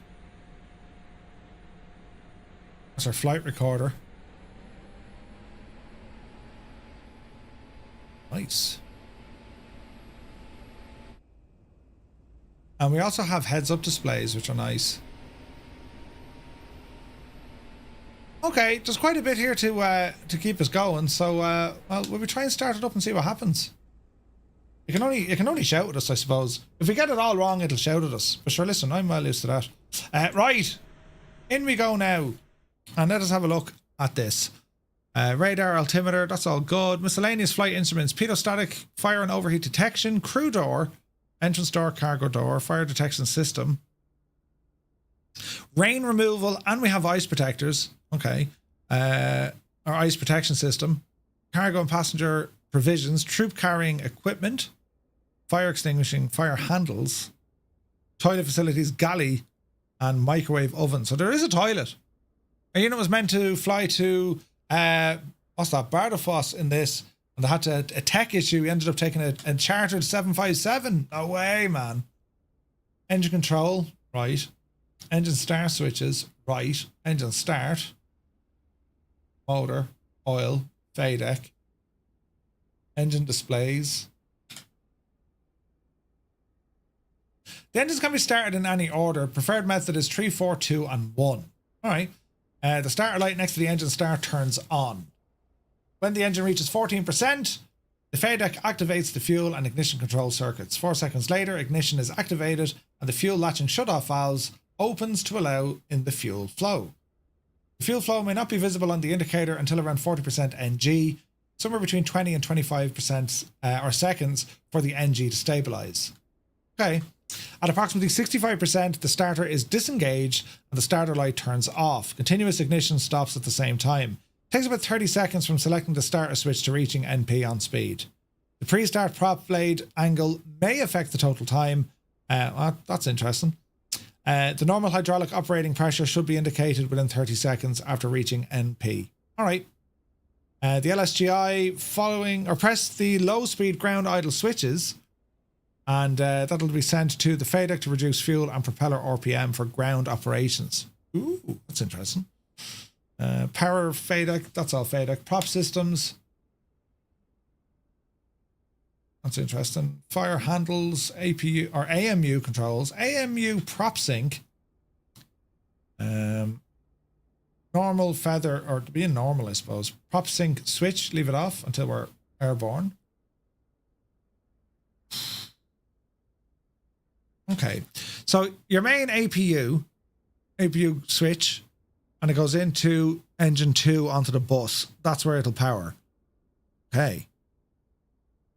And then we'll have our cross feed or cross ship manifold, as they call it. All right.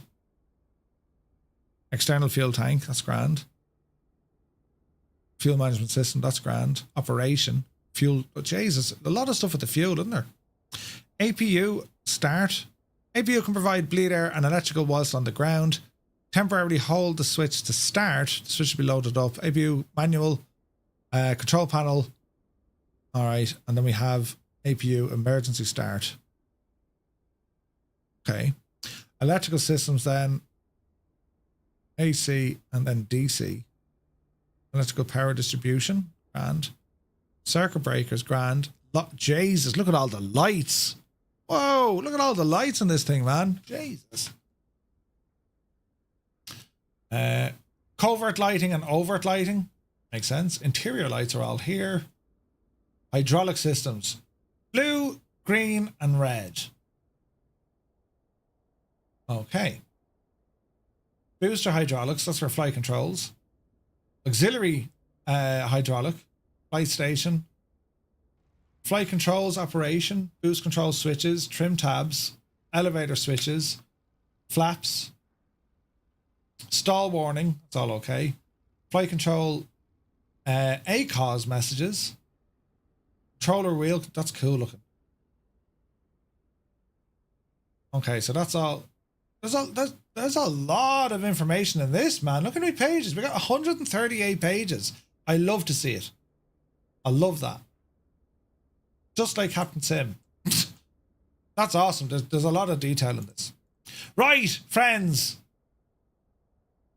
Oh, we got some weird buttons going on. Look at that guy jumping around the place.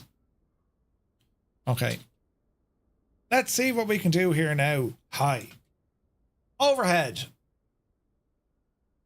Reading light, oil cooler, electrical systems, APU or external power, battery test, ice protection, bleed air system, okay, fuel, engine start, exterior lighting, air conditioning, pretty good,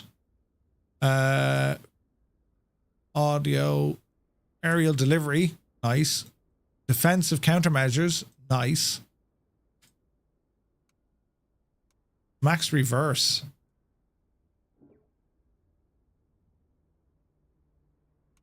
Okay, don't like that. Do we have some options in our tablet? Controls. Oh, here we go. Yoke, pilot yoke, chaff flare.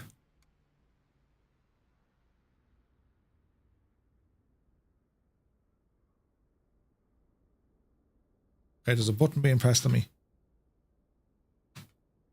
Is that it? No. There's a button being constantly pressed. How do we unpress that button? Jesus. No. No. How do we know if a button is being pressed? Balls to it anyway. Cancel. Clear. Joystick controller button 22. Control modifier. Okay, so we better just clear that. Whatever button 22 is, can't have that. That's pressing buttons. What is button 22 and why is it pressed in, lads? Where does that live? So there's a button somewhere on my setup that just thinks it's engaged. Think now, Murphy, think. Because I know with the vertical gear, there's like a lot of buttons live in positions, don't they? Okay, so that found a button 47, look. No. No. Hello there. Who be this? Jamal, thank you very much. Welcome in. Press button on the axes. Jamal, thank you very much indeed for the subscribe. Welcome in, man. Jeez. A follow and a tier 1 sub. Thank you very, very much indeed. What a ledge. Right now.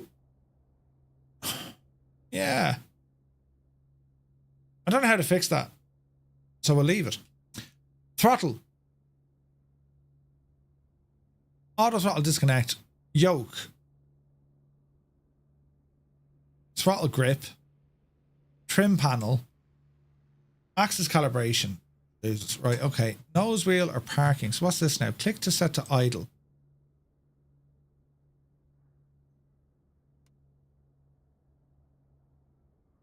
Axis calibration. Click to set idle. Idle D then saved. I don't know where it's getting this from.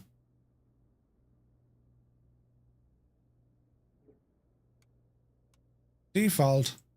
Click to set idle. Save.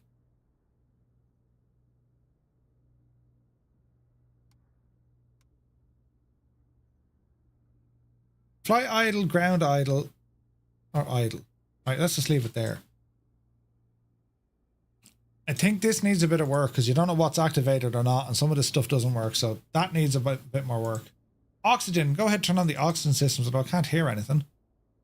Interesting. Do we have a little tester switch? No? Alright. What about the window? Oh nice, you can open the window. Okie dokie. Oxygen over the far side. A bit heavy on the frames, isn't it? Supply is on. Yeah, no sounds for me. Alright, battery. Let's just go with the battery for the crack. Okay. And let's get the ground power unit.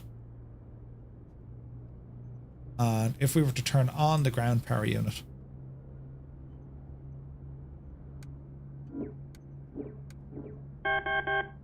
Okay, she's making a song and a dance. Generator's on, so. Battery test. Okay. Reading light. It's as if there's no power. Are you giving out to me for? Master caution.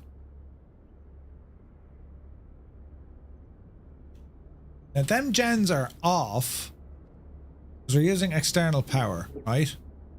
Generators are okay, but they're okay to be off. Something's trying to move though, did you hear it? Lots of stuff in the EFB. Yeah. Hey, Pius, good to see you. Okay, bleed air, that's all fine for the moment. Fuel is going to be important, right? Now, fuel dump, we don't want to dump it. To from. So they'll need to be opened. Right, we'll worry about that in a minute. Exterior lights. Normal.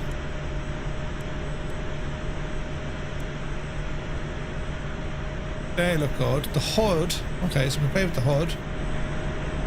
Where's that sound coming from?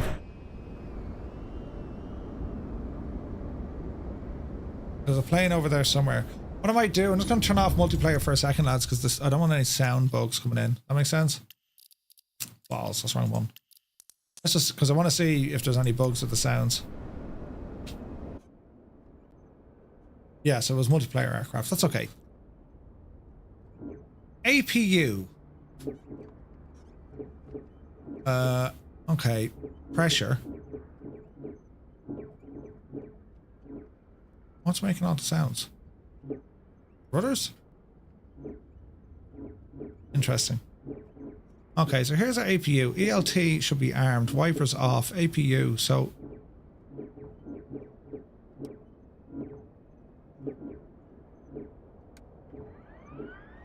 APU start. Good sounds.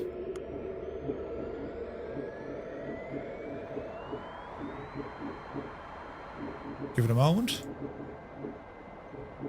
What's that sound? That's wrecking me head.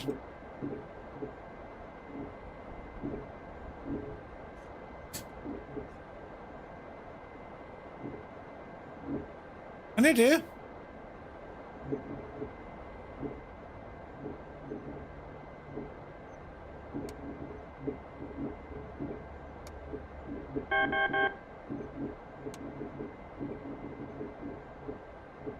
It's like there's a conflict of something moving in there.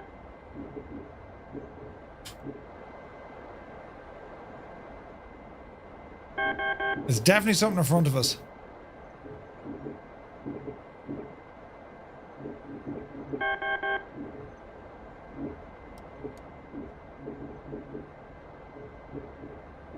So there's a button being pressed, that's what's wrong.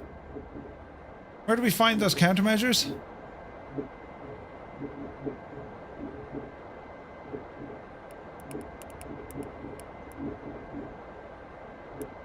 Flaps. Trims. Okay, there's something somewhere it's not liking, but anyway, we'll get back to it. APU. So the APU is up and running. So we just now need to take power from that APU, yeah? So APU should go on. Open the valves. Some buttons you can't move. Crossfeed, we'll leave those alone in the moment. Control E solves every... Nah, don't mind that. Aer Lingus are now flying from Indianapolis. Nice. Yeah, there's like a weird sound coming out of this. APU discharge, that's firefighting equipment. Prop control needs to be in the normal area, which they are. External lights are coming on, they're okay. So that APU air should be on, so that's feeding in here, right? This guy doesn't want to move. These should be kept to auto. That's a big 10-4, Auto. buddy. Lead air pressure is good. So we'll keep them all on auto, right? Keep it, Tom. Thank you very much indeed, man. 34 months, dude. What a ledge. Thanks so much. All right. I can get off ground power and now go APU power. Here we go. All sorts of warnings. Okay, failures all over the jazz. That's what we like to see, isn't it? So disconnect this ground power unit. Look to you. Alright. Let's have a gawk. Do we have so what's the fuel? Dee dee dee dee dee dee. Yeah, we're okay, got plenty of fuel. Alright.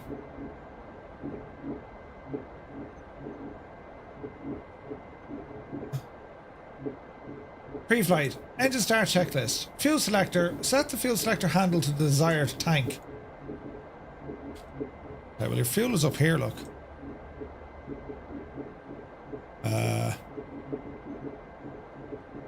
Fuel management, right? To or from?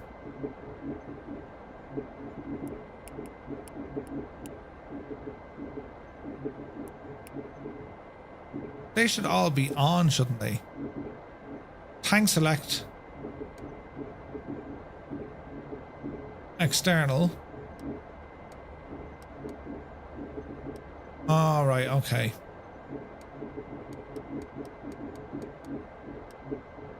Okay, so engine 1. That should be 2 or from. That should be from, even though she's reading 0, right? The weird sound in the background sounds like the glass plate in the microwave pot. Grizzle!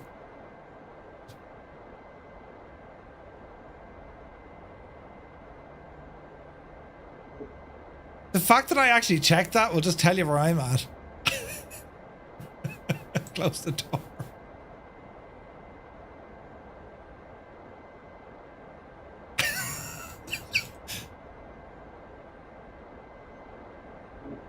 No, I didn't stop it. Jesus, for a second I thought it was gonna... Ah, that was brilliant. Brilliant. Huh? Right, these should be open, shouldn't they? Open. Open. Open. Open and open.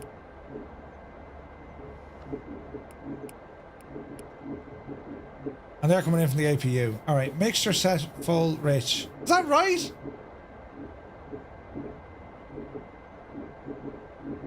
That doesn't seem right. Okay, let's not go with that checklist. Let's go with the Dubuque. Dubuque. Right. Normal procedures. Right. Control boost switches on or guarded. Jesus, Murph. Let's have a look. The crewmaster is responsible for this check prior to it. During the before start flow, the pilot verifies the following. Alright, okay, so control boost switches should be on. That's all good, that's all good. That's all good.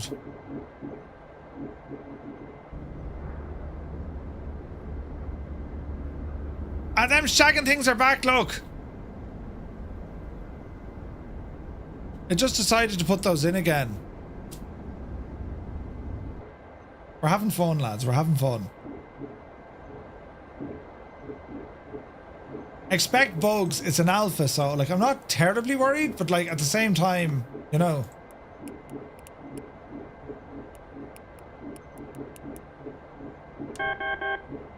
Push now.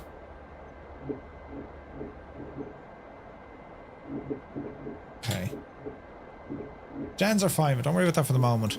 Why is this APU air not working? That's strange, isn't it? Crossfed. Quantity select. Fuel dump. We don't want to dump it. FADEC, that's all grand. Right, so they say number 3, isn't it? This is hardly going to work though, is it? No, because you have fire extinguishers hanging out of your friggin' things, Murph.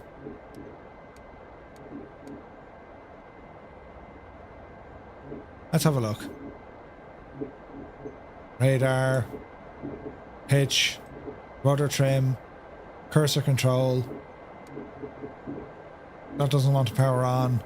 Defensive systems, they're all shagged. That's the Coast Guard for you.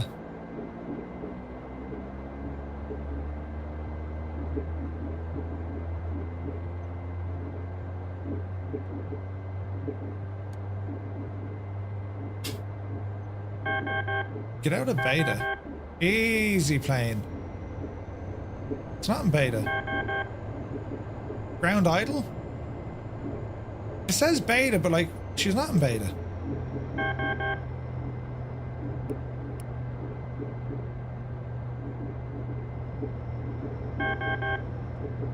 We'll keep it in ground idle for the moment, right? Let's see what happens.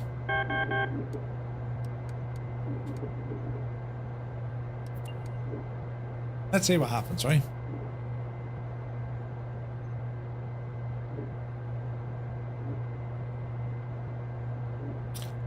I don't know what that weird clickety sound is though. Very unusual, isn't it?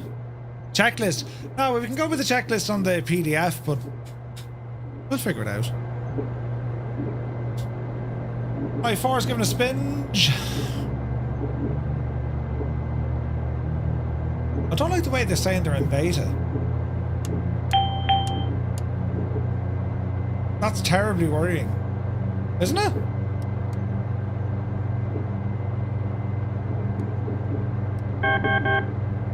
Jeez, look at all the stuff we can play over here, man. This is fantastic.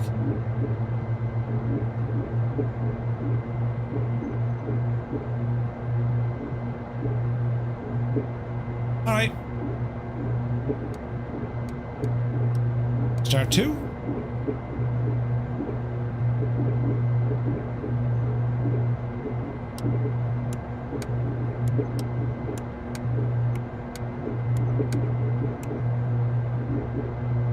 They're all set to automatic, so I'm happy enough with them.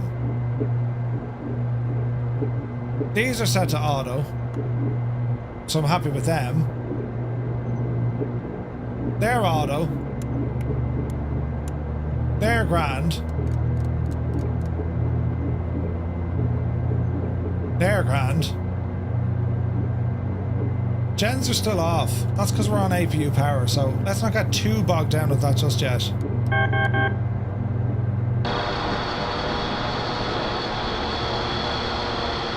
Okay, so there's something actually overriding my rudder, it looks like. Or my tiller, yeah?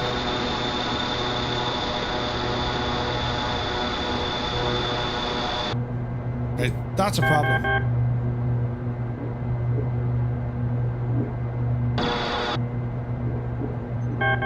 So what's the damage here now?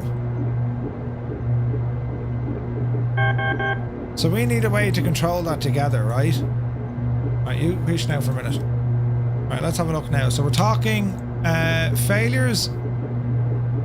No. We're talking controls. And this is going to be what? Nose wheel steering. Nose wheel steering should be mapped.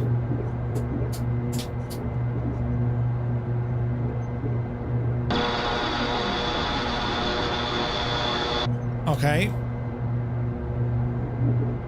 Axis joystick. Default. Save.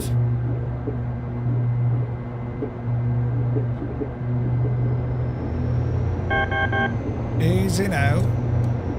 Why are these friggin' generators off?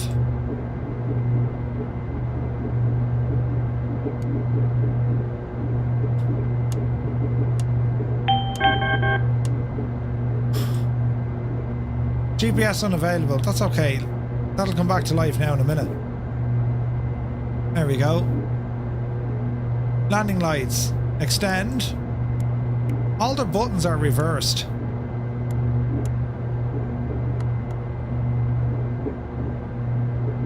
Cancel all that for the moment.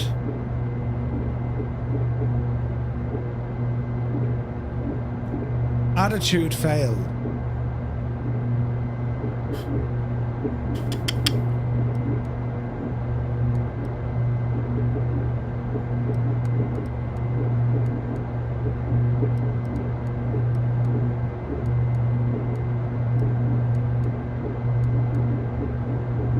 Don't worry about that stuff for the minute.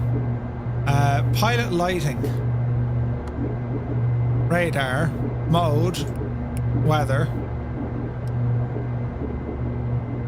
Now why are we getting an attitude fail here? Interesting. Sounds like a king or not a herb. Yeah, the sounds aren't great.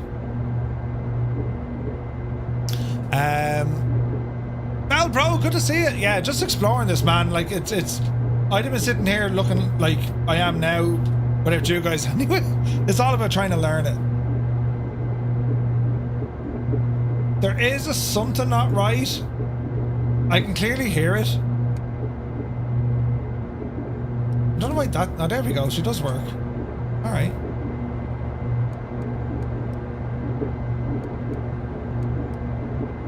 Doesn't really work, but it works, right? Let's see here now. Air deflector. No, we don't want to go mess with that. Right. CN1 message. But we don't... Why is this attitude business fail? What are we missing up here, I wonder?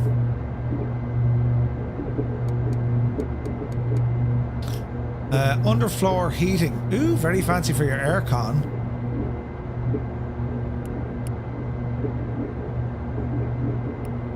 Leave all that on. Engines are all grand. That's all grand. Yeah, the attitude stuff, I'm not sure why it's doing that. I suspect we have something in here. Barrow grand. Source primary. Nav radar. Full center range. Okay. Let's see here now. V1. Here we go. So it's communications coming in. But I don't know why we have this stuff not working.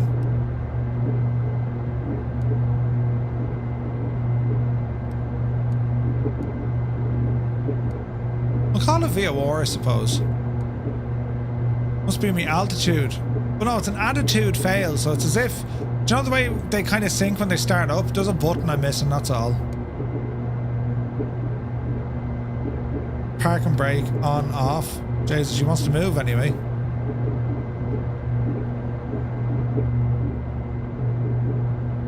Emergency APU stuff, don't need to worry about that. Windshield defrost, that's okay. World War III is over. Let's go with some flaps.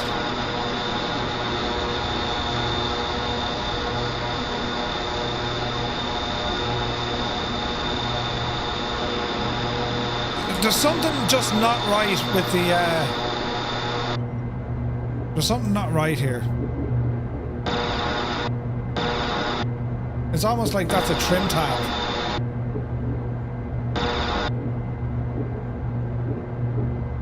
Hang on. Do not retract if pointer is not in white. Okay.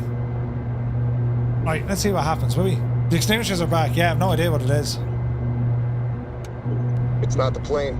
It's the pilot. Select... Huh? Select auto nav, you say. Single operation.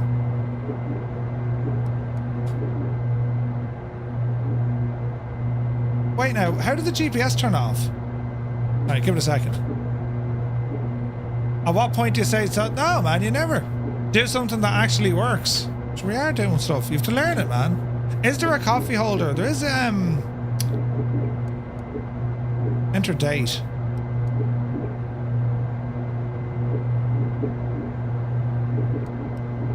Nav control, right? Direct to. We're not going direct to. Index. Power up. Enter date.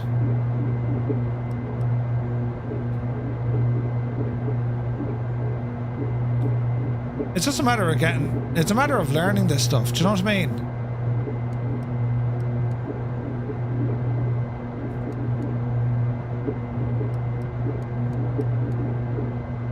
Master AV on. Can't seem to do that.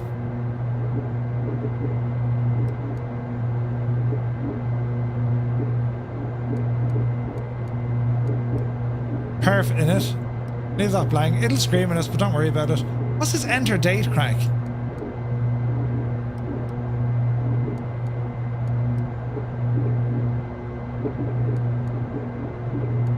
So auto nav can't get in. Date was LS1 on the first page.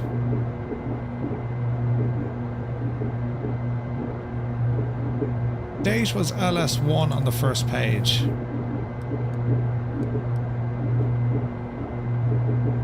Data transfer, progress, route. What does zero-wise mean? Jeez, this is class. There's a whole load of stuff going on. Nav control, that's fine. Route 1, start in it. Satcom antennas. Antenna pattern, high or low. Jesus, you can do loads with this, man. Interesting. Align position. Is that why it's freaking out? Invalid entry.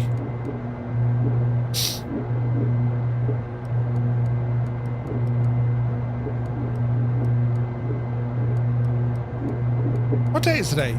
4th to the 5th.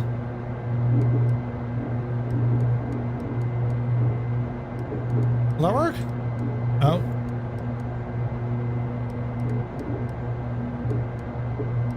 Enter date.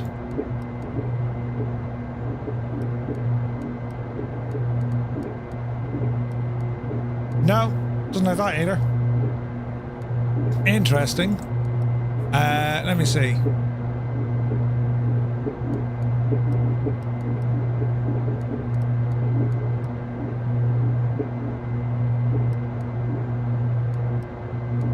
Huzzah! Speed 1 NDB out of date. That's okay.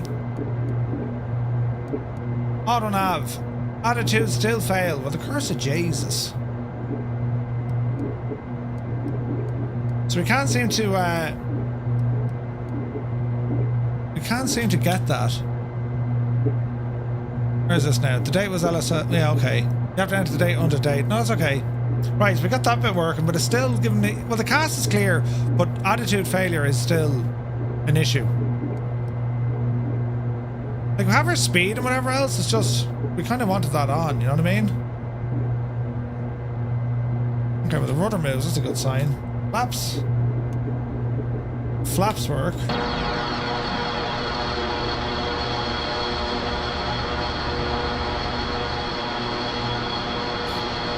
Does anyone see a problem with this scene right here?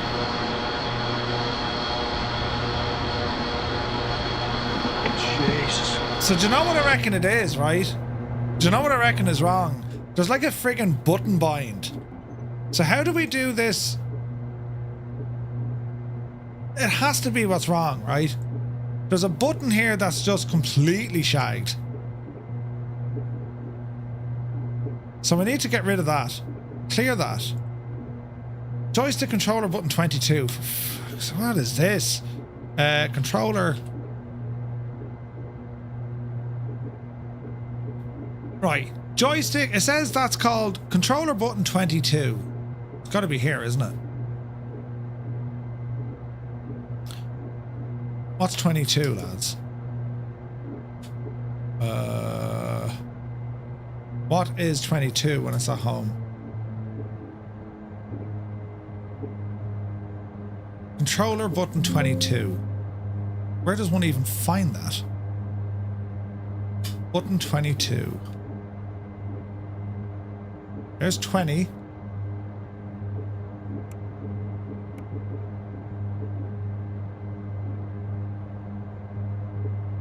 Where's this button 22 business? Yeah, I killed engine 1. Don't worry, we'll start it back up again. I can't tell this shag and yoke to clear. Look, joystick button 31. No, it's defaulting to whatever button 22 is, which is a problem.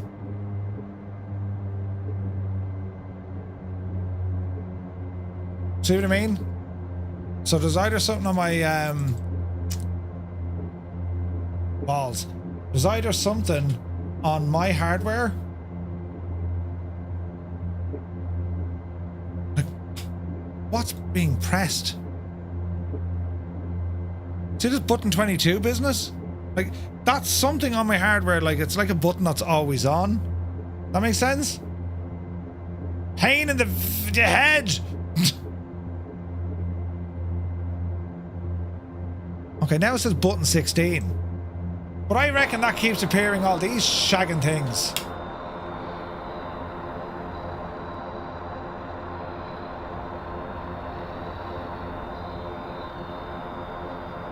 Look!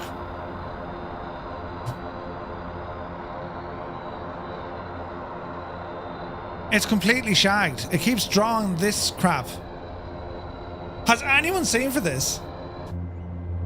Look at control panel for joystick 22, then go into the controls. It'll be on input repetition. Do the other buttons have in front of them? No. Yeah, it all started with the microwave, didn't it?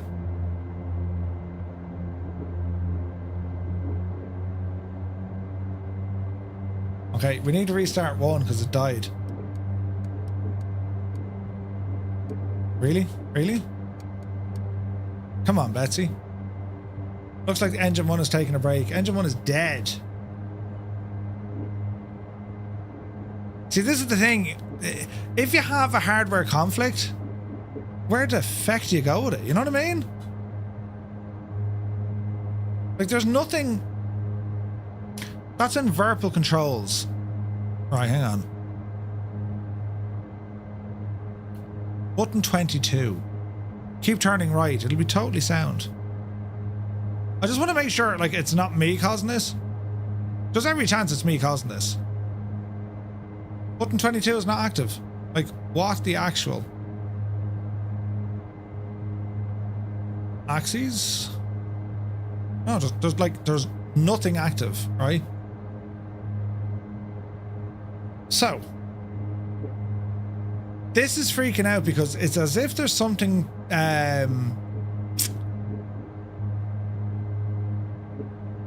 it's like it's trying to control it. You know what I mean?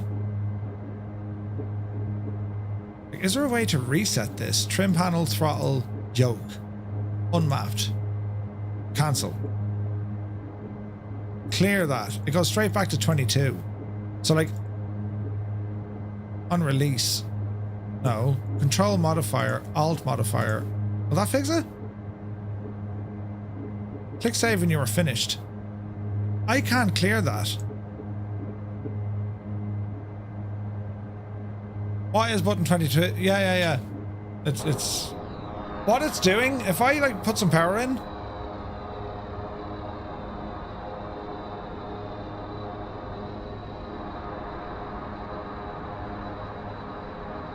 It's like it's redrawing multiple of these, look.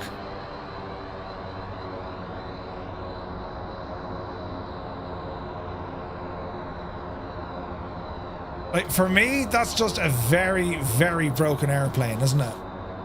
Like, there's something just not right there, lads. Is it on the Xbox? No, man.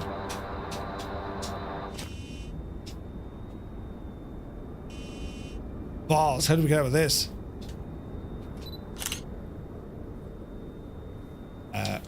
Yo, totally shagged it now, lads. And of course the sim crash, because that's what it does. Yeah, it's just it's not right, lads. It's just not right. And a sim crash to boot. Oh Jesus. Right, so the C-130 shagged. We'll kill it and start it on the runway. I must get on to Blackbird about that. Fire extinguisher chaffs. That's the only thing I can put it down to, because it's coming out of the neck of the woods from the chaff, right? And like some people just haven't had this issue, so like I find it like, what the? And there's nothing on my hardware that's saying, yeah, I mean that's where the problem is, you know. We'll see. We'll load it back up again, and we'll load it on the we'll load it on the runway, ready to fly, just to see how it handles, right? Most unusual, lads. Like, it's an alpha. You're going to get all sorts of weird and wonderful crap happening. Like, I get that. But, it's certainly looking like it's going to be savage, because, like, there's so much on the thing. But here's the thing, right? The user guide is probably built, or it's probably ready for something that isn't the alpha. You know what I mean? So it's going to be hard to follow it logically step by step, because you're just going to get to a point where something doesn't work, you know? To sell it as an alpha, though, rubs me the wrong way. Yeah, I think so. I think so. Because, like, even with the checklist that you have, even though it is alpha, right? Well, you're kind of shagged because you can't follow it then in each and every procedure, because, well, something somewhere isn't going to work. Do you know what I mean? But anyway, let's see what happens. We'll boot in here, and let's see, can we start it off on the runway and just take it for a spin? Do you know? It's definitely going to be good. Like, I know it is. You compare that to the Captain Sim answer, it's like, although I will say I was able to start that one. Jesus. Commander Balosh, I did. I don't have a button 22. There's nothing assigned to it, you know.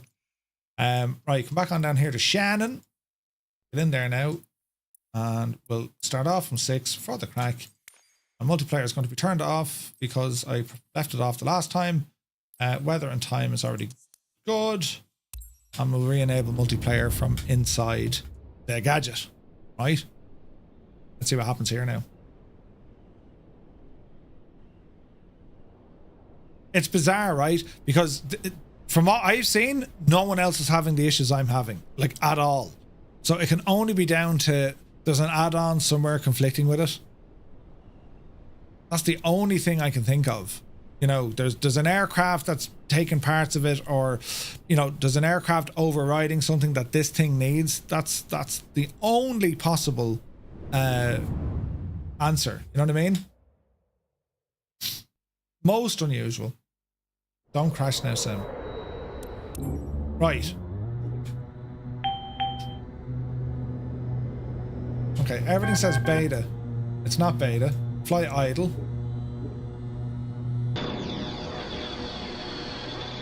There's no madness outside, although all my electrics just turned off. We want flight. This is bizarre.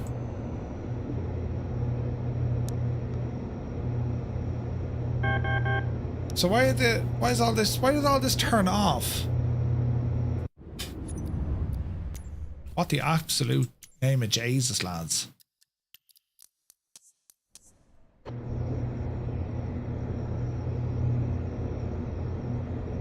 Oh, Jesus. Screens turning off by themselves?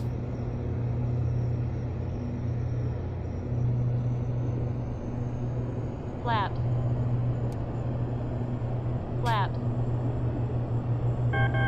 Flaps. Fished. Flaps. Flaps. How much flaps do you want? Flaps. More? Flaps. She wants more. Flaps. We're not taking off a full flap. See out of your mind. Flaps. Flaps. Colonel Fork, what time do you call this? Flaps. Flaps. Alright, don't worry about the flaps here for a minute. Get up and see Daisy for a second and we figure this one out. Get up, you divil you. Right. Gear up and let's see how it behaves. I'm having wonderful issues with this thing, man. Did the trims work? Yeah, trim works. Alright. Oh, Jesus. Listen, you don't know the half of it. Easy now. Easy. Easy. Oh, she bounces. Pretty decent hum off it.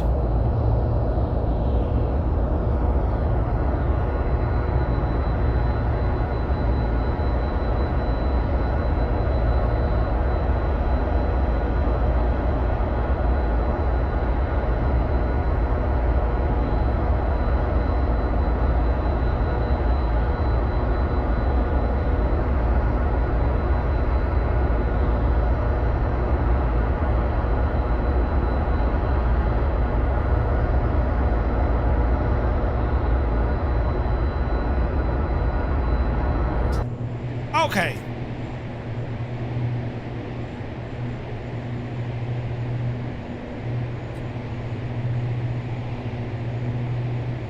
Let's see what else it doesn't want to do. Heater heat is off. Where were they again?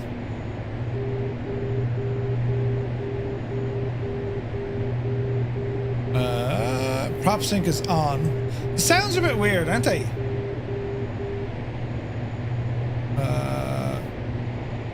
Wasn't the Peter heat over here somewhere?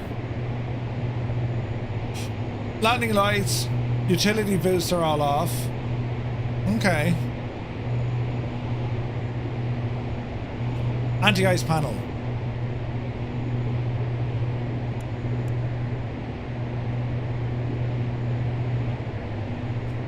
What's that CNI message then, Colonel Fork? I have a feeling Colonel Fork got himself... Interesting sound. I imagine Colonel Fork has got himself some serious hang time with this thing.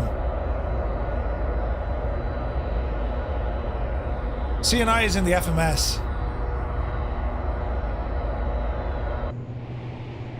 Okay.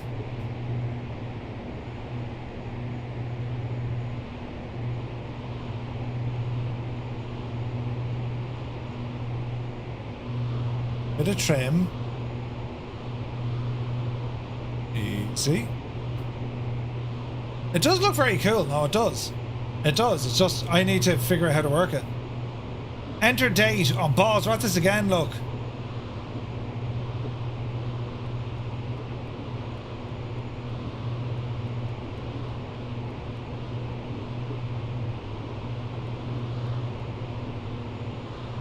Interesting. They're placeholders? Yeah, they're placeholders, yeah.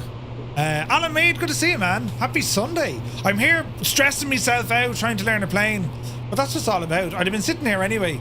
I'd still be back on the ramp trying to figure out why the fire extinguishers keep spawning. Have you seen that, Colonel Fork? Fire extinguishers spawn out of the wings. There's conflicts definitely on my side.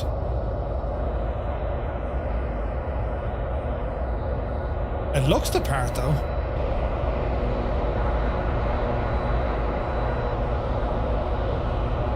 Yeah, I can't say that you've seen it. Right now, can we open up that ramp?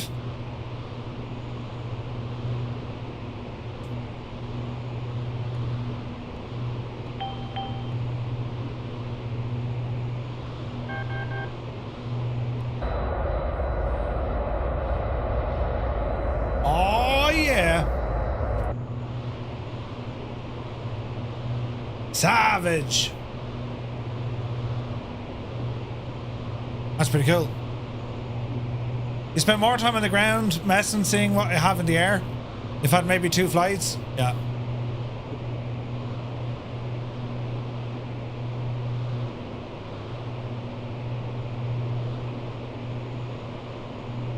Absolutely nothing wrong with that view. And there's 3 hours on the... There was 3 hours on the ground minimum. Jesus. All about that space. Good to see you. All right.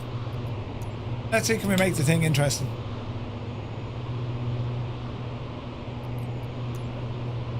We can always do these things. Yes, we can make anything interesting. That's what we try to do. You know, when we press, you know, buttons. Let's have a look. Yes.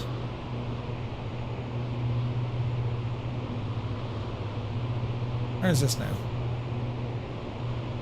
Actually, this will work.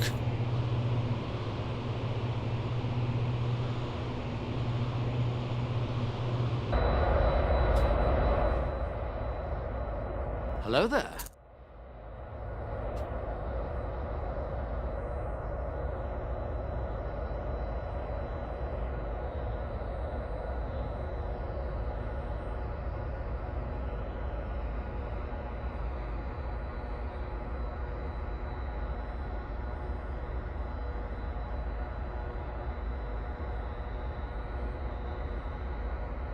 Try and press button 22? Jesus!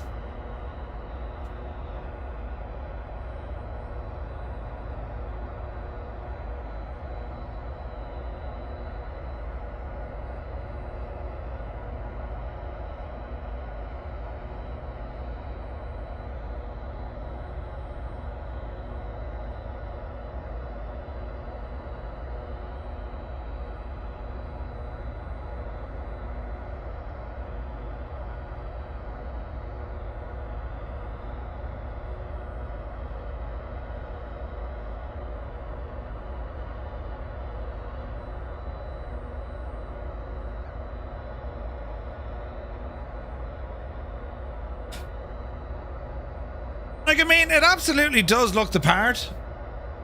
And as Colonel Fork says, you know, there's an absolute barrel load of stuff going on underneath the surface here. For me, it just needs... Well, it just needs a bit of work. I'm getting hardware conflicts somewhere. There's probably something with... you know, there's probably something with some add-ons that I'm running as well. You know what I mean? Like, I remember the C-130 from years ago. Just Flight did one. Like, years ago.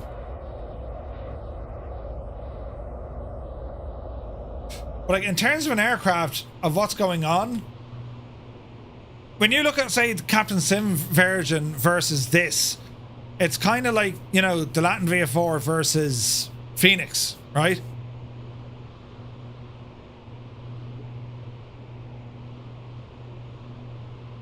Like the Captain Sim one, it looks the part, but this definitely has the depth. And like any sort of aircraft that tries to kill you, that's a good sign, man. You know.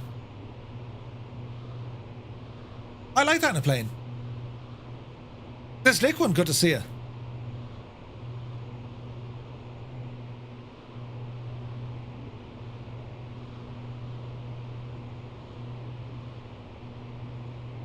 Like huge failure stuff. What is this thing?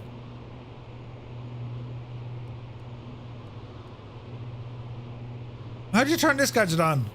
Turn on!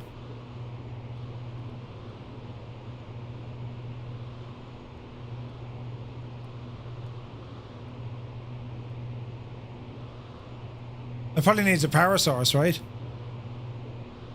It's in up. Can we open the door from here? No. Alright.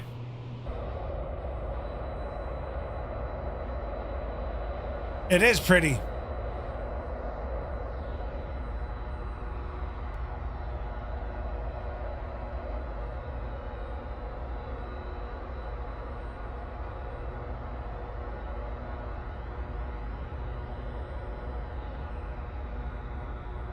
Who makes this one? This is from Blackbird Simulations. Oh, Milviz.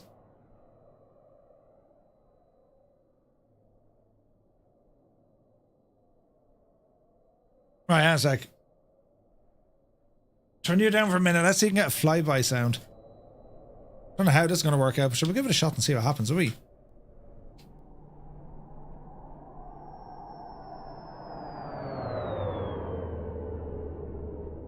Yeah, the sounds aren't great, in fairness. They will get better.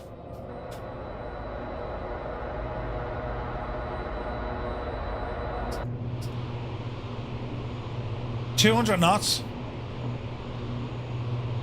Show the gear in flight.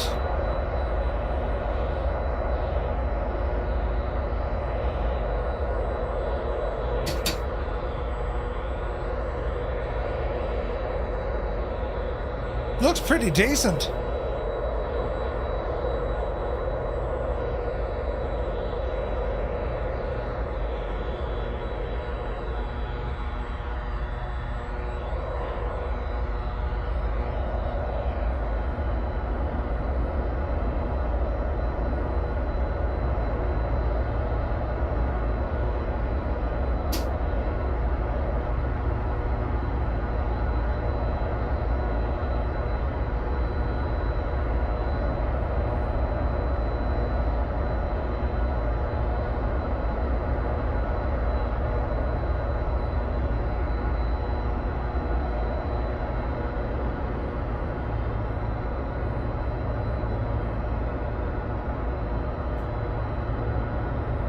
So like, okay, the throttle is a little bit giddy.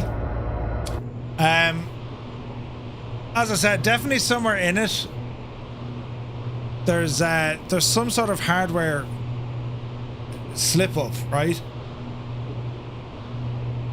Because like even using the throttle, and I also noticed her pitch seems a bit off. Look at that. So the handling needs a bit of work as well. The roll is quite nice, right? But the pitch seems a little bit out. You can trim it well. Sorta.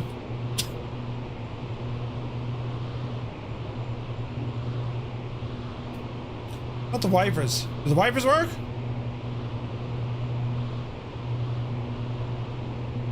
Wipers work.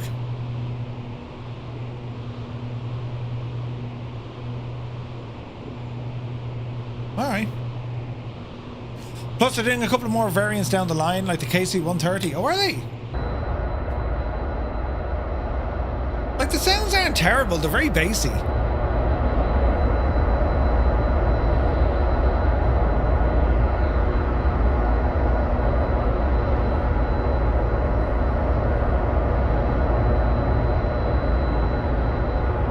It certainly looks the part. It needs more time in the oven for sure, though. Like, we know that it's an alpha. I mean, that's the idea, right? But I'm sure, as you can see, like from just the initial stuff that I'm getting completely confused on. We got this working a while ago. There she is.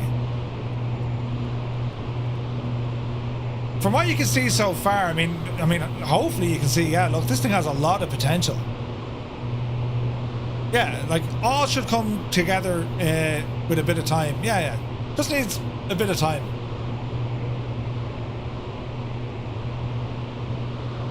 Like it's not your, it's not for the faint-hearted. This one.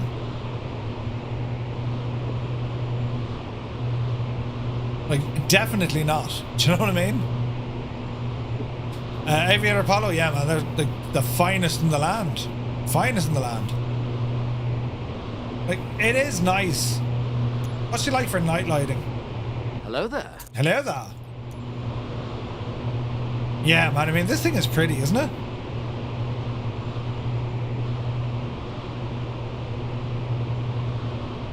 It's a lot of green, right? As complex as it is, they need public eyes on it to find the bugs. Yeah, 100%. Jesus, look at the lighting. Bloody hell, look at the lights. That's impressive. Wait now, formation lights, Murph.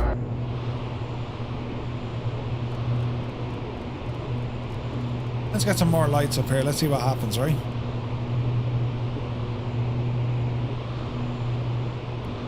Flash, dim or bright, white, white.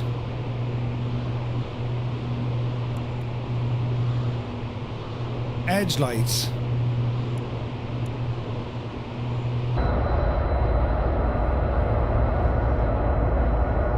Man, that's cool looking. That is cool looking. Look at the lighting on this thing, lads. Jesus.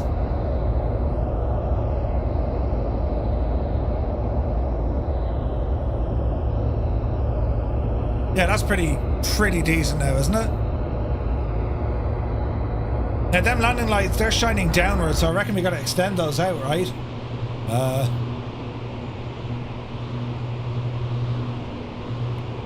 Extend and extend. There they go. Look at that move. That's awesome looking. Jesus. And also a rotating beacon. I mean, you gotta love it, right? It just has to. Wait now, did I not have other mad music over here? No? I thought I had.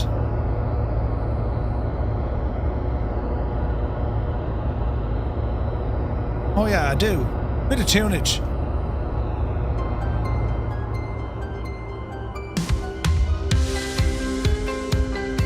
Now, okay, she's in the Coast Guard colours, but imagine if it wasn't in the Coast Guard. Do you know what I'm saying? You know that mad devil that comes at you?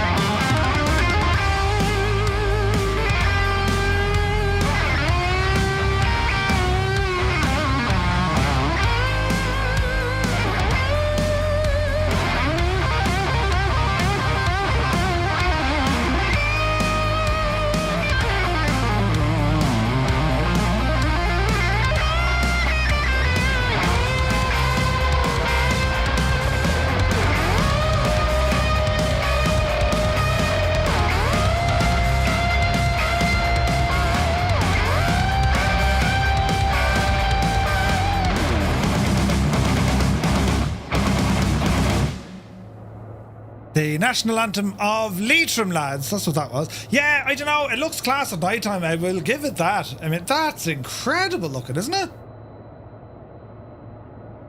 Very impressive.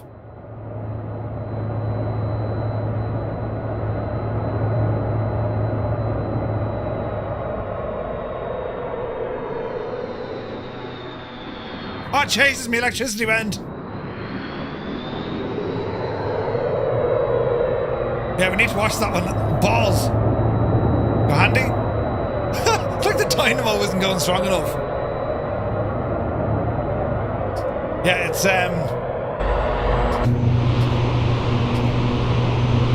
well, it's mad, isn't it? Oh wait now, hang on. Ah, Jesus. The lighting on it is savage, isn't it?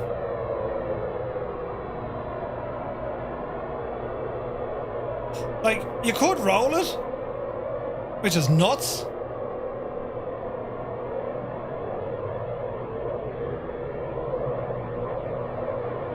And they do. Oh, Jesus. Oh no, I've died. Oh no. Shit. Right. There's nothing to see here now at all. We have recovered the situation, almost. No, we didn't. No, we've properly overshagged. Oh, no! Wait. Oh, Jesus, then. Oh, it's like Titanic, lads. It's going down. Oh, no! Come on, regain it. No.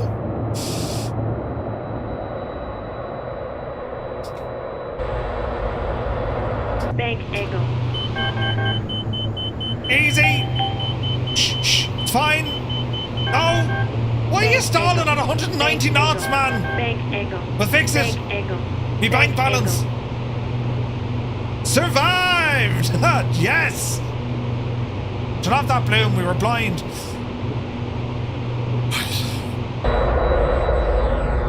We get the idea, lads, right? We get the idea. Very nice. It's not the plane, it's the pilot. It's a feckin' agent is what it is. Jesus.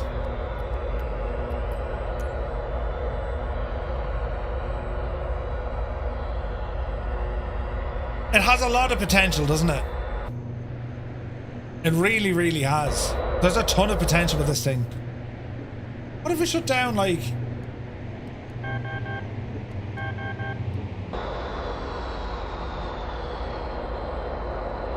Yeah, that works. Look at them. They're whittling back. Well, bro, have a good day, mate. Yeah, like, I'd say there's, like, a ton of features they're going to add to this. It's early days for sure, but like I think it's well worth a watch. It's well worth to see kind of what you can do with it. Like, you know, we have the A400, we have the C17. We were missing a very good C130, and this definitely looks like it's going to be there. You know, it could do a loop in real life, but it would have broken. Needs Jado.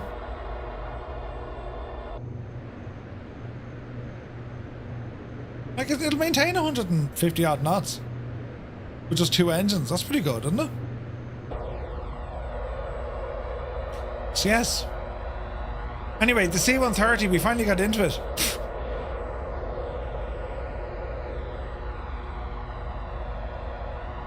What do you think? Something on the radar, or just something to say, yeah, we'll wait for a while?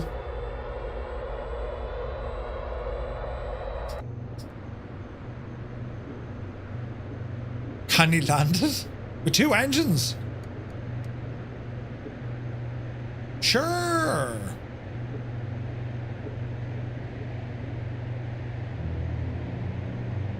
Quick question, does it have SimBrief integration? I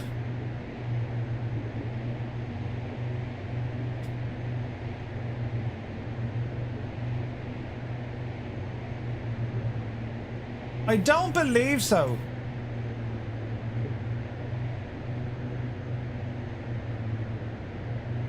No, I don't believe so.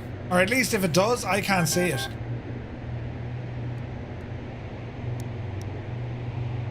In the Mac do?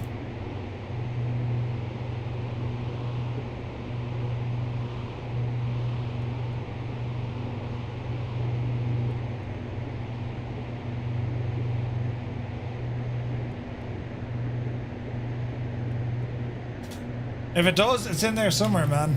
It's in there somewhere. Personally wouldn't get it until it's more better than it is now. Was not going to pass this up. No, it's you bought it when it came out. Yeah, like it's I can definitely see the potential. And as Colonel Fork said, I mean, this is something you're going to have to like, you're going to have to spend some time learning the quirks of it all. Like, definitely. I think I think it could be great.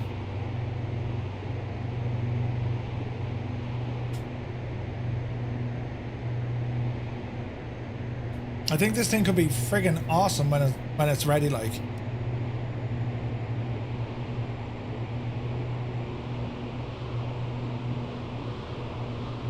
It needs a bit of work for sure, but like it's pretty good, man. The pitch trim is like very sensitive.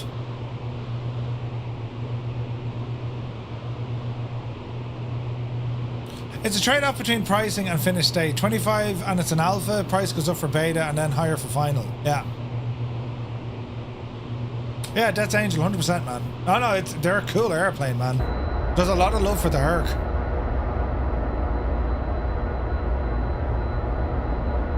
Like, I mean, you can do haulage, you can do friggin', this is Coast Guard stuff, but like, yeah, lots of different application. Drop tanks are huge, yeah. It's nice, man. There's enough going on that I want to learn more about it. And any plane that can do that for you, any plane that's kind of forcing you to say, I want to learn the thing, you know? Muse, I actually have it on, but it just, do us a favor, Muse, invite me there, would you?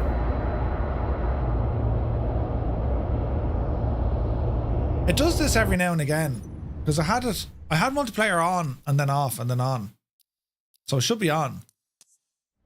Which you might. Here we go. Group invitation received. Go. Thank you, Muse.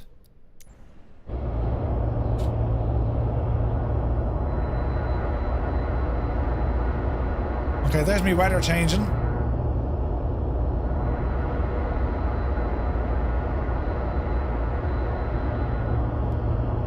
Jesus, Muse.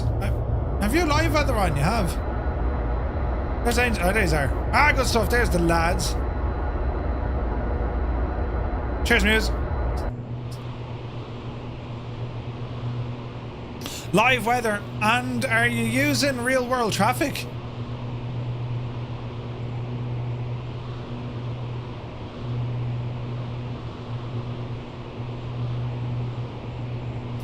Wait, now what happens if I leave the group? Current group. What if I leave this? Do I lose all multiplayer?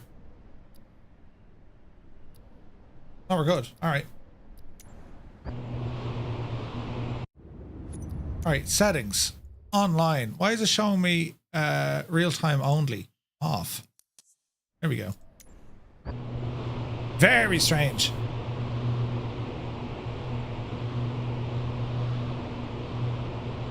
Ooh, that's pretty.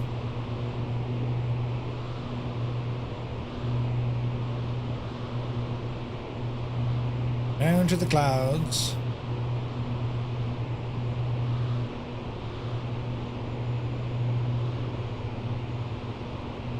Easy.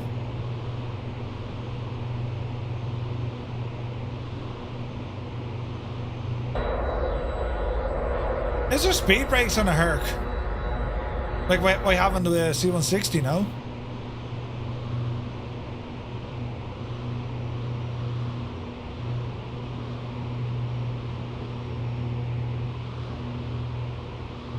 Easy. Man, that's freaking gorgeous looking, isn't it?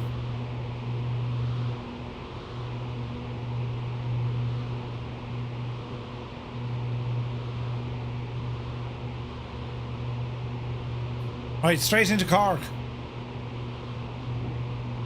Let's see what happens here. Tactical approach, is that what they call it?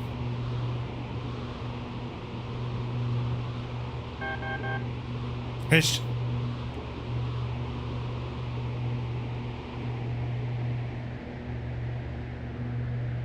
The sounds are quite good on the, like, you know, the wind speed and drag and all that kind of stuff.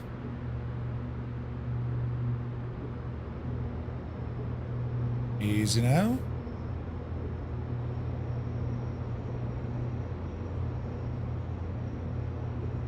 You flew one of these at the age of 12. What? No way, man. Yeah, Goblin Zeus, it would be, yeah. Did Boris do the sounds on the Dukes? He did, yes. He surely did.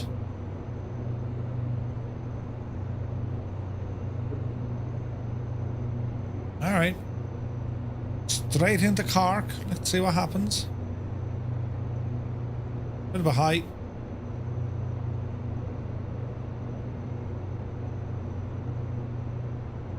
Three-4 is active. Balls. Yeah, alright. We like a bit of a tailwind. Oh, Jesus. Turn, you devil. Easy now. Overshot that one, Murphy, you blithering idiot. Easy. Back on track. Easy. Easy, I say. Altitude. Yeah, we're alright. Your gear's down, she's alright. Altitude. Shh, pitched. We're landing, missus. Easy now. Easy. If this goes into beta... Yes, I've lost multiplayer again, have I? If this goes into beta... Easy. Easy. This is going to be an absolute wallop. Hello there. Hello there. Straighten her up. Jesus, we felt every bit of that. Into beta. There's a D-style. Yeah, I don't know why the electricity turns off.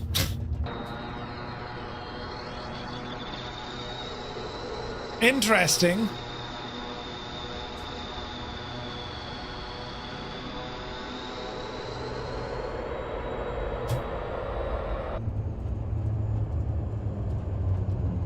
Weirdness. There's just weirdness. Are the gens on? Yeah.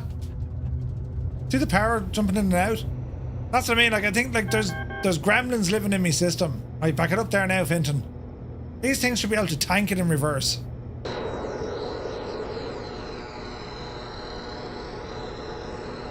Yeah, to be fair, she's fairly moving.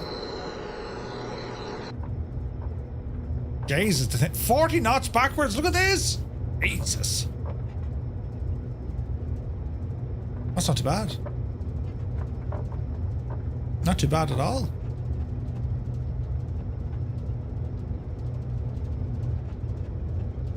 You have APU selected. Very good. Oh Jesus, hang on. Left is right. 60 knots going backwards. This is ridiculous.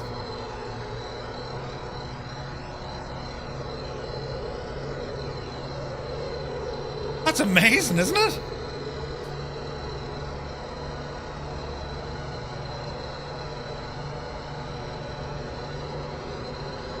Right. How fast can it deal with now forward propulsion? Oh man alive. Yeah, look, it's still doing it with the power curl fork. Trim.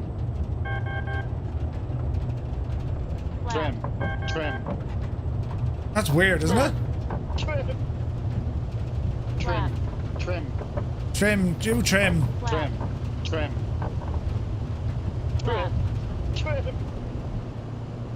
Trim! I've not had that issue. Yeah, trust Murphy to break it. Jesus. Ah! Easy now on the old elevator.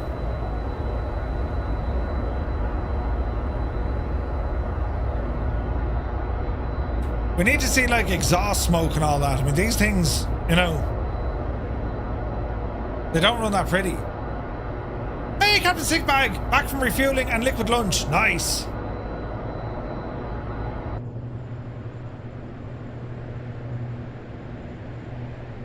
Jesus, I didn't know there was a quarry just there, look. Black Sheep Gene, good to see you. It looks the part. The J isn't as dirty as the earlier models. Altitude. They're dirty torty. Altitude. Altitude. Altitude. Yeah, like, look, it's a plane that just needs to be friggin' learned. Nothing more. Like, it's the only way you're going to do it is spend time figuring out what makes it tick, what's nice, what's not nice. You know what I mean? But yeah, like, there's definitely issues with power settings. See that kind of crack?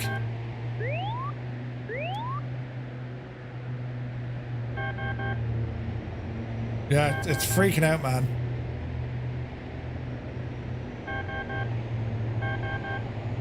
Yeah. I'm not seeing many Hercs, but I used to see the Electras a lot. Oh, yeah. Yeah, this is definitely not for a casual simmer. Absolutely not. It's like a video game. All the sounds, right? It's definitely interesting. Definitely. Do you know? Now, whether or not it's your cup of tea, I couldn't tell you, but I really liked it, man. I thought it was awesome. It needs a lot of work for sure, but like they're going the right way about it, you know? Or at least we hope they're going the right way about it. Do you know what I mean? Do you know what we do now? Hang on, will we jump over to I think Adam's online, is he? Your Fadek was having a fit? It absolutely was. It absolutely was. Adam Controls is on. Should we partake in a bit of that image? With some helo flying out over Dublin. There's nothing new on the chopper side, sure doesn't there? I don't believe so. I don't believe so. It's almost like the gens needed a reset. Yeah, they were playing up, man, for sure. They were playing up. What was I flying with Adam the last day? Oh, I was in the do you know what I was in? I was in X-Plane, wasn't I? I was in X-Plane when I was flying at Adam the last day. Doing a bit of X-Planeage, which is a bit of crack. What hoppers do we have here? Look.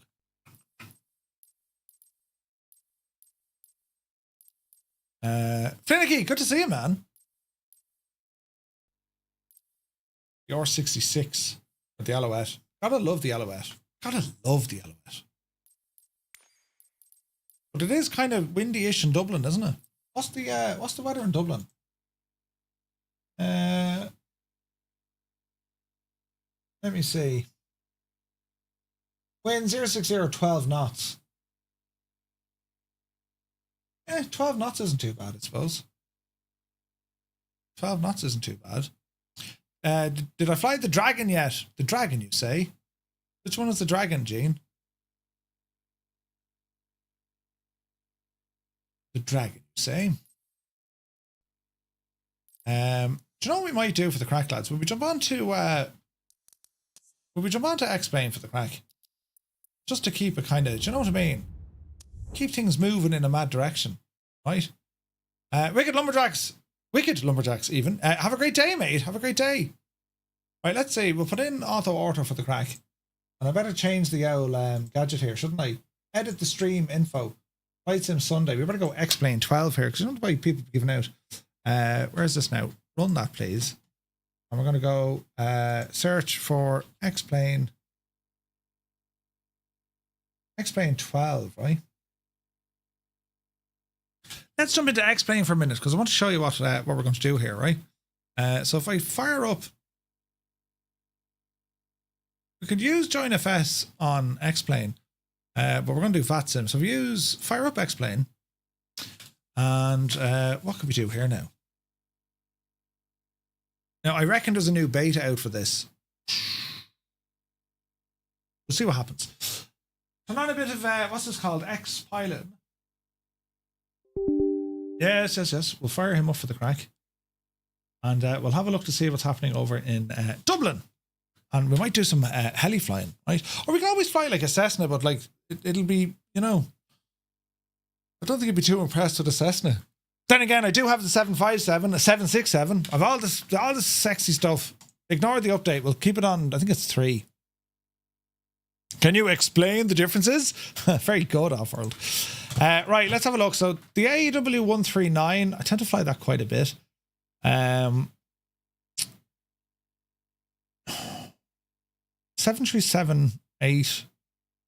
freaking Concorde is there. The Aerostar, the Cessna 172. I think we'll go with chopper, will we? I think we'll do a chopper for the crack.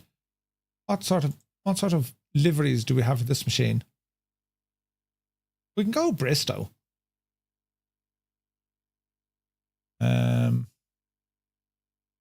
Northwest looks good. Right, so let's go to Dublin. Customize. We'll start off with the old helipad. VF4 is real. And we'll do May the 4th. May the 4th, you muppet. What time are we now? We are 16:55. Done.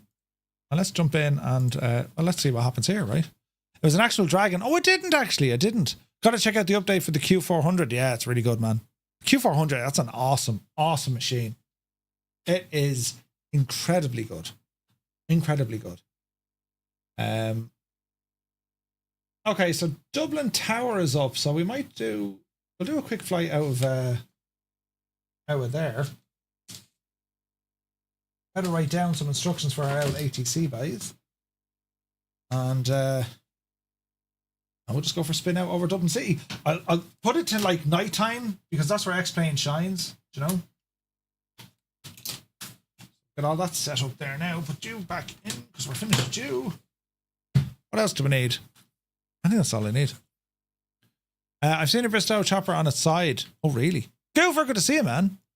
Have I tried the new Moe's and new yoke? I haven't tried the yoke yet. No.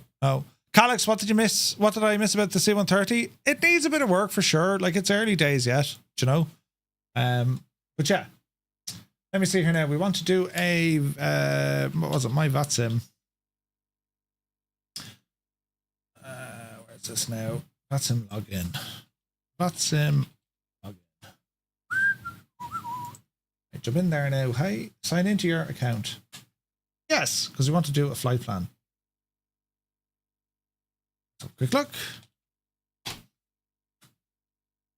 So yeah, we'll do some flying in around Dublin just to show you, well, this gadget at my time, because it's only gorgeous to stunning, right? What are we? We're going to be I tend to be Irish 235, but we can't now. We'll go November. And we're going to depart Dublin. We're going to land at Dublin. Now, I don't think it has the AW139. I'm almost certain it doesn't. No, it doesn't. So we'll go with 172 for the crack.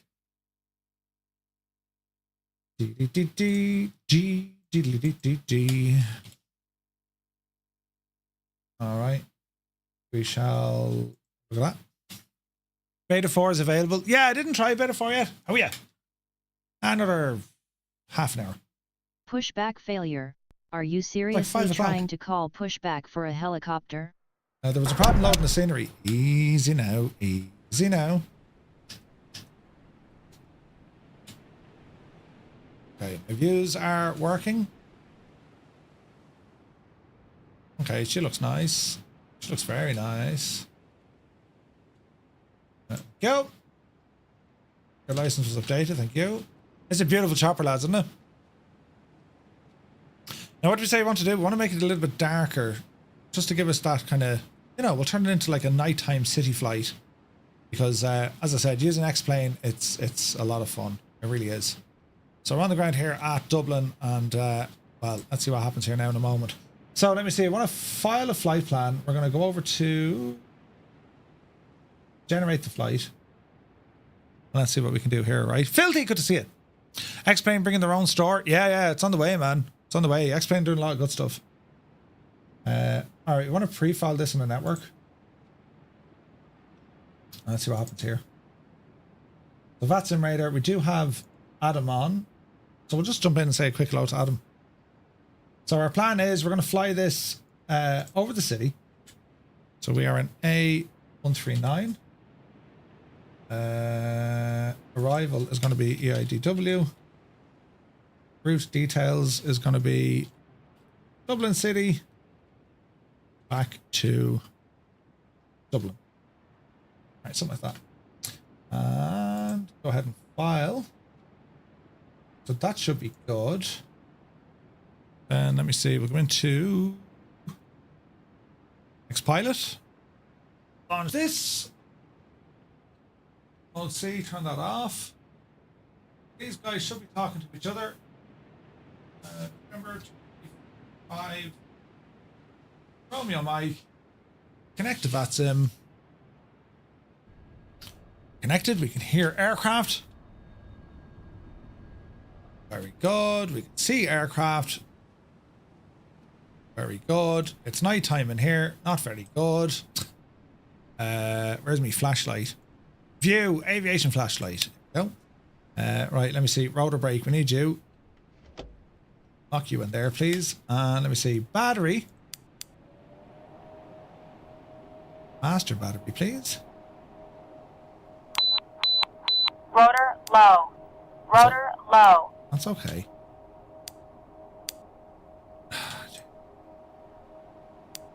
Gens 1 and 2. Screens turned on here so we can actually see what we're doing. What else are you trying to do here, Murph? We want winch on. We want... How did I end up upside down? Jesus. We want... I couldn't have done that if I tried. Cabin lights. Night lights. Overhead. Storm lights. Why is it so friggin' dark in here, look? Interesting. Right, we need to tune some radios. A bit of SPAD here will help me out. SPAD. Yes. Let's see what happens. Downloading your configuration. Thanks very much. Are there any lighting mods? No, this is default. This is all default, my friends. And it's very pretty. So we want to find other aircraft that are in the vicinity, yeah? So there's construction work. They're still working on Alpha. There's a Shamrock on the... There's a Shamrock getting ready to go. What else do we have? There's a Speedbird coming in.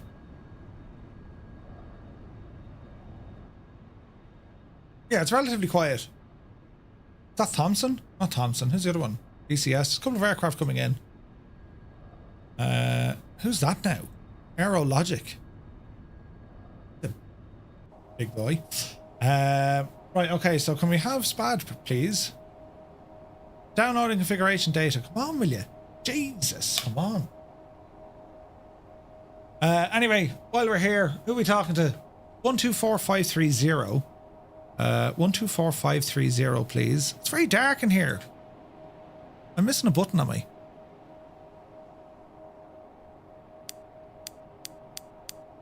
I would have thought we had lights in here, no? Storm lighting.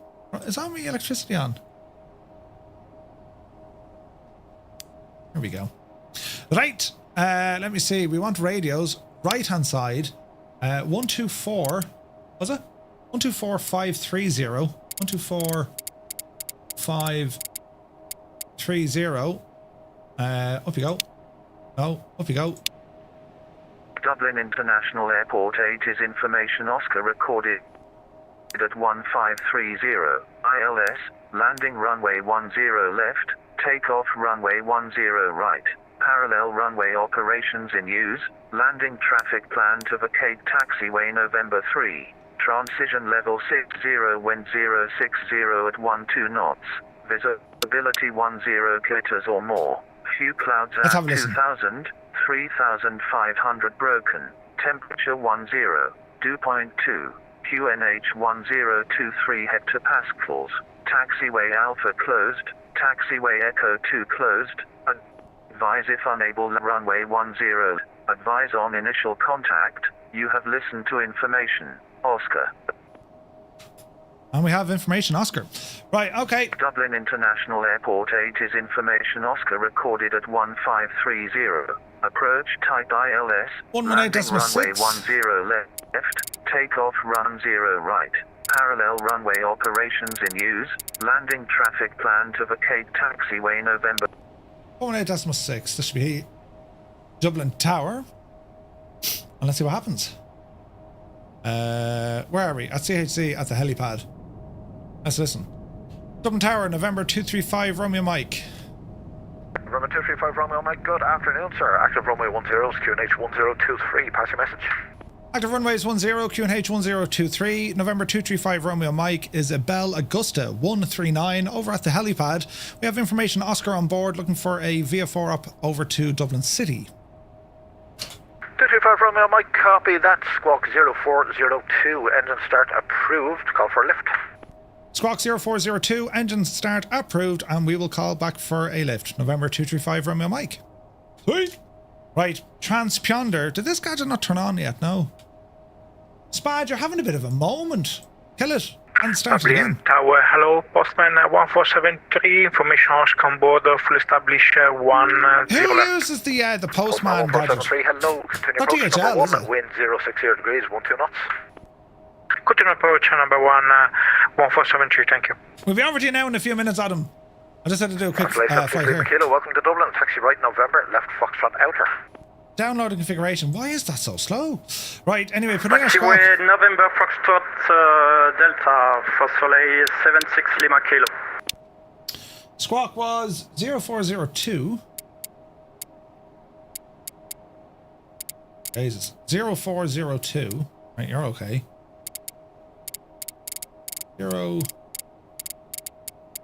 Just gonna take a few moments.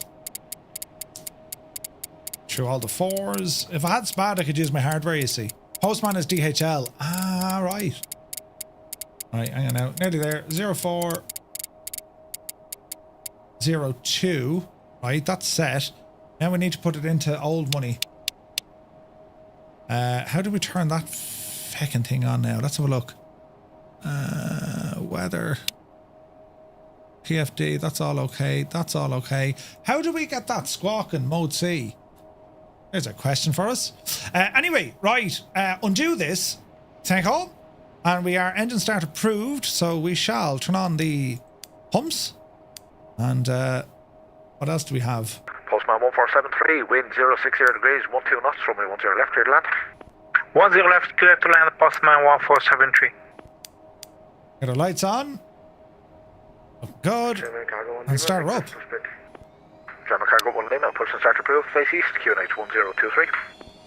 Alright.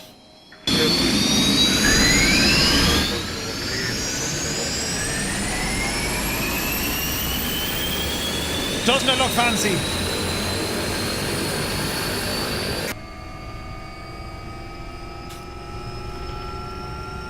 Alright, Betsy, let's be having it.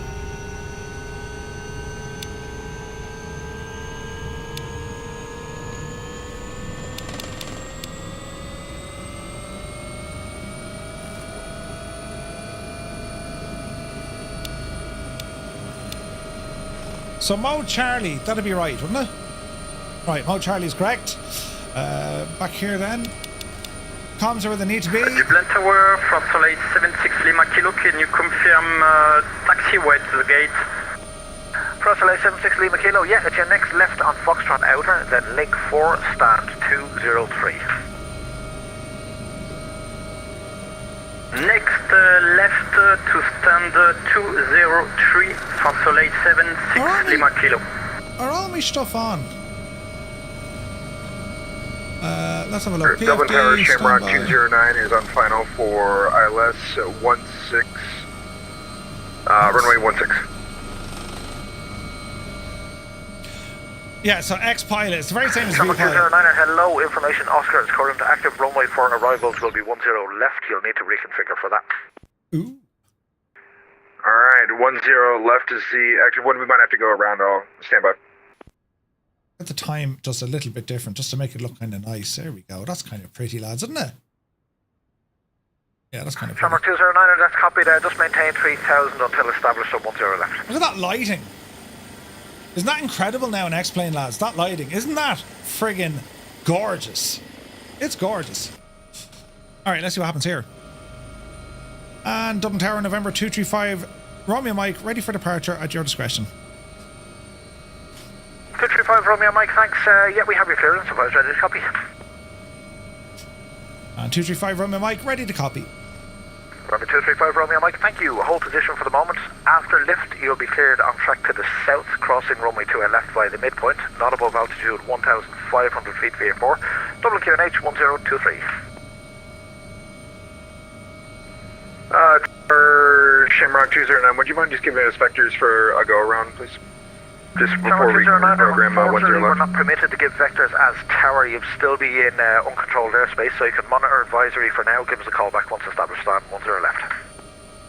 Will do. Thanks, Shamrock 209. And November 235 Romeo Mike, holding position. We are cleared to track to the south over the 28 left midpoint, not above altitude 1,500 feet, and Dublin QNH 1023.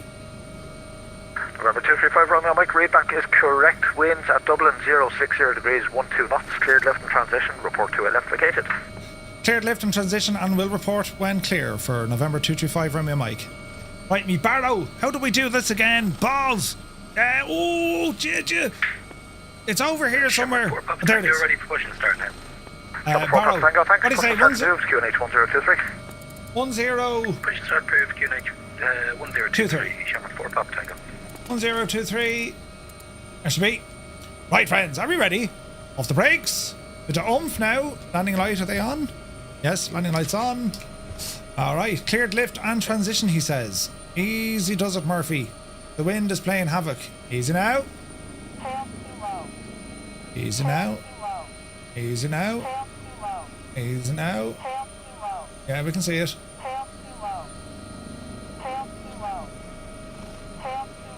What's she giving out? Something's low.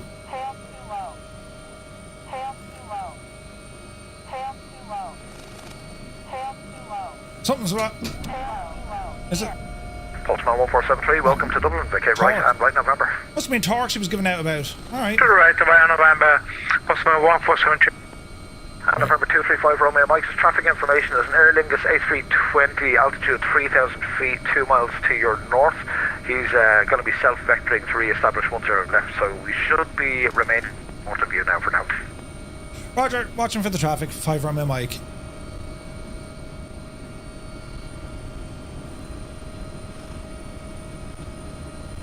And November 235 Romeo Mike, clear the midpoint runway 28. November 235 Romeo Mike, thanks. Track to the city, report overhead. We'll track to the city and report overhead, 5 Romeo Mike. Alright, not above 1,500 feet, and there's an A320 going to be heading over here somewhere. Taxi November, left backtrack runway 16, right Whiskey 2 to the cargo apron, standard choice, good day. We need a little bit of altitude, not major. Yeah, November, backtrack 16 to the left, and Whiskey 2, standard for my choice. Postman 1473, thank you. Alright. So we're heading into the city. We're going to get up here to about maybe 1,100 feet, give or take. Bit of weather to look at in Dublin here as well. All the while, keep an eye out for that other A320 that is tracking south. I think we're all right though. Not above 1,500 feet. That is the limit of our clearance, so there's 1,100. The wind is absolutely bashing us. We can feel every single bit of it. Yeah, we're tracking south. But didn't he say that A320 was tracking south as well? Sherman Cargo 1 Lima, thanks. Taxi Whiskey 2 Sierra, hold short runway 10 right.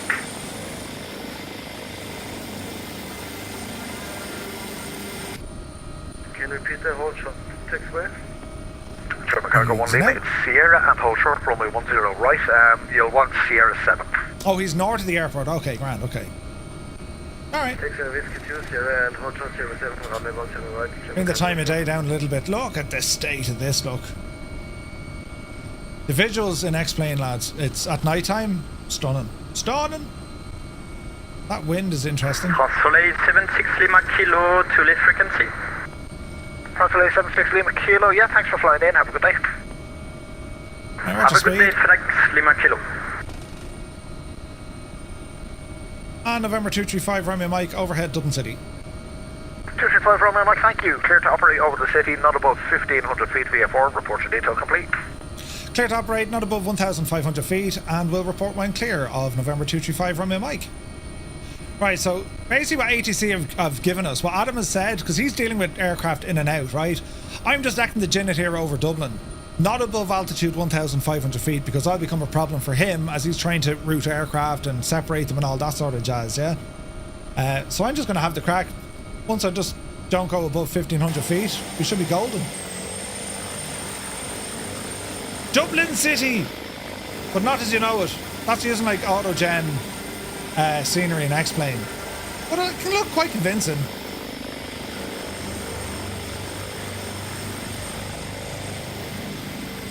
It can look very pretty. There's 1,300 feet, so we just got to be a little bit careful here now. We're going to spin down not too far out of this area, but you can see boats and stuff doing their thing. We have a decent bit of a turn here now. Like, there's plenty of boats out there out in the Irish Sea. Trying a small bit of rudder as well. Chopper flying is deadly. Chopper flying on VATSIM is even deadlier. It's so much fun. On both sims, like, I mean, X-plane is great at night time, but like, I find the choppers a little bit more difficult to fly in X-plane. But there's still loads of fun, like. It looks gorgeous, doesn't it? And I'm using X-Pilot, so I can turn off those name tags. I just have them there. It's especially flying in and out of Dublin. It's just handier to have it on, you know what I mean?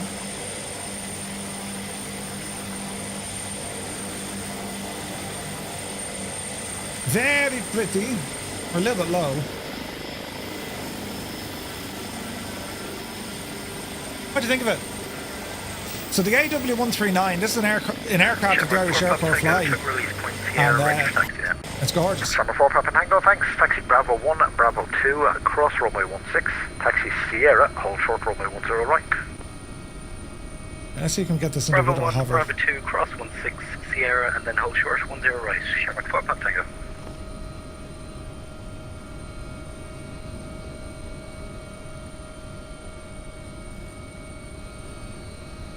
Like, we are getting spoiled for choice here now, the way the sims are going, aren't we? We really are, lads.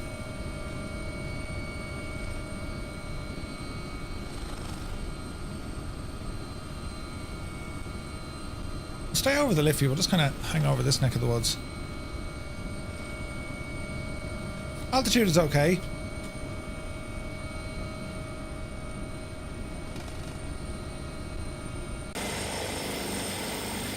I must come on to the latest beta.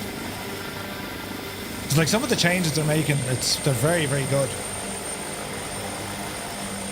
And like, again, it's the old story, right? You're going to see Laminar copy some of Microsoft stuff, and then you see Microsoft kind of say, oh look, that's a good idea, we'll try that in the sim. Need to now give ourselves a sharpish turn.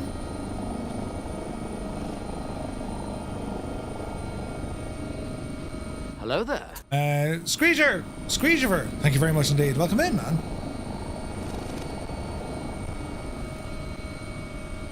Easy does it. Now, usually flying in Dublin, you want to be minimum 1,000 feet off the ground. Cargo 1 Lima, wind 060 degrees, 12 knots, runway 10 right, clear for takeoff, yeah. But it can be very, very immersive, right? We darken it down another smidgen. Now this is the sim running without the likes of reshade or that. You can put reshade in this.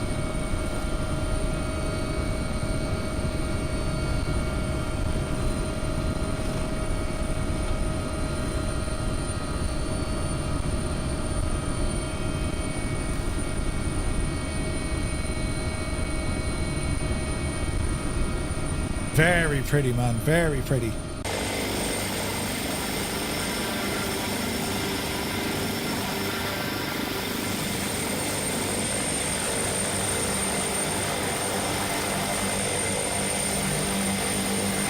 All stations, Dublin Tower, stepping out for 1 minute.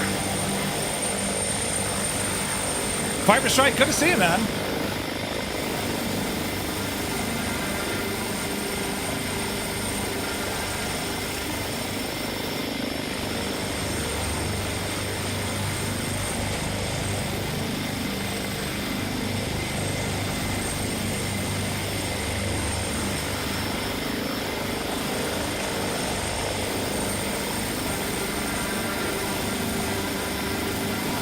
So again, like we can mess around with the time of day as well. I mean, it doesn't have to be nighttime. The night lighting is just very good. Day lighting is pretty good. The sky colours I think are spot on.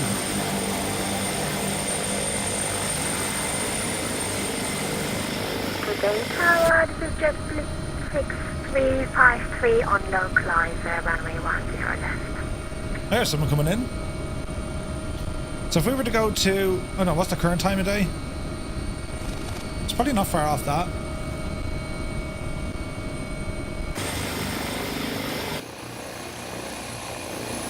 That's awesome looking.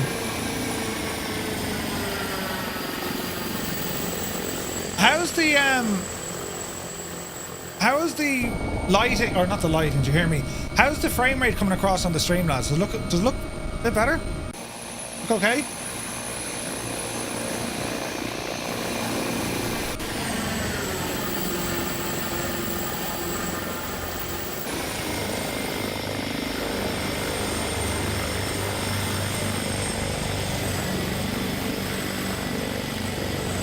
And double tower's back.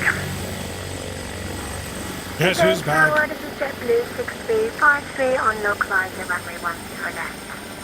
JetBlue 6353, hello, 10 left, clear to land, wind 060 degrees, 12 knots. Clear to land, runway 10 left, JetBlue 6353. And Dublin Tower Shamrock 209 is also established on ILS, on the localizer ILS runway 10 left. Shamrock 209, thanks. Continue approach to number 2, wind 060 degrees, 12 knots. Don't get Number lost 2, now, Murphy. Shamrock 209. That's altitude. Ramble over this way. Right. Let's give a shout back and head back to the tower. It's a little bit jittery at times. I'm seeing that on my monitor over here. It's running dead smooth for me. I don't know why. It could be just the way it's capturing it, but it's butter smooth on mine. Frame rates I'm getting are off the friggin' charts. I forget the controls for that. Anyway, that's not important. On November 235, Romeo Mike, clear of detail over Dublin. Request zone entry to land back at the helipad at Dublin. 235 Romeo Mike, that's copy, thanks. Track 2 Ballymun, I'll catch you in a few minutes. We just have a couple of arrivals due. Roger, we'll track to Ballymun. We'll hold south of the M50 for November 235 Romeo Mike. Shamrock 4 Papa Tango, wind 060 degrees, 12 knots, runway 10 right, clear for takeoff. See ya. Yeah. Takeoff 10 right, Shamrock 4 Papa Tango, thank you very much. Okay, we very nearly broke through our, assigned altitude. It's grand. Right, so we're going to track back up towards Ballymun, and we'll hold just before we cross over the M50. Man, look at that lighting. That's freaking gorgeous, man. Tower, hello, F3 Whiskey, Manchester. Runway 3 Whiskey, hello, cleared Manchester, Beaufort 1 Echo departure, runway 10 right, stop flying flight level 90, squawk 0301, departure frequency advisory 122.8. Yeah, I can see in this monitor it's a little bit jittery. I don't know how to fix that, to be honest. From 1 Echo departure, runway 10 right, stop flying flight level 90, squawk 0301, departure frequency 122.8, Runway 3 Whiskey. Runway 3 Whiskey, be back correct. Runway 3 Whiskey, ready for push and start, star 122. Runway 3 Whiskey, push and start for pool, face west, QNH 1023. Alright, so we're at 1,000 feet, heading back towards Dublin. And we'll just watch our speed here as well. Like, we don't want to encroach too close to the airport, because he's got a fair bit of traffic to deal with. Make it night time again. Just so we can see the lights in the distance. This is VATSIM, yeah. This is VATSIM. So Adam controls, he's controlling Dublin Tower, and we got a good few aircraft here. We got a good few aircraft. So we'll ease off the speed a bit. I'm just going to ramble up to where the M50 is and just hang loose there.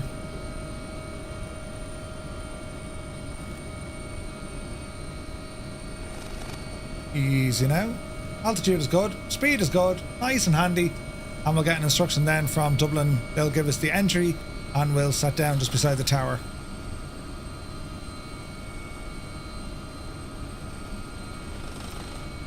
You can see the beacon light on.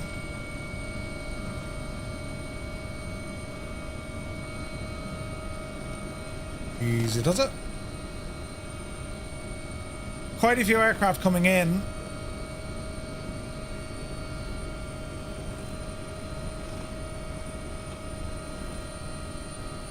We're not in any hush or rush, so like it's fine. That's the M50 just ahead of me there, so we're looking at aircraft coming in from left to right. So we just want to just kind of hang loose around here.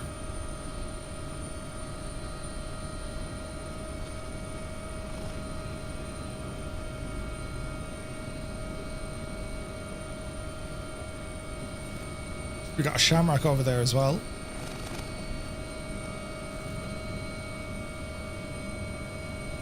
Pretty much over Ballymun here at the moment. 40 knots, we're just kind of circle around and hang loose.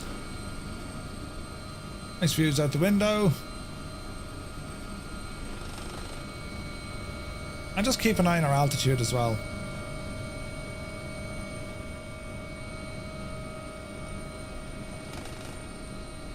So we want to anticipate what will happen next. Once there's a sufficient break or a gap between the arriving or departing aircraft, we'll get permission to enter in.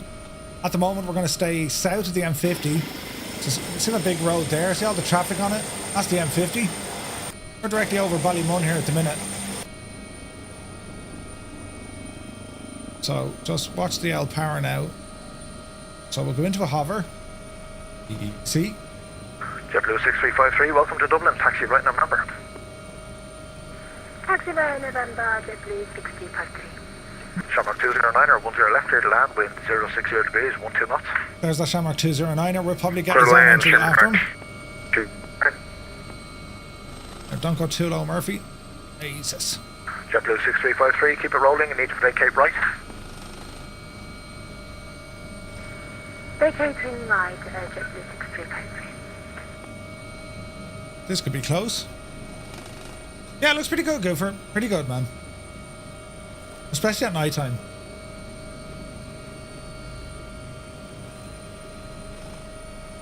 Like when you fly kind of VF4 chopper operations next to a busy airport, you want to help the controllers out. Like don't just jump in if they're having a busy day. But Adam doesn't mind this. He likes the extra challenge. It keeps him busy. Now if we had Dublin approach on, if we wanted to head somewhere else after this, we'd leave his airspace and then we'd be talking to approach or to control or whatever. Whatever comes after it, you know. And JetBlue 6353, thanks. Taxi Foxtrot Outer, continue Foxtrot, Link 2, standard choice, good day. Foxtrot, Outer, Foxtrot, and Foxtrot Link. He'll give us a shout now in a second, I'd say. Standard choice, JetBlue 6353. And November 235 Romeo Mike, thank you for your patience, sir. Cross runway 28 left via the midpoint, cleared to set down at the SAR, wind 060 degrees, 12 knots, report on the deck. Enter 28 from the midpoint and clear to set down for November 235 Romeo Mike, and we'll report when set down. Alright, let's drop the gear. Rhino 3 Whiskey, request taxi. Ease our way in. Rhino 3 Whiskey, check your squawk 0301. That's not what Adam says behind your back. Shamrock 209er, welcome to Dublin. Taxi right November, left Foxtrot Outer. Right November, left Foxtrot Alpha, Shamrock 209. Right, we don't want to go too fast in here because like it requires a bit of skill to try and put these things down. I say skill, it requires a bit of luck. And we don't hit any friggin' lights. And the last time I tried to come in here, I almost took the I almost took the fence out of it. Banner 3 Whiskey, thanks. Give way to the JetBlue 321 right to left, then taxi Link 5, Papa 1, hold short runway 16. So mind those lights there, Murph. Easy now. Mind the tower. Give way to JetBlue, taxi Link 5, Papa 1, hold short 16 for Banner 3. Shamrock 209er, taxi Foxtrot Outer, hold short Link 5. Easy. Hold short Link 5, Shamrock 209.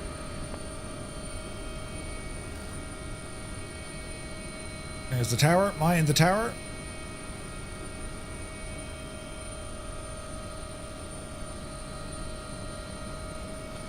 There's our helipad. Right, bleed off some of that speed. Come down low.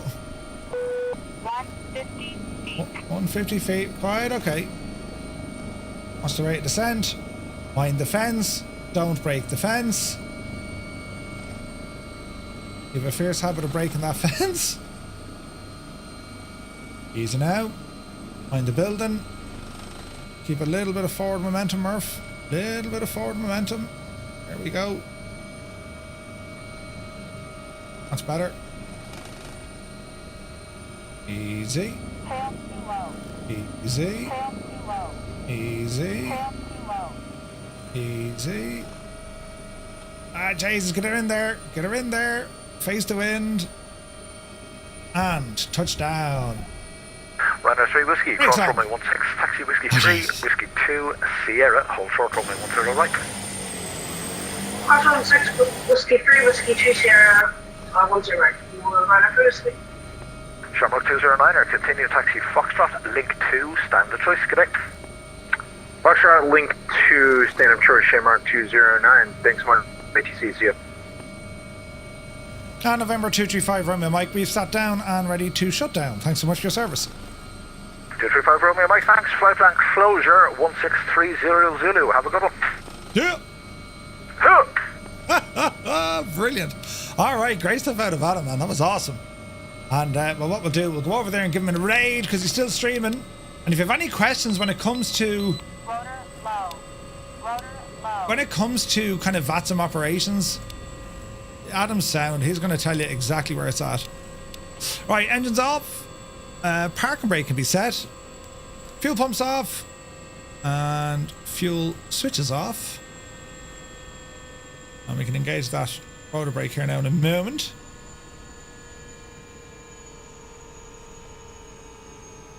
Slow things down a little bit. It's a nice chopper, this. The AW139 is some X rotors.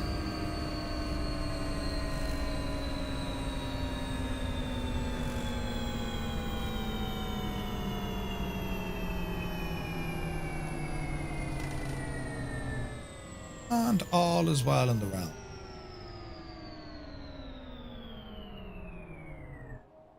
Right, lock her in. Clear the cautions. And we can go mains off. Gen's off. And everything off. Alright, good stuff. There's a couple of lights on just for the crack of it. That was fun though, wasn't it? Pretty awesome, lads. It's the AW139. It's a great bit of kit. It's a great bit of kit. It's one of my favourite choppers. It's done really, really well. Sounds great, flies great, has all the bells and whistles. It's really, really good. Right, lads, that shall do it for today. I want to thank you all so very, very much indeed for tuning in. We'll ramble over and say hello to Adam now as he's streaming. So we'll do a quick raid for everyone here on Twitch. For those of you on YouTube, thank you very, very much indeed for tuning in. Really enjoyed your company today. We got a lot covered. Definitely the C130. I need a lot more a lot more work with, but yeah, it's a lot of fun. A lot of fun for sure. So we're back tomorrow night. More ATC stuff, lads, happening tomorrow night from 1900 Zulu, and yeah, loads of fun. So until then, thank you all so very, very much indeed, and we'll see you on the next one. Take care.